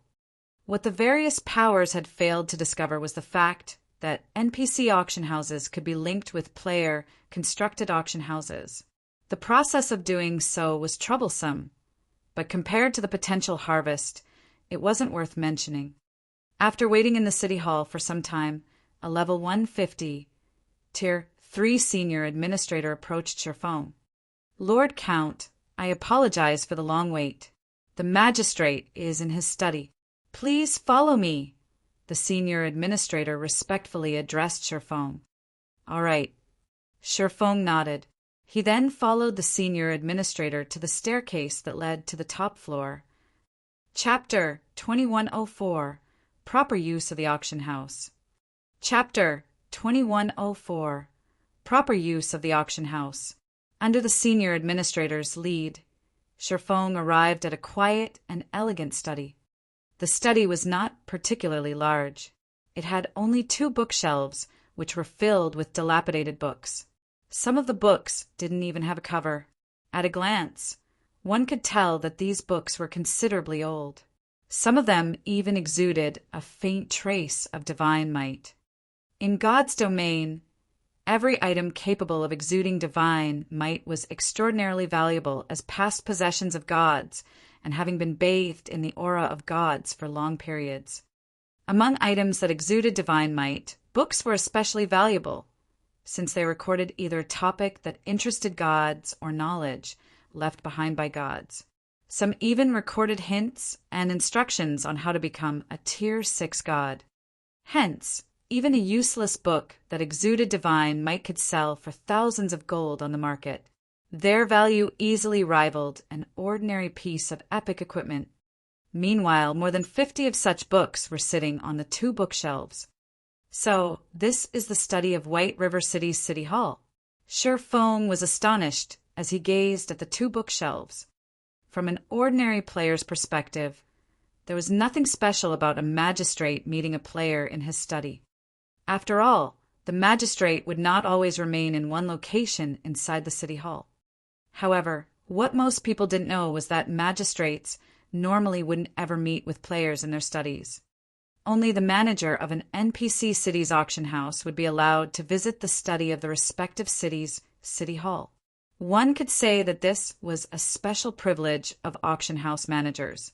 Any other player would most likely never set foot in a city hall study. Tier 6 god-ranked players were no exception. One could also say that a city hall study was the most fortified location inside an NPC city. This wasn't because the study was protected by amazing magic arrays, but because it was located in a special space, like another world. Unless one gained permission to access it, even Tier 6 gods wouldn't be able to enter the study. At this time, Magistrate Weissman was sitting behind an office desk and reading a book made of pure gold under the sunlight shining through the window behind him. Compared to the previous time Sherfong met Weissman, the current Weissman was already a level 200, Tier 5 Grand Wizard. This could be considered one of the benefits of White River City being one of the first NPC cities to get promoted in God's domain. With a Tier 5 NPC guarding White River City, even Tier 4 players would not dare act rampantly inside the city. The security level of the city was on an entirely different level compared to that of ordinary NPC cities. Players could develop themselves here without worrying about small incidents ruining all their investments in the city. you're here. Do you have some business with me? Weissman asked as he looked at Sherfong with a friendly smile. Due to his promotion in tiers, Weissman's intellect had received further improvement. The NPC was now capable of acting much more like an ordinary human being. He even perfectly suppressed his aura. If one did not use an identification skill on Weissman, they would most likely treat him as an ordinary old man. Lord Magistrate, I wish to make the city more prosperous, so I want to link White River City's auction house with the auction house of another city. I hope I can gain your permission to do so, Sherfong answered. An auction house was an important economic pillar for a city. An auction house's development was a city's development, and the prosperity of an auction house was a city's prosperity. In the past, the powers merely treated the NPC auction houses they acquired as an ATM and the key to controlling an NPC city. They failed to understand that NPC auction houses were actually a tool for hastening the development of guild towns. This function had only been discovered more than a year after the auction arena system's introduction into the game. A year. With the popularity and income that an NPC auction house brought, 1 year was more than enough to elevate a guild town into an advanced city. However, as the various powers failed to discover this function, even more than 2 years after God's Domain's launch in the past, there hadn't been a single advanced guild city in the game. Even the existing intermediate cities back then had still been far from becoming advanced cities. Without the help of an NPC auction house, even 3 to 5 years of development wouldn't be enough to elevate an intermediate city to an advanced city. Guild towns and cities were a guild's foundation for development in God's domain. Meanwhile, there was an enormous difference between guild towns and cities of different ranks, especially when an intermediate city was promoted into an advanced city. Although the change was mostly quantitative, the difference was massive. Moreover, some special constructions that assisted players in their development could be constructed only in advanced cities. Hence, when the various powers received news about this function, they had all been filled with regret. Had they known about this function early on, they would have been able to elevate their guild's development speed and the standard of players in their territory to a whole new level. This was particularly true for the standard of players. As players reached higher levels, the maps inside kingdoms and empires would become inadequate for players seeking to improve themselves. This improvement wasn't limited to levels. It referred to clearing the Tier 3 promotion quest as well. Level 100 was a massive turning point for players in God's domain. Not only were level 100 monsters much more difficult to handle than level 99 monsters, but it was also the minimum level at which players could get promoted to Tier 3. Meanwhile, the precondition for promotion to Tier 3 was development in neutral maps. However, as luck would have it, level 100 plus neutral maps were extremely dangerous. So dangerous that even Tier 2 experts would struggle to survive in them. Most importantly, the environment in these neutral maps was extremely severe. Low ambient mana, like in the Witch's Hill, was only the least of the environmental challenges in these level 100 plus neutral maps. If players wanted to have an easier time developing in these level 100 plus neutral maps, they needed to rely on the support of a guild city. Developing in a level 100 plus neutral map was akin to walking through a barren desert with a guild city serving as an oasis. However, proper player development in level 100 plus neutral maps depended largely on the rank of the guild city. In level 100 plus neutral maps, a basic city was only the baseline for survival for Tier 2 players. That was right, survival. Basic cities merely protected players from dying from unexpected events. Only after reaching the intermediate standard would a guild city be able to provide players with a better life in neutral maps. Guild cities that had reached the advanced standard could provide players with comfortable lives even in level 100 plus neutral maps. Tier 3 promotion would also become considerably easier, which was the reason why the various powers of God's domain had been so desperate to obtain an advanced city of their own in the past. If a power could upgrade its guild city to the advanced standard early on, the speed of conversion to Tier 3 and the number of players converted would increase significantly. Said power could then widen the gap between itself and other powers. This was also the reason why Shifeng was so desperate to secure White River City's auction house. After all was said and done, superpowers were still superpowers. Zero Wing could not hope to match the resources and manpower they had on hand. Although everyone believed that Zero Wing was only one small step away from becoming a superpower, they failed to realize that a gigantic gap remained between Zero Wing and an actual superpower. Moreover, as more time passed, this gap would only become increasingly obvious, the so-called snowball effect. Currently, even the best players in God's domain had just started their journey in Tier 2, so the difference might not be so obvious. However, after players reached Tier 3, the gap would be glaring. If he did not set up a sturdy foundation for Zero Wing now, then once the various superpowers of God's domain started obtaining Tier 3 players, he might be able to protect himself, but Zero Wing might not be able to defend itself against superpowers. Link with the auction house of another city. Weissman put down the book in his hands and entered deep thought when he heard Shifeng's words. Before long, he said, "It's not exactly impossible, but this matter will be very difficult to accomplish. If you fail, you'll have to pay a considerable price. Are you truly willing to accept this task?" "Yes." Shifeng nodded seriously.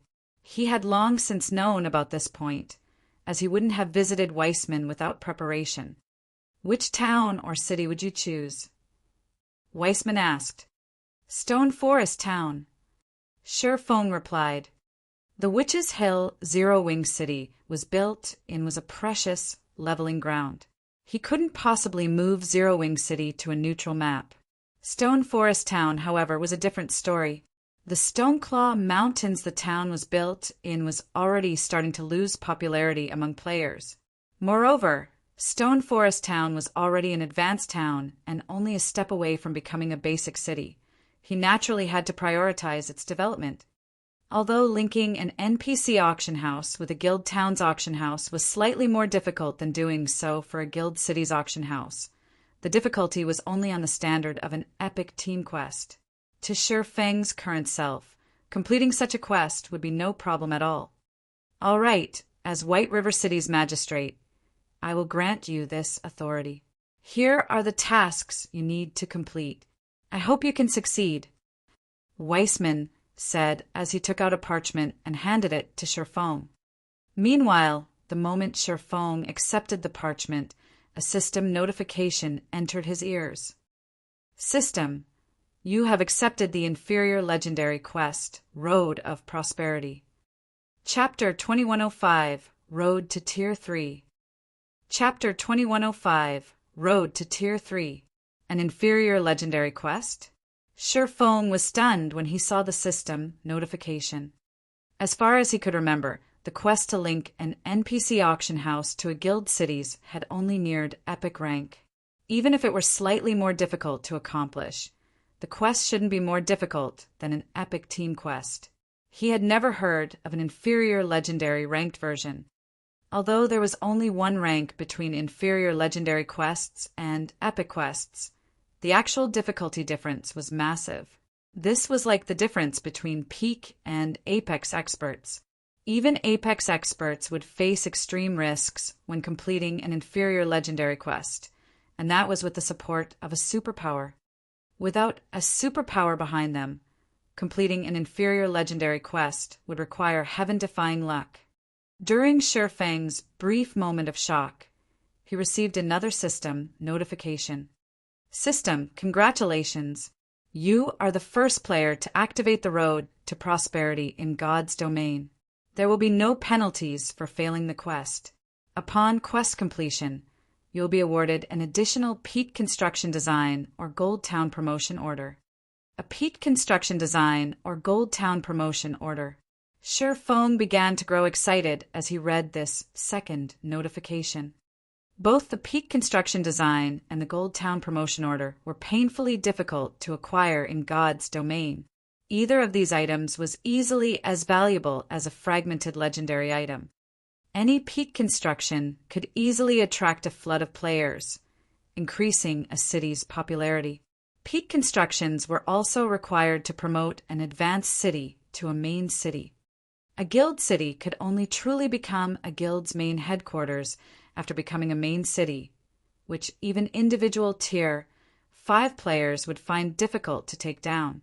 To destroy a main city, one would need a group of Tier 5 players or a Tier 6 God-ranked player. This was also why only guilds of the main city were considered true first-rate guilds. First-rate guilds generally had quite a few Tier 5 players under their command, and with the home ground advantage, these Tier 5 players could exhibit far greater combat power than ordinary Tier 5 players. Hence, even the various superpowers had invested a lot of time and effort to destroy a first-rate guild's main city in the past. Some superpowers had even spent 2 or 3 months trying to destroy a first-rate guild's main city. As for the Gold Town Promotion Order, it allowed players to promote an advanced town to a basic city unconditionally.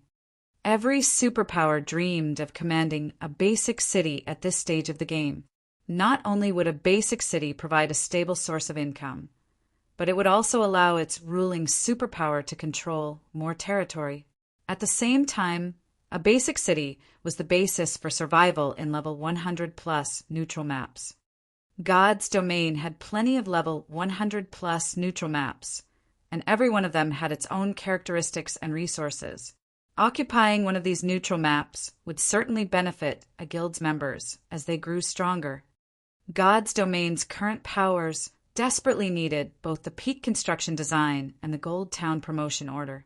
Even though it would still be some time before players reached level 100, much would need to be done before they could explore level 100 neutral maps. Many powers in the past had only begun to prepare after players had reached level 90, and by then it had been too late. Ideally, powers should prepare to explore level 100 neutral maps once players reached level 80. Players would need potions and items that would help counter the harsh environments players would encounter in neutral maps. For example, to amass these potions and items, the various powers would need to improve their lifestyle player standards. They would also need to grind for recipes and designs. If a power only began to prepare for this expansion after players reached level 90, it wouldn't be ready in time, and superpowers were no exception. Its development in level 100 neutral maps would stagnate, and the process of elevating its expert players to Tier 3 would be affected. Zero Wing's foundations were still flimsy. Hence, Sherfong needed to prepare for exploring level 100 neutral maps as soon as possible. After all, after reaching Tier 2, players would need about the same amount of time for each level up before level 100. It only seemed like players' leveling speed decreased as they reached higher levels due to increased PvP encounters, which, in turn, resulted in more deaths than necessary.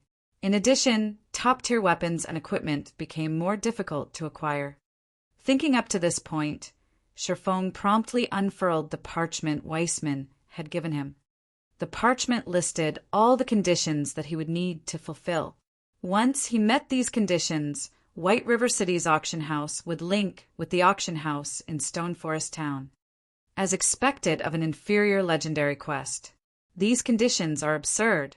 Sherfong frowned as he read the parchment. To put it simply, he needed to obtain 100 units of 7 Luminaries Crystal and complete 1 hero-ranked Crusade quest. Although the quest only had 2 conditions, fulfilling both would even be a challenge for the various superpowers.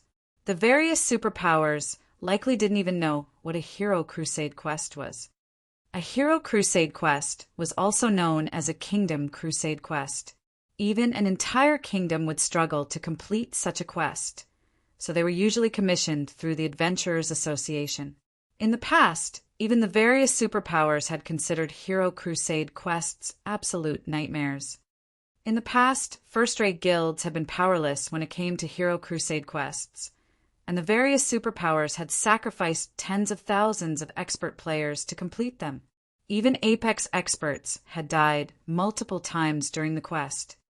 Now, the system wanted him to complete one such quest just to connect two auction houses. Obtaining 100 units of 7 luminaries crystal wasn't particularly difficult for Sherfong. After all, Zero Wing had already begun to explore the Tower of Time. Thus far, the guild had collected more than 50 units of 7 luminaries crystal. If he sent Kola and the other main force members to the tower, acquiring the rest of the required 7 luminaries crystals wouldn't be overly difficult. The Hero Crusade quest was the real problem. Ouroboros had once accepted a Hero Crusade quest when players had been around level 70. Their target had been the Lord of Fire in an ancient secret land. I can probably give it a go. After giving the matter some thought, Sherfong recalled the Hero Crusade quests in Starmoon Kingdom during his previous life. Of those he could remember, the only one he was confident of Zero Wing completing was the crusade against the Lord of Fire. Although Ouroboros had failed to defeat the Lord of Fire, the main reason for its defeat had been insufficient fire resistance. Ouroboros' members hadn't been able to withstand the Lord of Fire's attacks at all. A foreign superpower had arrived to hunt down the boss only after players had reached level 100. The achievement had sparked a huge commotion in Starmoon Kingdom at the time. Players could only complete a Hero Crusade quest once, and once it had been completed, it would vanish from God's domain forever. As long as a guild completed a Hero Crusade quest, it would be awarded a significant amount of guild popularity, which would attract more NPC nobles and even royalty to commission quests.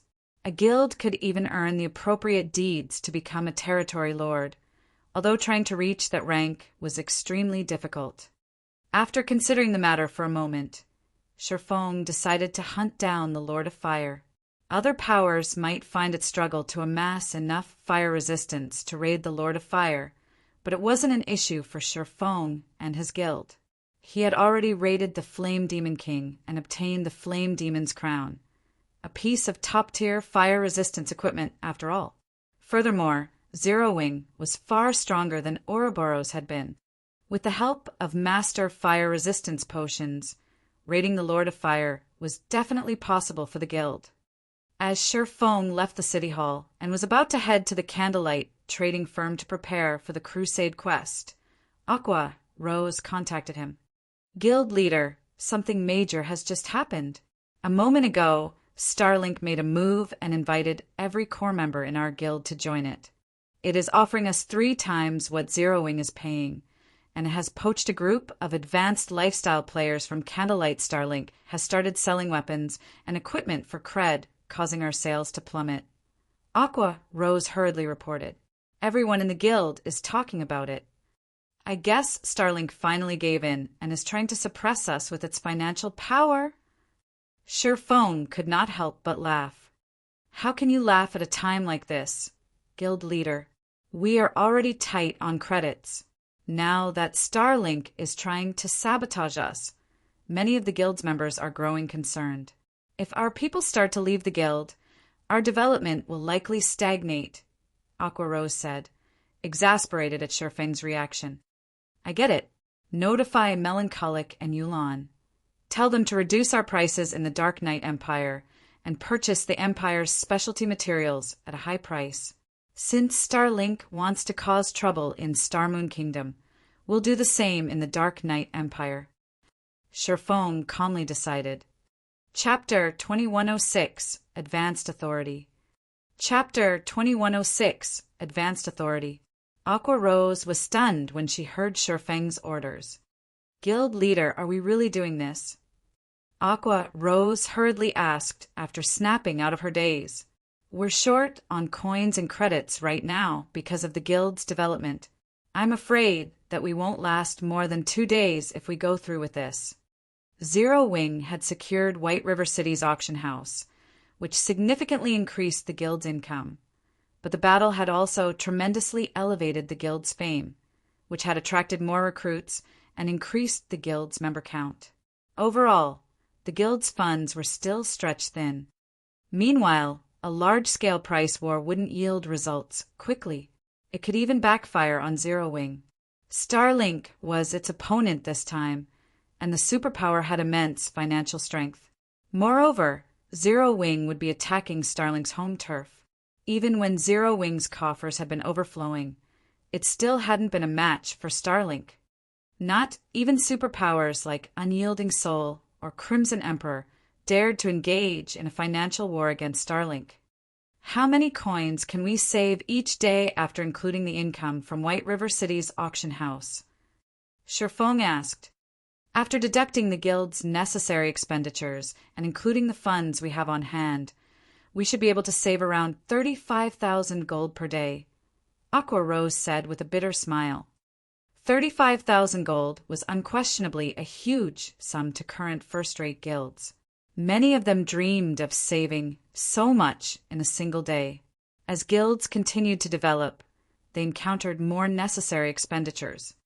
Trying to wage a price war against a superpower on its home turf with just 35,000 gold per day was a joke. That money would be gone in 2 days at most. Even if Zero Wing was generating more income each day, the guild could only afford to maintain its financial attack for around 5 days. Any longer, and the war would affect the guild's development. That should be just barely enough.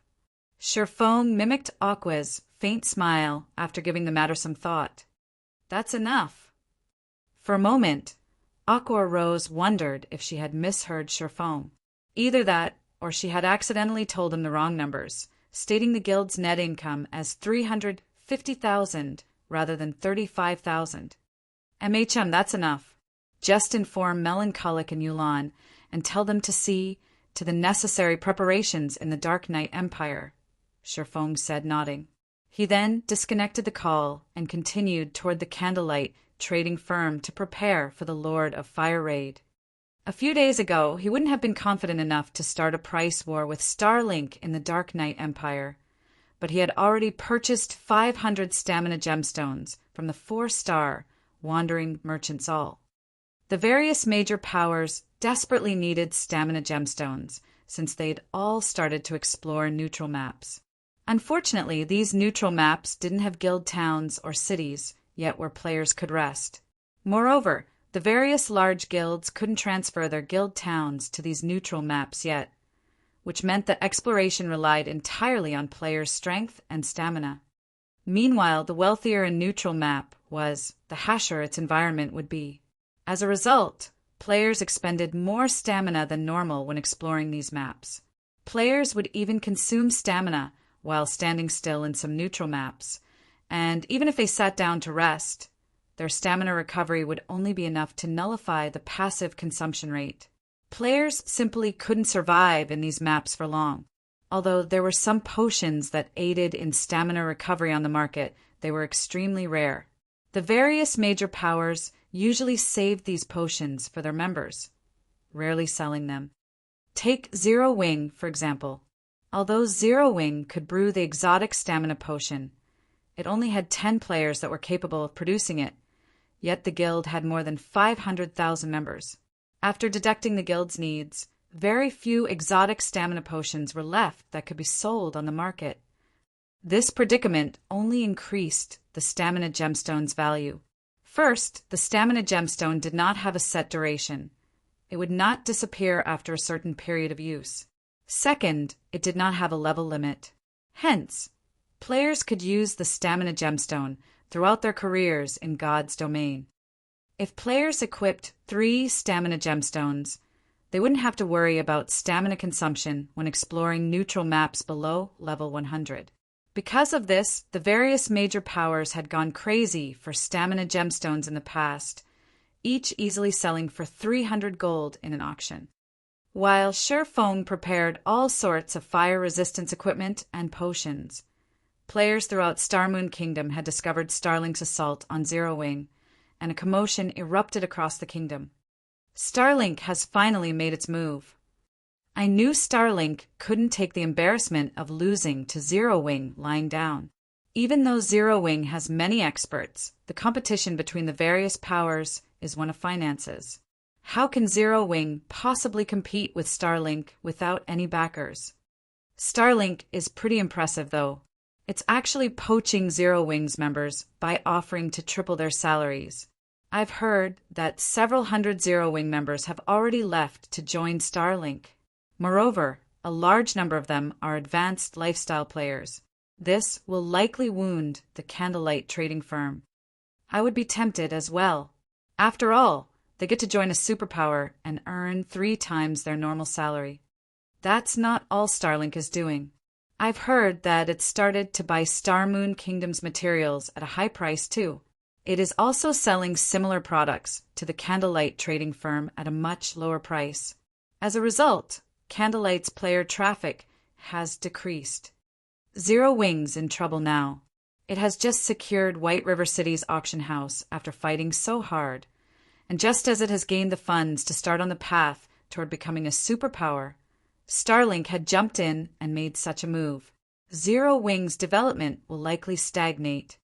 Sure enough, superpowers shouldn't be casually provoked. By this point, Star Moon Kingdom's players had gained a better understanding of superpowers' wealth. Although they had recently held an optimistic view of Zero Wing's future, hoping that Zero Wing could emerge victorious from a price war with Starlink was unrealistic. Meanwhile, a gorgeous woman in dark purple robes entered one of White River City's advanced bars. As soon as she spotted the middle-aged man wearing pitch-black leather armor at the bar, she hurried up to him. "Commander, I've just received a message from the Seven Sins. Not only has Starlink successfully secured 3 auction houses, but it has also become an advanced member in the Secret Chamber of Commerce. As an advanced member, the first thing Starlink did was use its authority to hold an advanced union. It looks like Starlink is trying to kick Zero Wing out of secret," Iluafe immediately reported. "An advanced union?" Yen Tianqing could not help but shake his head and sigh as he said, "Sure enough, hoping that a guild with no background can become a superpower is a fool's dream. Since that is the case, let's return to the Black Dragon Empire." Within the Secret Chamber of Commerce, there were 2 levels of membership, basic and advanced. Not only did advanced members enjoy greater authority and have more access to the Chamber's resources, but they could also hold an advanced union to propose changes to the Chamber's other advanced members. As long as more than half of the advanced members agreed to the proposal, it would be enacted immediately. One of the potential proposals included expelling basic members from the chamber. However, becoming an advanced member in the Secret Chamber of Commerce was extremely difficult. Not even all super guilds qualified for that level of membership, and Starlink's success in doing so was certainly shocking. Since Starlink was responsible for the proposal, Secret's advanced members would likely approve Zero Wing's removal to avoid provoking the superpower and prevent another from rising in God's domain. Now, not even the Secret Pavilion's objection could save Zero Wing from its fate. It was easy to imagine what end awaited Zero Wing if it lost access to the Secret Chamber of Commerce's sales channels. Sherfong, who busied himself in the Candlelight trading firm, received a frustrated notification from Yuan Tiexin as well. After today, Zero Wing was no longer a member of the Secret Chamber of Commerce, and all dealings it had with the chamber would be cancelled immediately. Guild Leader Black Flame, this decision is a result of the Advanced Union's agreement. Although the Secret Pavilion voted against it, the 5 other advanced members voted for the proposal. There was nothing the Pavilion could do, Yuan Tiexin said apologetically. "It's fine. It's the rules, after all. Although I have to thank the Pavilion for voting in Zero Wing's favor," Sherfong said, chuckling. "Although Zero Wing is no longer part of the Secret Chamber of Commerce, if your guild needs anything, the Secret Pavilion can help with small matters. Just contact me if you need anything in the future," Yuan Tiexin sincerely offered. "Thanks." Sherfong nodded appreciatively. As Sherfong learned of Zero Wing's banishment from the Secret Chamber of Commerce, news of the matter spread throughout Star Moon Kingdom, causing an uproar. Nobody would have imagined that Secret would annex Zero Wing without a second thought. With this, Zero Wing would find it even more difficult to survive Starlink's economic suppression. Zero Wing, didn't you want to play? I'll give you my full attention this time. Lu Xinglua, in the distant Dark Knight Empire, laughed when he received the latest report on Zero Wing. Previously, he hadn't had the time to deal with Zero Wing, but now that Starlink has secured its position as the Dark Knight Empire's overlord, neither Unyielding Soul nor Crimson Empire was a match for its prowess in the Empire. Now that he didn't have to worry about Starlink's position in the Empire, he had the time to punish Zero Wing for angering Starlink. Meanwhile, Melancholic Smile and Yulan had just arrived in one of the 100 Flower Palaces shops in Dark Knight City that Zero Wing had taken over. Guild leader, all of Candlelight's shops in the Empire have been stocked with stamina gemstones and exotic stamina potions. We can start selling them at any time, Melancholic Smile reported after calling Sherfong. Good. Begin the operation. Sherfong commanded. It's about time we teach Starlink a lesson. Chapter 2107. Foolish to the Extreme? Chapter 2107. Foolish to the Extreme. Melancholic Smile and Yulan went to work the moment Sherfong gave the command. In Zero Wing's name, they announced their intent to purchase the Dark Knight Empire's specialty materials at a high price and sell common goods at a low price. The post caused a commotion throughout the Empire the moment it went public. The Dark Knight Empire's players found the situation unbelievable. Insane. Zero Wing has gone insane. What? Is Zero Wing really starting a price war against Starlink? Practically everyone in the Dark Knight Empire knew of Zero Wing by this point. The guild had, after all, helped the 100 Flowers Palace resist Starlink's assault. It was no secret that Starlink had begun to use its financial prowess to suppress Zero Wing shortly after the auction arena had ended. However, no one had expected Zero Wing to pull a move like this in the Dark Knight Empire so soon after Starlink's actions in Starmoon Kingdom. Clearly, Zero Wing was retaliating.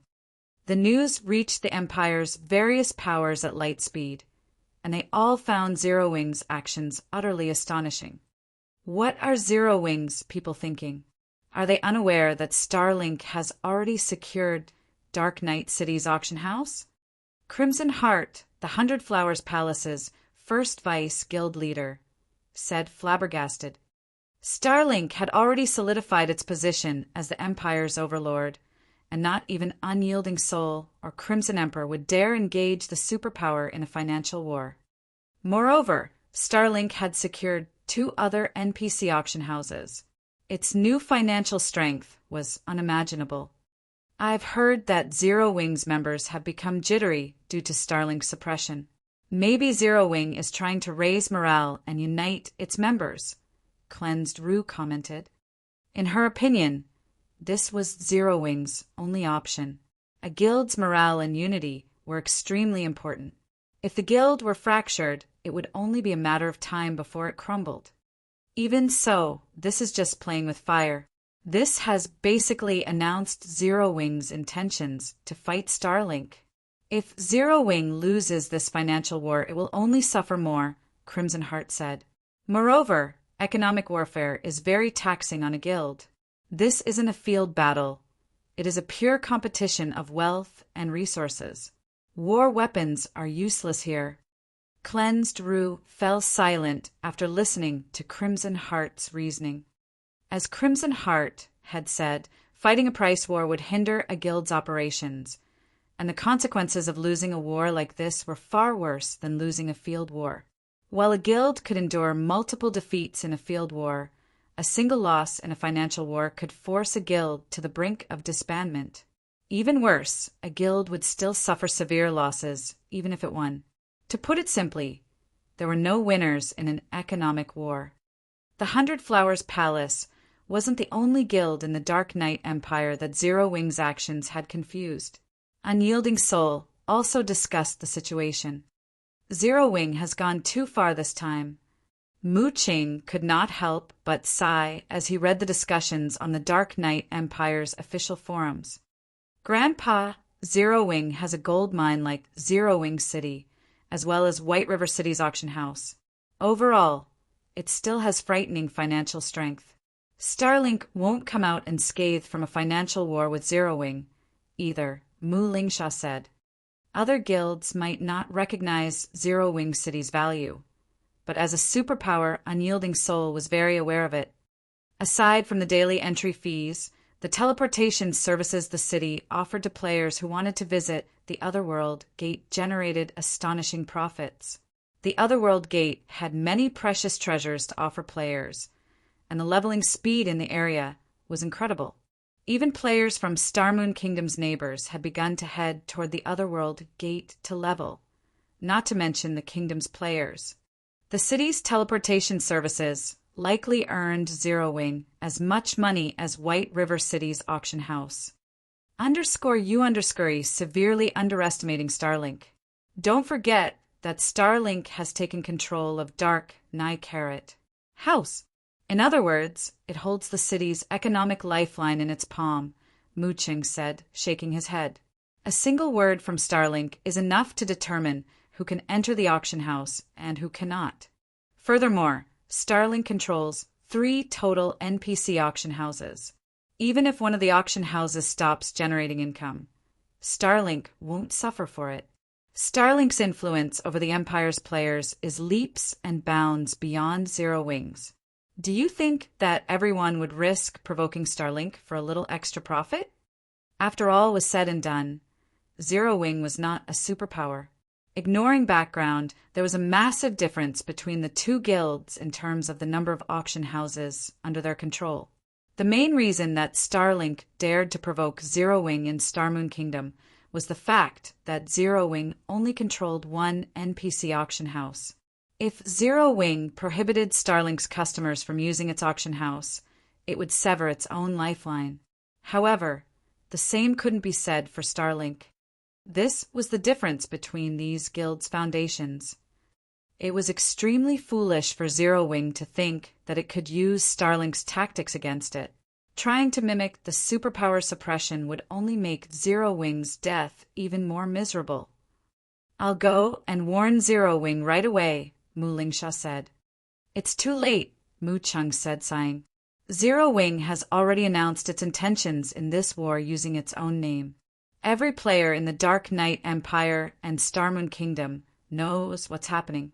If Zero Wing gives up now, not only would the guild appear weak, but its players' unity would also shatter. Dark Knight City, Starlink's residence. Guild leader, everyone's discussing Zero Wing's declaration of war. Should we take further actions against the guild? Dawn Webb asked Lu Xinglua. Of course. Inform the public that whoever dares to sell the Empire's specialty materials to Zero Wing should give up any hope of setting foot in Dark Knight City's auction house ever again. Laughing, Lu Xinglua continued, I want to see just how Zero Wing plans to play this out. Understood. Dawn Webb promptly bowed and left the room. Dark Knight City's business district bustled with activity, and despite the late hour, players crowded the streets. As the Dark Knight Empire's imperial capital, the various adventure teams and guilds members gathered here. One could easily find level 64 expert players with a casual glance, and there were quite a few experts in level 60 fine gold equipment. The scene would be impossible to find in an ordinary NPC city. However, the Empire's various powers hadn't stationed their members in Dark Knight City because it was the Empire's capital, but because it was a hub for the Dark Knight Empire's merchant players. This ensured that the city had more resources than anywhere else in the Empire. If the Dark Knight Empire had something good to offer, it could be found in Dark Knight City. Items that were nearly impossible to find in other NPC cities were commonplace here, and the majority of these items flowed through Dark Knight City's auction house. Many players had become famous or wealthy overnight because they had chanced upon treasures selling for far less than they were worth in the city's auction house. Due to Starlink's ban on Zero Wing, no one was in a rush to visit the Candlelight trading firm shop in the business district. Very few players were willing to enter the shop since everyone was afraid of being banned from the city's auction house as well. Meanwhile, Melancholic Smile and Yulon were dumbfounded as they stood in Candlelight's empty shop. They were purchasing materials at a 30% markup and selling commonly used goods for 30% less than market value. Yet only a small number of players had visited Candlelight's shops in the Empire since they had made their announcement over an hour ago. Anxious, Melancholic Smile contacted Sherfong and asked, "Guild leader, what should we do? Because of Starlink's ban, the players who visit Candlelight here only buy our low-priced goods. We're losing money and gaining nothing. We won't be able to affect Starlink's economy at this rate. Starlink has banned us." Sherfong laughed. "How quick of it. Guild leader, we're losing money here, yet you can still laugh." Melancholic Smile asked, exasperated. "Now that Starlink has banned us, we can take action," Sherfong said. "Reveal the exotic stamina potions and stamina gemstones. Any player that wants to buy the exotic stamina potions can do so with the Empire's specialty materials. Auction off the stamina gemstones, but only to players who sell us 1 gold of specialty materials. Hopefully, Starlink keeps its word and goes through with the ban. I'll get it done." Melancholic Smile said, a joyful smile lighting up her face. Chapter 2108 Dark Night Empire Shaken. Chapter 2108 Dark Night Empire Shaken. Although Melancholic Smile wasn't a combat player, she understood the exotic stamina potions and stamina gemstones value perfectly. Zero Wing's exchange prices for the exotic stamina potions rose each day, and now, not even the guild's basic elite members qualified to purchase the potions. The exotic stamina potions were only available to those who had been guild members for a long time, significantly contributed to the guild, and were advanced elite members. Moreover, advanced elite members were limited to 1 bottle every 3 days. Even so, the guild's daily supply wasn't enough to maintain its stock. It was clear how important the exotic stamina potions were to combat players. However, Melancholic Smile didn't find the situation unreasonable. Current players had moved beyond grinding within kingdoms and empires' borders. Most players ran toward neutral maps as soon as they were a high enough level. Not only did neutral maps offer more opportunities, but leveling in these maps also proved faster than the alternative. This was a part of God's domain's balance. Players wouldn't earn much if they developed in save areas, but if they took a risk, they could reap more rewards. The exotic stamina potions were a large part of the reason that Zero Wings members had reached level 50 so quickly. The stamina gemstones were even more impressive. Although they weren't as powerful as the exotic stamina potions, they were everlasting. Moreover, the stamina gemstone would only become more effective as players reached higher levels. Players could use the gemstones forever, and they were a treasure that could give the various major powers a significant advantage over their competitors. Melancholic Smile immediately ordered a subordinate to set up a new counter for the exotic stamina potions. She also set up a small cabinet beside the counter to display the stamina gemstones and the necessary qualifications to bid for them in the auction. The moment these new features appeared in the shop, they attracted the few visiting players' attention. "Quick, look. There's a new counter. A new product." The independent players browsing the shop weren't from the Dark Knight Empire. They were merely visiting Dark Knight City to purchase and sell items. Hence, they didn't particularly care about Starlink's ban. Their base of operations wasn't in the Empire, and if they couldn't purchase items from Dark Knight City's auction house, they could simply visit an auction house in another empire. Since the Candlelight trading firm was selling items below market price, they couldn't miss this opportunity to make a profit. So what if Zero Wing is pushing out a new product? Zero Wing overestimates itself if it thinks it can defeat Starlink in the Dark Knight Empire.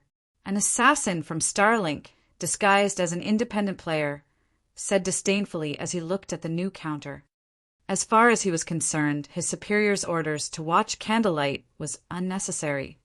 Even if the Dark Knight Empire's various major powers had 10 times the courage they currently displayed, they wouldn't dare offend Starlink for a little profit. Trying to counter Starlink's influence in the Empire's market by relying on independent players was simply a dream. Many of the Dark Knight Empire's precious materials could only be obtained with a certain degree of strength, and generally only the various adventure teams and guilds were strong enough. But as the Starlink assassin entertained such thoughts, someone's exclamation reached his ears. Crap, the exotic stamina potion. This shop is actually selling exotic stamina potions. With those few words, the first floor hall fell silent. Almost every customer turned toward the counter at the same time, a hint of madness flashing in their eyes. They immediately dashed toward the counter. In less than 10 seconds, every customer inside the shop had crowded around the exotic stamina potions counter. It really is the exotic stamina potion. For real. Zero Wing is actually selling this here. Crap. You can only purchase it for the Dark Knight Empire's specialty materials. The independent players panted a little when they saw the potions. Boss, give me 10 bottles. I want 20. Boss, I want every exotic stamina potion you have. After a brief moment of shock, the several hundred independent players in the shop frantically shouted their orders for the exotic stamina potions. If the system's rules hadn't protected the counter, they likely would have tried to destroy it and steal the potions within. Meanwhile, Melancholic Smile, who watched from the second floor, was stupefied. When Candlelight sold the potion in Starmoon Kingdom, the kingdom's players had merely been surprised. Nobody had ever reacted like these independent players. They all seemed as if they had found a priceless treasure that was worth killing over. However, if Sherfeng saw this, he wouldn't be overly surprised. Empires not only had more resources than kingdoms, but their competition was also far more intense. Kingdoms players couldn't even imagine how fierce the competition was in an empire. Furthermore, items that could increase players' stamina recovery were extremely rare in God's domain. Normally, independent players had no access to such items. While the players in the shop made a fuss over the exotic stamina potions, some noticed the cabinet next to the counter. Again, they expressed their shock. Stamina gemstone. God's domain actually has such an item. If I equipped 3 or 4 of these gemstones, I wouldn't have to worry about surviving in God's domain's maps in the future. This won't do. Even if I go bankrupt, I have to get these stamina gemstones. Everyone stared at the crystal-clear stamina gemstones in the cabinet with bloodshot eyes. Naturally, these players paid no heed to the participation qualifications and the auction's minimum 100 gold bid. They immediately contacted their friends to borrow the necessary funds.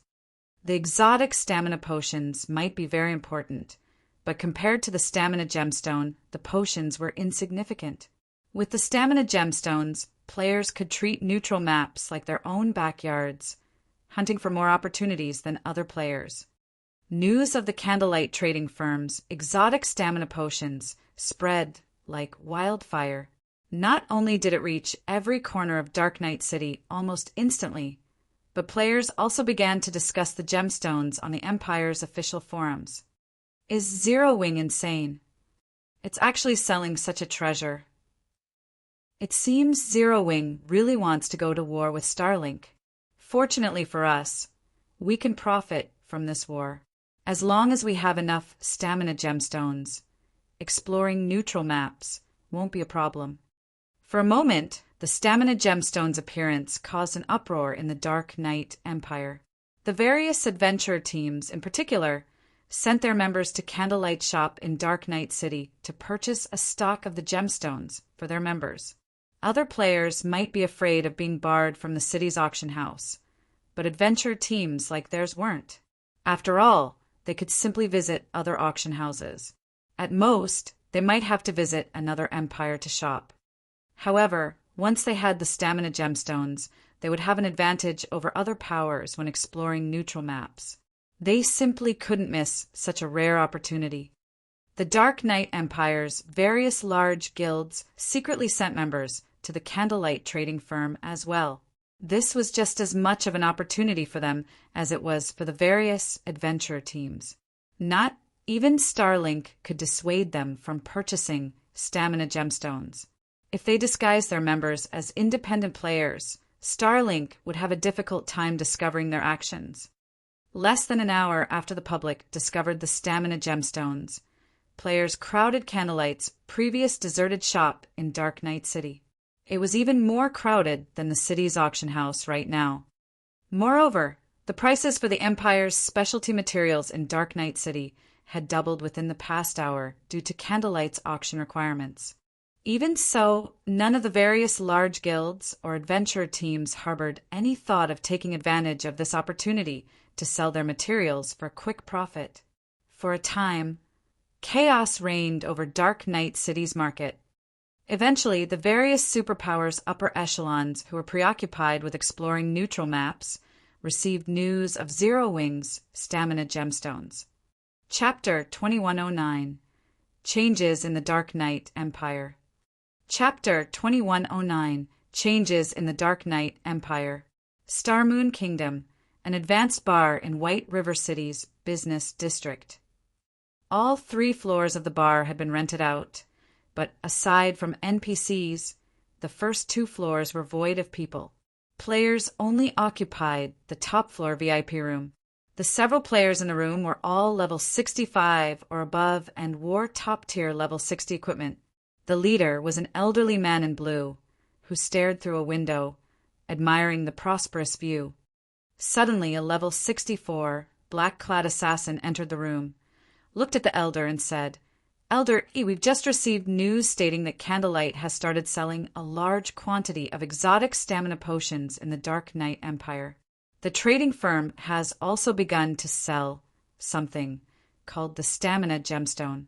Each Stamina Gemstone can increase players' stamina recovery rate by 7%. Candlelight is only accepting the Dark Knight Empire's specialty materials as payment, which has not only doubled the prices for these materials, but the various powers have also stopped selling any they have in stock." Stamina Gemstone? The blue-clad elder was astonished when he heard this. "How many are they selling?" "Based our investigations, Candlelight has prepared 60 stamina gemstones to sell in Dark Knight City," the assassin answered. 60? How generous! The elder expressed his surprise at the assassin's answer. Has Zero Wing gone insane? Players who frequented neutral maps understood how valuable items like the stamina gemstones were. Moreover, the more stamina gemstones one had equipped, the more valuable they would become. With 60 stamina gemstones, one could outfit a 20-man team that would then be able to operate in a neutral map without having to return to a city to recover stamina. The profits one could gain from such a team would be frightening, especially when exploring a new neutral map. If Zero Wing organized such a team, it would gain a tremendous advantage over its competition. Yet Zero Wing willing sold the stamina gemstones, sacrificing such a wondrous opportunity. Only a lunatic would pull a stunt like this. It seems we still underestimate Zero Wing. Starlink will have a hard time preventing the guild from affecting its economy. Prepare the necessary materials immediately. We're heading to Dark Knight City, the blue-clad elder commanded as he stood from his seat. He, like everyone else in God's domain, had thought Zero Wing was simply making a fool of itself by challenging Starlink in the Dark Knight Empire, but now it seemed that everyone had underestimated the guild's determination and strength. Likely no one had thought that Zero Wing was willing and able to make such a move. The Dark Knight Empire's various major powers had taken a step back in respect of Starlink, but now that their future was on the line, no one would heed Starlink's warnings. With how tempting the stamina gemstones were, the prices of the Empire's specialty materials would rise astronomically. Unlike the usual rare materials, specialty materials were unique to a specific country. Starlink used the Dark Knight Empire's specialty materials as the Starlink Trading Fin's foundation in the competition with other kingdoms and empires' trading firms. If the prices of the Dark Knight Empire's specialty materials reached absurd heights or supply were severed, Starlink's profits would plummet. After all, the various superpowers relied on their trading firms and wide connections as their main sources of income. And for Starlink, these relied on the Empire's specialty materials as a foundation. Without this foundation, Starlink would struggle to make money through its trading firm. Meanwhile, a deathly silence reigned in the guild leader's office, which Lu Xinglua occupied, in Starlink's Dark Knight City residence. None of the guild upper echelons present in the room dared to utter a single word. In a short hour, Starlink had gone from able to purchase more than 10,000 specialty materials to only several hundred. Moreover, this number continued to fall as time passed. Not only had this situation severely impacted Starlink's ability to produce specialty merchandise, but it had also drastically increased production costs. Ultimately, Starlink had three main income sources for coins. The first source was the guild's trading firm. The second was its money farming teams and the guild members completing guild quests. The third source came from the guild's towns. Although Starlink now had NPC auction houses as a fourth source of income, it had just taken these auction houses over. It would still be some time before the guild earned a significant amount of profits from this source. A minor income decrease due to Zero Wing's interference would have been tolerable, but its impact wasn't minor at all. At this point, the Starlink trading firm generated 20% less profit than usual, and that percentage continued to increase.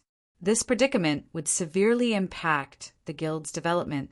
To make matters worse, this was happening as Starlink needed to migrate its guild towns to new locations. Relocating a guild town required a lot of funding, and a profit loss meant Starlink would have to delay the move. Zero Wing. Lu Xinglua's expression twisted into something gloomy as he read the report in his hands. He then turned toward Dawn Webb and growled, "Notify our subordinates to increase the purchase price for Starmoon Kingdom's specialty materials immediately." "How much shall we raise it by, guild leader?" Dawn Webb asked. "Raise it by 50%. I want to see which of us will last the longest." Lu Xinglua said.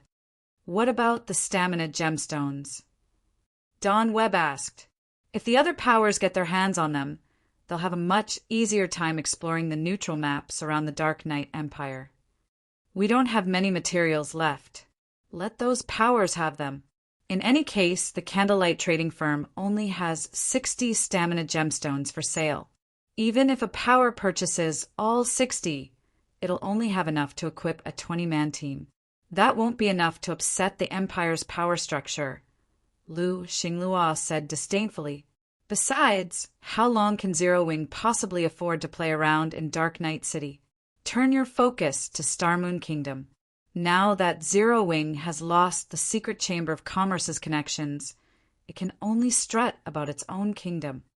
More than 10 neutral maps neighbored the Dark Knight Empire that were suitable for current players.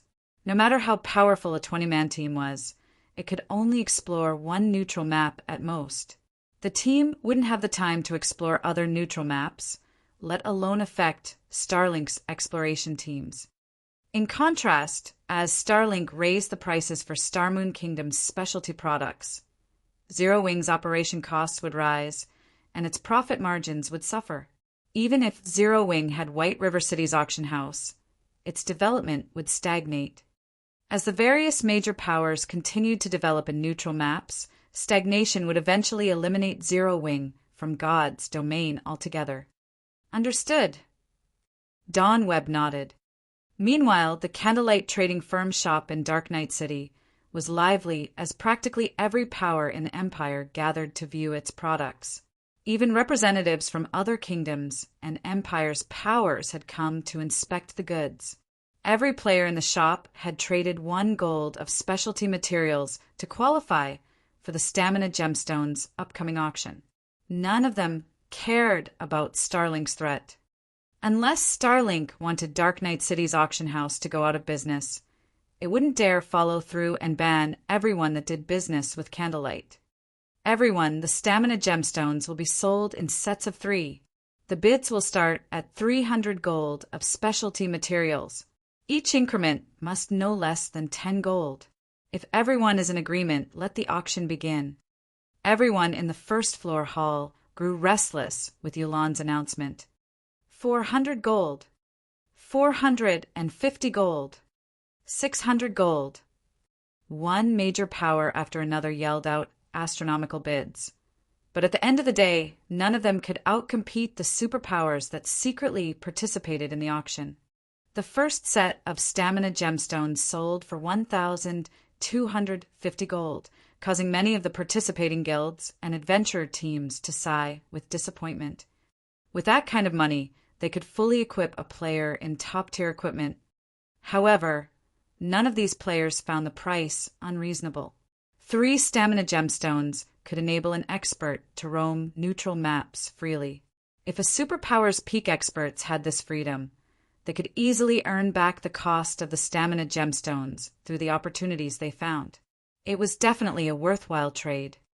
If the bidding currency hadn't been limited to specialty materials, the price would have likely gone higher. The various superpowers continued to win Stamina Gemstones in the auction. In the end, the 20 sets had netted nearly 27,000 gold in specialty materials for Zero Wing, which had even surpassed Shurfeng's expectations. Zero Wing has earned quite a stock of materials through this auction, but it's a pity that its success ends here. Mu Cheng, who wore a black cloak amidst the crowd, was a little disappointed to see the Stamina Gemstones out of stock. While Zero Wing had indeed affected Starlink's operations by selling the Stamina Gemstones, the plan wasn't viable long-term. Once the auction ended, Dark Knight City would return to normal, while Zero Wing had only gained specialty materials. Naturally, Mu Chang wasn't the only one with such thoughts. All of the various superpowers thought the same. However, just as the crowd was about to leave, Melancholic Smile walked into the center of the hall. The Master Forger's insignia she wore and her majestic aura attracted many of the players' attention. Even the various superpowers only had a handful of lifestyle masters, much less Master Forgers. Today's auction for the Stamina Gemstones has come to an end. The next auction will take place tomorrow at the same time. Customers who failed to win gemstones today may visit us then. Melancholic Smile announced. Any members of the Candlelight trading firm that spend more than 3 gold in this city's shop will be eligible for a lucky draw on the day of their transaction. We will select one winner every 4 hours who will be able to purchase 1 Stamina Gemstone for 200 gold. As Melancholic Smile finished speaking, silence descended on the hall. After a brief moment, many players spoke up. Is this a joke? Zero Wing has more Stamina Gemstones. Even the various superpowers stared at Melancholic Smile in shock, not to mention the many independent players. How is this possible? Elder E muttered, surprise coloring his tranquil features. Selling 60 Stamina Gemstones was already amazing. Yet, by the looks of it, Zero Wing intended to continue selling the gemstones for a considerable period. Although he did not know how long Zero Wing could maintain this business, every additional day would affect Dark Knight City. Moreover, the impact the city felt would grow stronger with each day. Every auction was the equivalent of another 20-man team that could explore neutral maps without concern for their stamina. If Zero Wing maintained these auctions for 5 or 6 days, it would likely change the power structure in the Empire's neighboring neutral maps. If that happened, the Dark Knight Empire would likely find a new ruler. Chapter 2110 Situation Changes. Chapter 2110 Situation Changes. News that the Candlelight trading firm would sell Stamina Gemstones long-term spread throughout the Dark Knight Empire like wildfire. Small guilds and adventurer teams that hadn't expressed any hope of obtaining stamina gemstones began to grow restless. Candlelight is selling stamina gemstones long-term. This is interesting. Our chance to grow stronger has finally come. Although the 60 stamina gemstones had been tempting, it simply wasn't enough to go around. There were already 3 superpowers in the Dark Knight Empire, not to mention first-rate guilds and top adventurer teams. There were also hidden dark forces. Small guilds and low-ranked adventurer teams had no chance of securing stamina gemstones, and even if they won a bid, what could they possibly accomplish with only 3 gemstones? However, Candlelight's recent revelation had changed the situation. If the Candlelight trading firm truly sold stamina gemstones long-term, they'd have a chance to purchase a good number for themselves. Candlelight was only accepting the Dark Knight Empire's specialty materials as currency, and even if the various superpowers had a large stock of these materials, there was a limit. As long as these minor powers saved their materials for some time, they could definitely win 1 or 2 bids every now and then. Once they had enough gemstones, they could make full use of them in neutral maps. For a time, the Dark Knight Empire's various powers ordered their members to collect as many specialty materials as possible, prohibiting the item sales. They'd benefit more from spending the specialty materials on the stamina gemstones and exploring neutral maps than they would by selling them. Furthermore, other powers would overtake their progress if they didn't secure stamina gemstones early on. Meanwhile, due to the Candlelight trading firm's removal from the secret Chamber of Commerce, all previous agreements between the two had become null and void. As a result, the Chamber began to withdraw the manpower and items it had assigned to Zero Wing City in Star Moon Kingdom. While Yuan Tiexin arranged for his subordinates move out of their office, a heroic woman in gorgeous, sacred armor approached him.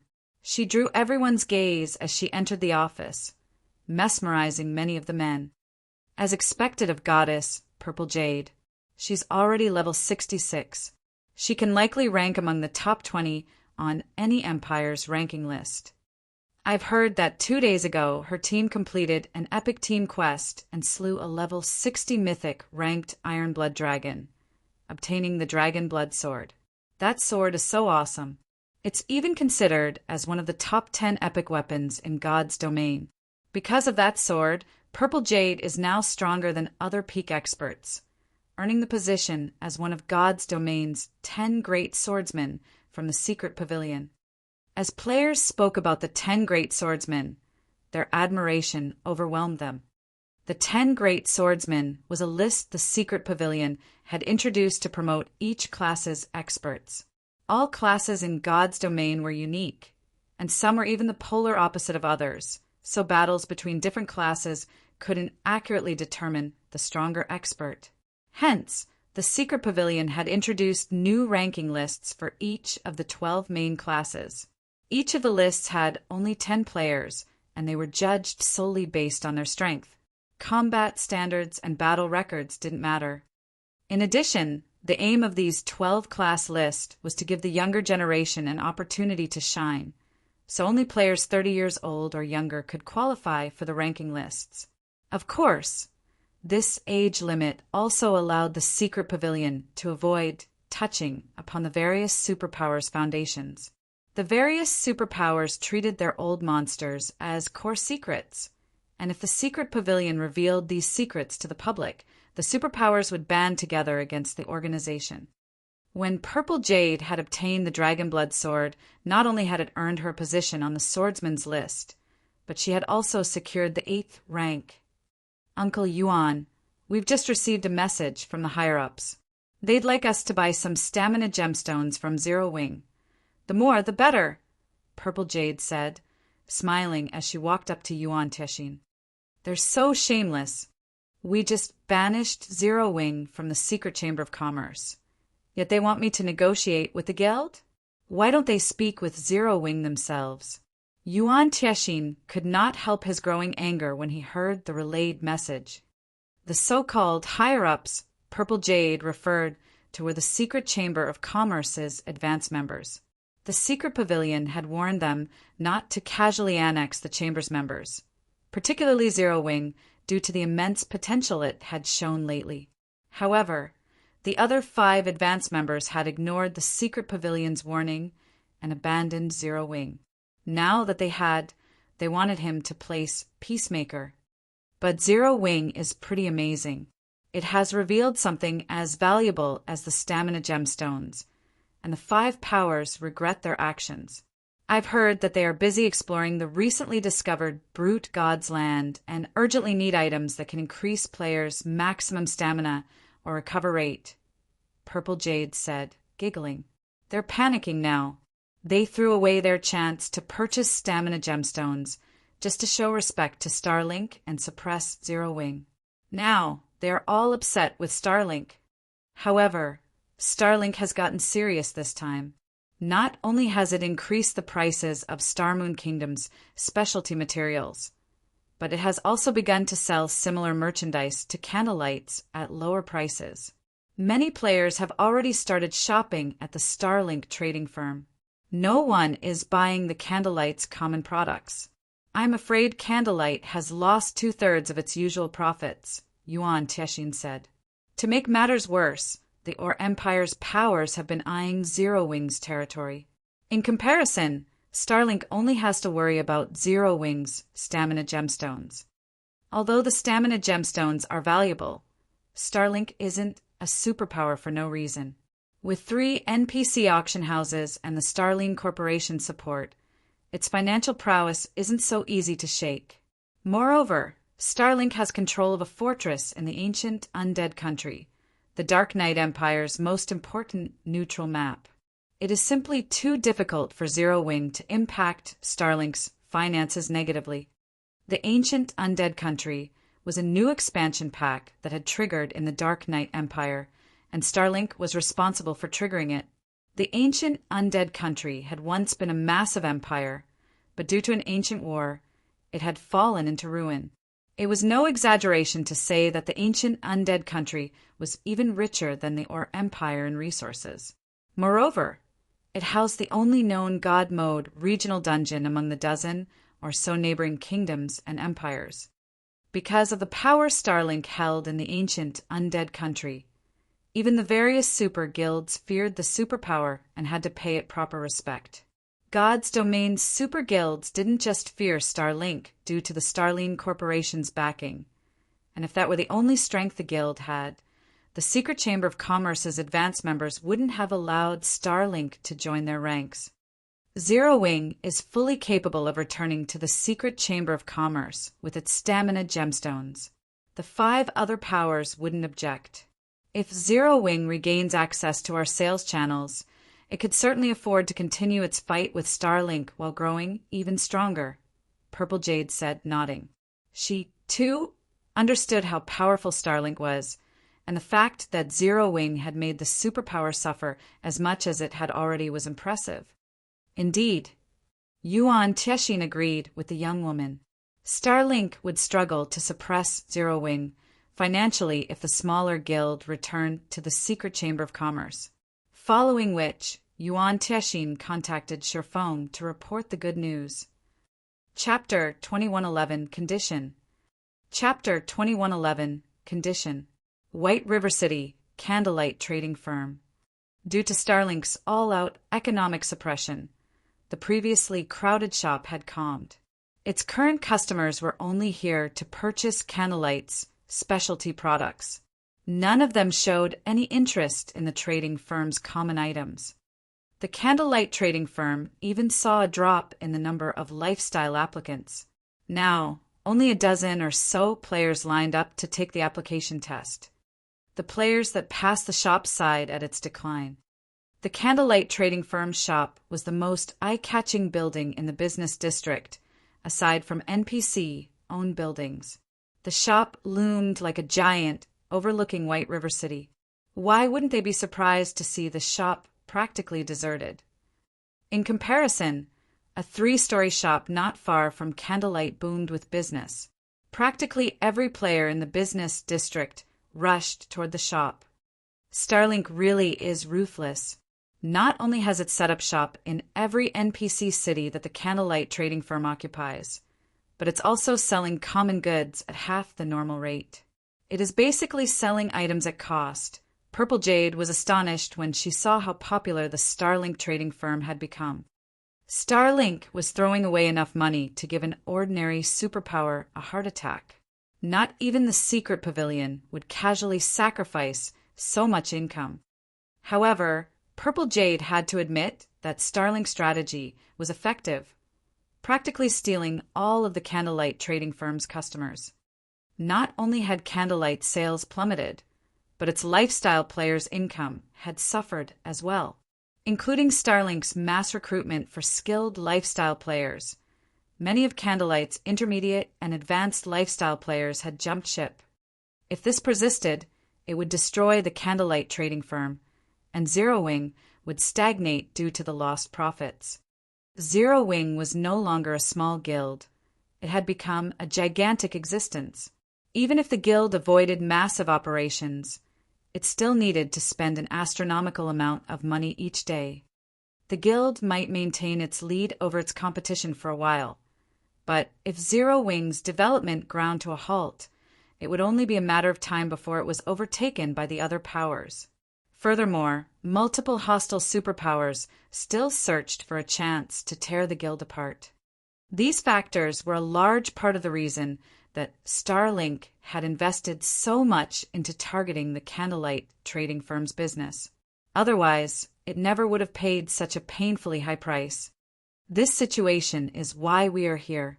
If this weren't happening, we wouldn't have any leverage to negotiate with Zero Wing, Yuan Tiexin said seriously.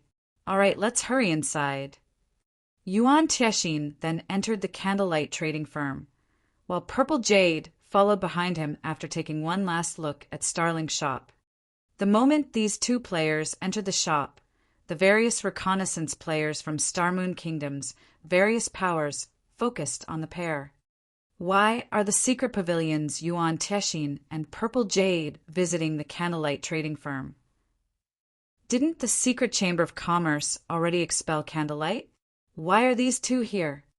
Does Secret intend to reinvite Candlelight? The various powers players quietly discussed their guesses as they watched Liang Jing lead the pair to the second floor. News of the Candlelight trading firm's exile from the Secret Chamber of Commerce had spread throughout Moon Kingdom. It was precisely the reason that Starlink's suppression against Zero Wing was so effective. Meanwhile, Yuan Tiexin and Purple Jade were some of the Secret Pavilion's VIPs.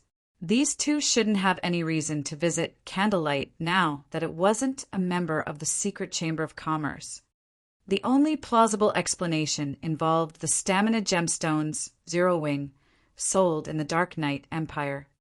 The stamina gemstones' importance to the various powers went without saying, especially to superpowers. However, only Zero Wing currently had access to their source. The Secret Chamber of Commerce would find it difficult to convince Zero Wing to share these gemstones unless it offered a token of its sincerity. The best expression it could offer required reinstating the Candlelight trading firm's membership in the Secret Chamber of Commerce and offering additional remunerations. TIS reconnaissance members immediately reported the situation to their superiors, and very quickly, news of Yuan Tiexin and Purple Jade's visit reached the kingdom's various powers. Things are going to get interesting, Commander. Starlink has gone through great lengths to kick Zero Wing out of Secret, yet Zero Wing's stamina gemstones are about to ruin its plans. Iluafe, who read her subordinate's latest report in FFF Adventure Team's residence in the distant Black Dragon Empire, said. Smiling, she continued, when Starlink's upper echelons learn of this, they'll die from anger. That depends on whether or not Zero Wing wants to rejoin the Secret Chamber of Commerce. Yen Tianqing responded absently as he polished his short sword. Why wouldn't it? Iluafe asked strangely. Zero Wing can resolve the issues it faces in Starmoon Kingdom immediately by rejoining Secret. Although Starlink's efforts will still affect its business to a certain extent in Starmoon Kingdom, it'll be tolerable. Why wouldn't Zero Wing want to rejoin Secret? Will Black Flame really abandon his guild's development because of the minor humiliation? Any other guild would definitely accept Secret's attempts to reconcile, but Zero Wing has always been overbearing. There's a high chance that the guild will refuse the offer, Yan Tianqing said. This is also Zero Wing's flaw. If Zero Wing can fix that, it has a high chance of becoming a superpower in the future. That can't be possible, can it, Commander? Would Zero Wing really sacrifice such a vibrant future? Iluofe asked, surprised. It's highly possible. After all, Zero Wing has always operated in such a way, Yan Tianqing said, sighing. I used to be like that, too, and as a result, I missed that final step. Hopefully, Zero Wing will make the right decision. Star Moon Kingdom's various superpowers were eager to hear Zero Wing's final decision. But unlike Yan Tianqing, most of them assumed that Zero Wing would jump at the chance to rejoin the secret Chamber of Commerce. It was, after all, the only way that Zero Wing could recover from its current predicament. While the various powers secretly discussed the matter, Yuan Tianxin and Purple Jade waited in Candlelight Trading Firm's VIP reception room in silence, watching Shifeng. Guild leader Black Flame, the secret pavilion will reinforce Zero Wing's permanent membership in the secret Chamber of Commerce. From now on, not even advanced members will have the authority to expel your guild.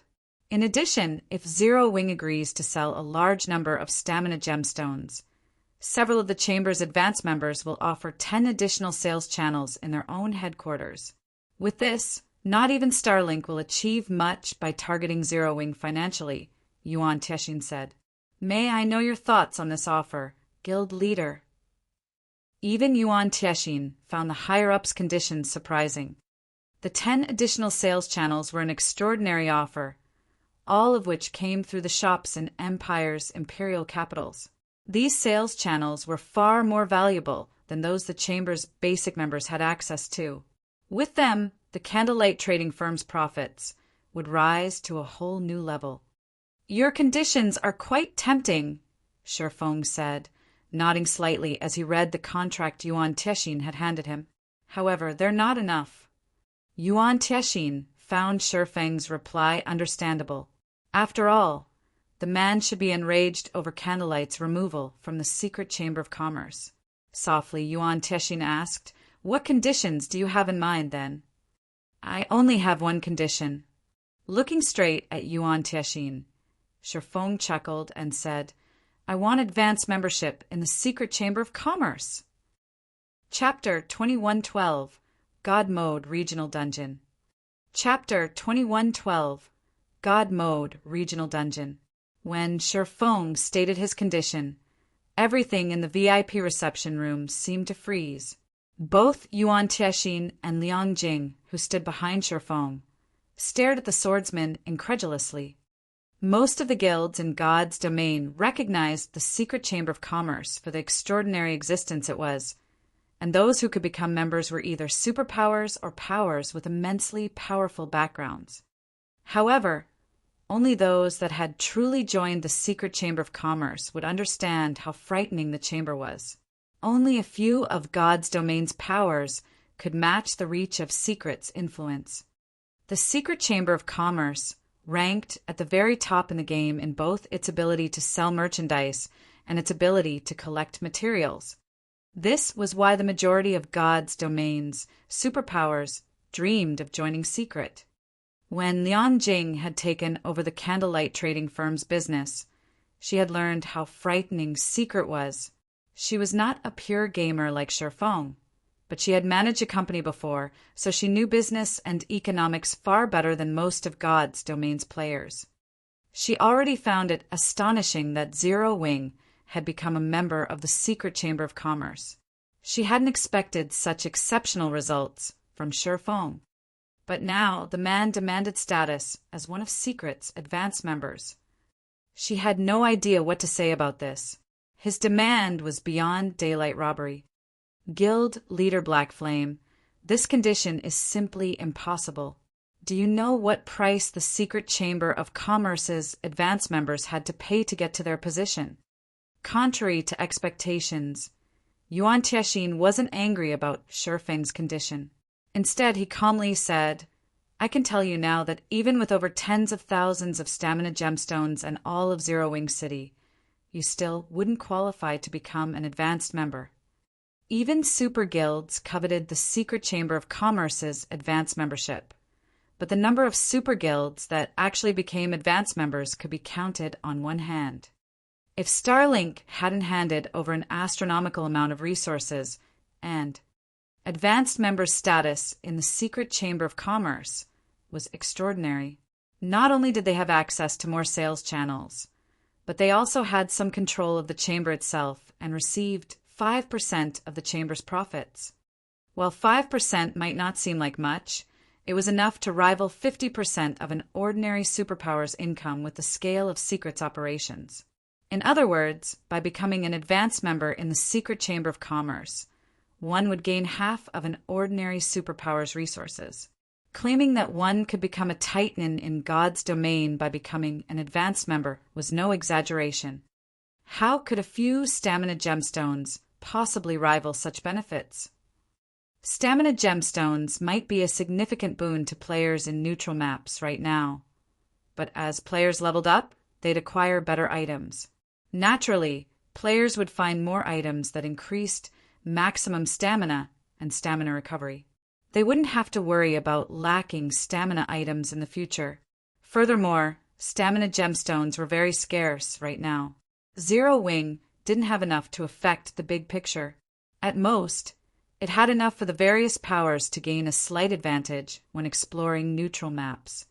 Elder Yuan, I know the value of advanced membership, Shifeng said, smiling. Naturally, I have my reasons for stating this condition. I'm not just spouting empty words. Oh, what is Guild Leader Black Flame willing to offer, then? Yuan Tiexin could not help his growing curiosity. Yuan Tiexin, more or less, understood Shifeng's personality. The man wasn't some ignorant fool. He was a domain realm expert, and if he dared to say such a thing, he had the confidence to back it up. However, Yuan Tiexin also found it very difficult to imagine what Zero Wing could possibly offer to convince the secret pavilion that Zero Wing should become an advanced member. I'll hand over 40% of Stone Forest Town's shares, Shifeng declared. As Stone Forest Town? Yuan Tiexin was stupefied by Shifeng's answer. For a moment, he even wondered if he had heard wrong. Guild Leader Blackflame, are you talking about the Stone Forest Town in the Stoneclaw Mountains? That's right. I'm talking about that Stone Forest Town. Shifeng nodded. Guild Leader Blackflame, if you are not interested in this transaction, I won't force you to agree to it. If there is nothing else to discuss, we'll be taking our leave, Yuan Tiexin said as he inwardly rolled his eyes at Shifeng. He was sure that Shifeng was toying with him. Not even 2 Zero Wing cities would be enough to buy an advanced membership in the Secret Chamber of Commerce, let alone an advanced town like Stone Forest Town. Moreover, Shifeng only offered 40% of the town's shares. Even Liang Jing felt that Shifeng had gone overboard with his latest joke. Stone Forest Town was indeed an excellent advanced town, but the map it occupied was no longer suitable for players to level up. Stone Forest Town wasn't even worth as much as Silverwing Town, much less Zero Wing City. What if I tell you that I can move Stone Forest Town to the ancient undead country's bottomless abyss? Shifeng unhurriedly mentioned as he watched Yuan Tiexin stand from his seat and turn to leave. What? Yuan Tiexin was stunned. He spun around and demanded, Are you telling the truth?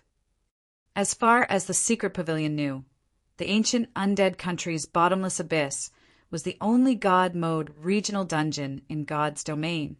The bottomless abyss was a level 60 to level 100 super large-scale regional dungeon, and not only did it have far more resources than Azura mode regional dungeons, but the dungeon's monsters also dropped 7 Luminaries crystals. Unfortunately, the ancient undead country's environment was exceptionally harsh. Players would have an extremely difficult time surviving inside the dungeon. In fact, entering and leaving the dungeon was immensely troublesome, not to mention exploring it. A large part of the reason that the Secret Chamber of Commerce had agreed to promote Starlink to advanced membership was the Guild's willingness to hand over the fortress it had obtained in the ancient undead country. Otherwise, Starlink would have needed to offer a lot more to elevate its membership. Yen Tianxin could not fathom how Shifeng could move Stone Forest Town to the bottomless abyss. Setting up a guild town in a neutral map was already incredibly difficult, not to mention setting one up in a God mode regional dungeon. However, if what Shifeng said were true, the bottomless abyss would become one of Zero Wing's backyards. Exploring the regional dungeon would become at least half as difficult, and players wouldn't need to worry about their survival in the bottomless abyss. Of course. Shifeng nodded. The idea would be delusional at best for others, but for Shifeng, the task was only somewhat difficult, not entirely out of the question. To complete the task, Zero Wing would need a large stock of resources, enough that not even top-ranked first-rate guilds would be able to afford it. Originally, Shifeng had planned on setting up Stone Forest Town in a neutral map outside of Starmoon Kingdom, but now that the ancient undead country had been discovered, he dismissed his initial plans. God mode regional dungeons were treasure troves, and even the various superpowers would fight for control of the areas. Since someone had discovered the ancient undead country now, and the secret pavilion had come knocking on his door, Shifeng wouldn't ignore this opportunity. Even so, that's not enough. It's only a town in a regional dungeon, Yuan Tianxin said, but looking at Shifeng's confident expression, he couldn't help but return to his seat. This is the most sincere offer I can make. If it isn't possible, then I can only apologize for the inconvenience, Shifeng said, chuckling at the interest flashing in Yuan Tianxin's eyes. I am absolutely certain that the higher-ups will not agree. You'd be better off requesting another condition, Yuan Tianxin responded with conviction. After giving the matter some thought, Shifeng said, Since that is the case, then I want Starlink's advanced membership revoked. Chapter 2113 Giving Starlink a Taste of Its Own Medicine. Chapter 2113 Giving Starlink a Taste of Its Own Medicine. Revoke Starlink's advanced membership. Yuan Tianxin was stunned by Shifeng's new condition. Purple Jade, who sat beside Yuan Tianxin, gaped at Shifeng in shock. She had never thought that this man would make such a demand. Instead of securing more benefits for Zero Wing, Shifeng wanted Secret to revoke Starlink's advanced membership. He was simply insane. Guild leader Black Flame, whether or not the higher-ups agree, do you understand the consequences for doing something like that? Yuan Tianxin asked after taking in a deep breath. Starlink has paid a massive price for its advanced membership. If it finds out that it lost it due to Zero Wing, it won't rest until your guild had been destroyed. Elder Yuan, I am only doing what Starlink has done to Zero Wing. If Starlink wants to face Zero Wing in an all-out fight, we welcome it, Shifeng said, unperturbed. Within Starmoon Kingdom, Zero Wing wouldn't fear Starlink even if the guild launched a full military assault. On an open battlefield, the Guardian Puppets and Hell Tanks were invincible against Tier 2 players, and even if Zero Wing were no match for Starlink in guerrilla warfare, Zero Wing had the home ground advantage. Zero Wing already occupied most of the valuable leveling maps in the kingdom, and if the war dragged on, it would only be in Zero Wing's favor. In fact, Zero Wing would rather face an assault than deal with these financial attacks. Zero Wing's development already required significant funding and resources, and now it had to split a portion of its assets to fight Starlink. If this persisted, it was easy to imagine what outcome awaited Zero Wing. But advanced membership in the Secret Chamber of Commerce was extraordinary. The 5% of the Chamber's revenue alone was enough to sustain Starlink in this financial war. If Starlink lost its status, however, not only would the guild's finances suffer, but the suppression Zero Wing faced would also lighten. All right, but I cannot make this decision alone. I still have to report to the higher-ups. Naturally, I cannot guarantee what they will decide, Yuan Tiexin said, sighing as he looked at Shifeng's fearless expression. Of course. Shifeng nodded. Kicking a basic member out of the secret Chamber of Commerce was already extremely difficult. Trying to demote an advanced member was even more challenging. At the end of the day, however, it was up to the secret pavilion. All members, both basic and advanced, only exchanged 1% of their shares with the secret Chamber of Commerce. Advanced members merely received better benefits than basic members. Moreover, the contracts all powers signed with Secret were one-sided. The Secret Pavilion could dismiss any member on a whim, including advanced members. However, the Secret Pavilion would not casually dismiss or demote advanced members, as they brought in far more profits than basic members. The Secret Pavilion had only agreed to remove Zero Wing from the chamber because Starlink had paid a large enough price. Now that Zero Wing wanted Starlink demoted, it had to pay an equally high price. Yuan Tiexin walked over to a corner of the room and contacted the Secret Chamber of Commerce's higher-ups. After about half an hour of discussion, he returned to his seat before Shifeng. Based on his stern expression, he had received an answer. Guild leader Black Flame, the higher-ups have made their decision. But before I relay it, I need to ask, are you certain that you can establish Stone Forest Town in the bottomless abyss? Yuan Tiexin asked seriously. I cannot guarantee it, Shifeng said, chuckling. Do you understand what our advanced membership represents? Guild leader Black Flame. If you cannot offer us a guarantee, we cannot continue this transaction, Yuan Tiexin explained with a twisted expression. Don't be in such a rush, Elder Yuan. Although I cannot guarantee success, I can sign a contract regarding it, Shifeng said as he retrieved an empty contract. He then said, I can offer two options. If the Secret Chamber of Commerce is willing to revoke Starlink's advanced membership immediately, the Chamber will gain 30% of Stone Forest Town's shares after its establishment in the bottomless abyss. I will also accept Starlink's demotion after Stone Forest Town has been moved. However, that option is only worth 20% of the town's shares. I thought you had offered 40% earlier, Black Flame. Have you changed your mind so quickly? Yuan Tiexin's eyebrows twitched slightly. That was the price Zero Wing was willing to offer for advanced membership. Since we are only discussing Starlink's demotion, the price must change, Shifeng said, smiling. Do you know how much Starlink had to hand over of its fortress's shares in the ancient undead country to become an advanced member? Yuan Tiexin had the urge to vomit blood when he heard Shifeng's reply. 70%. Starlink paid approximately 70% of the fortress's shares to become an advanced member, Guild leader Black Flame. On the other hand, you're only offering shares for an advanced town. Don't you think your offer is a little too weak? You also have to consider the location, Shifeng calmly replied, not budging at the slightest.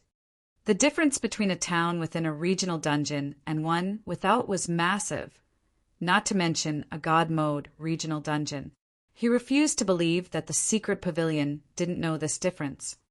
Shifeng would never have considered selling Stone Forest Town's shares if not for his goal to drag Starlink down and regain access to the secret Chamber of Commerce's sales channels. Once he moved Stone Forest Town to the bottomless abyss, he could gain a fortune in entrance fees alone. Although I see your reasoning, it isn't enough shares. If you're willing to increase your offer by another 20%, we can continue these negotiations. The higher-ups will not agree otherwise, Yuan Tiexin said. This is the highest Zero Wing is willing to go. If you cannot accept that, then I'm afraid that there is nothing we can do, Shifeng, shaking his head. Shifeng had considered using the secret of linking NPC auction houses with player auction houses as a bargaining chip, but he couldn't afford to expose this information just yet. Every day he could maintain its secrecy was another day of advantages. In any case, he had control of Stone Forest Town's auction house, and only he could see how many people truly sold items through it. At most, players would be surprised by how many items passed through the auction house. This, Shifeng's uninterested expression, rendered Yuan Tiexin speechless. It was as if the man didn't mind this deal going sour. If the higher-ups hadn't been so tempted by the bottomless abyss and the idea of a guild town within the regional dungeon, including how much said town could help the secret pavilion's development, he would have already left the room. Agree to his deal. We will revoke Starlink's advanced membership immediately. Suddenly, Yuan Tiexin heard a solemn voice. Guild leader. Yuan Tiexin's eyes drifted to the dignified man on the screen at the bottom right corner of his vision. This transaction was immensely important to the secret pavilion, so he had deliberately maintained the video call with his guild leader, allowing the man to listen in on the conversation. The loss is manageable, and I've seen Stone Forest Town before. It has developed quite smoothly thus far and has already become an advanced town. If Zero Wing can truly re-establish the town in the bottomless abyss, it will only be a matter of time before Stone Forest Town becomes a basic city. However, we need a clear time frame. If Zero Wing cannot accomplish the task within a reasonable time, it will have to compensate for our losses with the combat puppet design, the dignified man said. Yes, I understand, Yuan Tiexin replied as realization dawned on him. A basic city was far more valuable than a fortress. He hadn't really thought Shifeng's offer through. Following which, he turned to the swordsman in question and said, Guild Leader Black Flame, we agree to your first condition. However, you must give us a time limit. If you cannot fulfill your promise within the given time, you will have to offer the combat puppet design as compensation. This is the most the secret pavilion is willing to concede. All of the various superpowers sought their own combat puppets, which were easily as valuable as an entire fortress in the ancient undead country. That won't be a problem. Although Yuan Tiexin's reply surprised Shifeng, he quickly answered the man, As for the time limit, I think 10 days should be appropriate. All right, let's sign the contract then. Yuan Tiexin nodded. Both Liang Jing and Purple Jade watched the exchange in shock. With just a few words, Shifeng had guaranteed Starlink's demotion. No one would believe this if they heard it. Once Shifeng and Yuan Tiexin signed the contract, the Secret Chamber of Commerce had revoked Starlink's advanced membership within less than half an hour. Although this matter had only been announced internally, news quickly spread across God's domain. Chapter 2114, Overturning the Heavens. Chapter 2114, Overturning the Heavens. Foggy Ghost Plains, a neutral map outside of the Black Dragon Empire Dash. Darkness enveloped the plains throughout the year. Level 70 to 80 undead creatures with high physical resistance roamed the plains, making the area very dangerous for current players. If players weren't careful here, they could easily lose their lives. Thus, very few visited this place. However, a 20-man team currently fought more than 100 level 70-plus undead earthworms. These undead earthworms ranked between Special Elite and Lord, and a deathly aura surrounded their bodies. If players approached, they felt a chill seep into them, affecting their movements. In addition, the undead earthworms had extremely high defense, and their attacks had a corrosive effect. However, the players who faced these undead earthworms defeated one after another.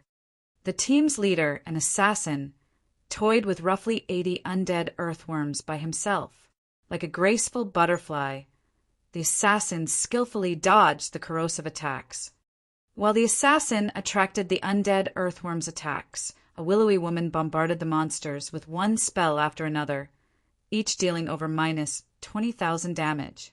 Moreover, the woman timed her spells accurately to strike the undead earthworms as they launched an attack, diverting the trajectories and reducing the pressure on the assassin. After around 30 minutes, the 20-man team finally slew the last of these monsters, their bodies littering the ground alongside materials and items. The commander and vice-commandershire are amazing. Without those two, these undead earthworms would have likely worn us down until we died. That's right. The stamina consumption here is ridiculous. I lost more than a quarter of my stamina in that fight alone. It's no wonder why the other adventure teams refused to grind here. I wish I were as capable as the commander and vice commander. I'd be able to walk through the Black Dragon Empire unhindered. With their fame and strength, they could establish a large guild in the Empire. Even superpowers have tried to recruit our adventure team. It's a pity that the commander rejected all those offers without hesitation. When the resting members, FFF adventure team members, looked at Yan Tianqing and Yi Luofei, their gazes held respect and admiration, especially the players that had recently joined the team. Not only did the undead earthworms have incredible defense, but their death aura also weakened players' combat power, including the corrosive effect of the monster's attacks. Not even MTs in top-tier equipment would dare to aggro too many at once. At most, a strong MT could handle 5 or 6 undead earthworms at a time. However, these monsters traveled in groups of 100 or more. Even a 50-man team would struggle against such a large band of monsters, not to mention a 20-man team. However, thanks to Yan Tianqing aggroing most of the worms and Iluofei's timely attacks, the team was able to defeat the 100-plus undead earthworms without much trouble. The only benefit to the foggy ghost plains was the high EXP its monsters granted. The leveling speed here was unmatched. After defeating a single wave of monsters, the FFF Adventure Team's members had gained a visible chunk to their experience bars. It was a rare phenomenon at their levels. Suddenly, a woman in dark gray leather armor appeared before Yan Tianqing and Yi Luofei. She had a magnificent body, looking like a fairy, and her chilling aura felt like the moon in the night sky. Upon close inspection, one would discover that this woman was actually level 67. She could undoubtedly rank at the very top of the Black Dragon Empire's ranking list. Meanwhile, Yan Tianqing and Yi Luofei had failed to detect this woman's presence before she had appeared. The FFF members grew nervous due to her abrupt arrival. They were all experts, and their ability to sense others' auras was first-rate, yet they hadn't noticed this woman's approach. To make matters worse, they had never felt such a frightening aura before. They all felt as if they stood in a silent hell as this woman's aura washed over them. "Why are you here, Lotus?" Yan Tianqing calmly asked the peerless beauty before him. The other FFF members' jaws dropped when they heard the woman's name. Everyone in the Black Dragon Empire knew the name Lotus. It was, after all, the name of the #1 player on the Empire's assassin ranking list. She was a legend in the Empire, and even the Dragon Phoenix Pavilion feared her. Moreover, Lotus was particularly mysterious. The public knew almost nothing about her other than her name. The reason Lotus was known as a legend in the Black Dragon Empire, and even the Dragon Phoenix Pavilion feared her so greatly, was her success in killing Martial Dragon, one of the pavilion's monster-level experts. 9 Dragons Emperor had been furious about Martial Dragon's defeat, but despite ordering a hunt for Lotus, he had accomplished nothing. In the end, 9 Dragons Emperor had been forced to abandon the hunt. The FFF Adventure Team's members had certainly never expected to meet the real deal here. Moreover, their commander seemed to know this woman. "Have you considered the matter?" Lotus asked in a cold, mechanical tone. "I've already told you that I'm not interested in joining Dark Soul," Yan Tianqing said. "The Alliance has more resources than you can imagine. I'm sure you believe that you can continue down this path and grow stronger without relying on a superpower. I thought the same in the past, but you haven't reached that point yet. You haven't experienced what it truly feels like to reach the point where there is no road ahead. If you continue to be stubborn, the gap between us will only grow. I know that you're interested in Zero Wing, and I admit that the Guild is impressive to secure White River City's auction house despite facing multiple superpowers in the competition," Lotus said, her voice deepening. "However, everyone knows what future awaits Zero Wing. After provoking so many superpowers, it is destined to perish. Furthermore, Zero Wing has almost no training resources. You'd be better off joining me in Dark Soul. Dark Soul's resources will help you improve. Do you really need to waste time on a guild that is on the verge of destruction? I've made up my mind, Yen Tianqing replied without hesitation. Zero Wing's death isn't certain yet, as long as it returns to the secret chamber of commerce. Starlink won't find the guild easy to eliminate. So what if it returns? Do you really think a guild with no background and resources can overturn the heavens? Lotus asked with a hint of disdain. But as soon as Lotus finished speaking, Iluafe gasped from beside Yen Tianqing. Commander, something has happened. Iluafe shouted after reading the message from the Flower of Seven Sins. What is it? Yen Tianqing asked, giving his vice commander an odd look. Starlink's advanced membership has been revoked, Iluafe said, shuddering. She even wondered if this message was a fake, but since it bore the Flower of Seven Sins name, it couldn't be. How is that possible? Yen Tianqing was stunned.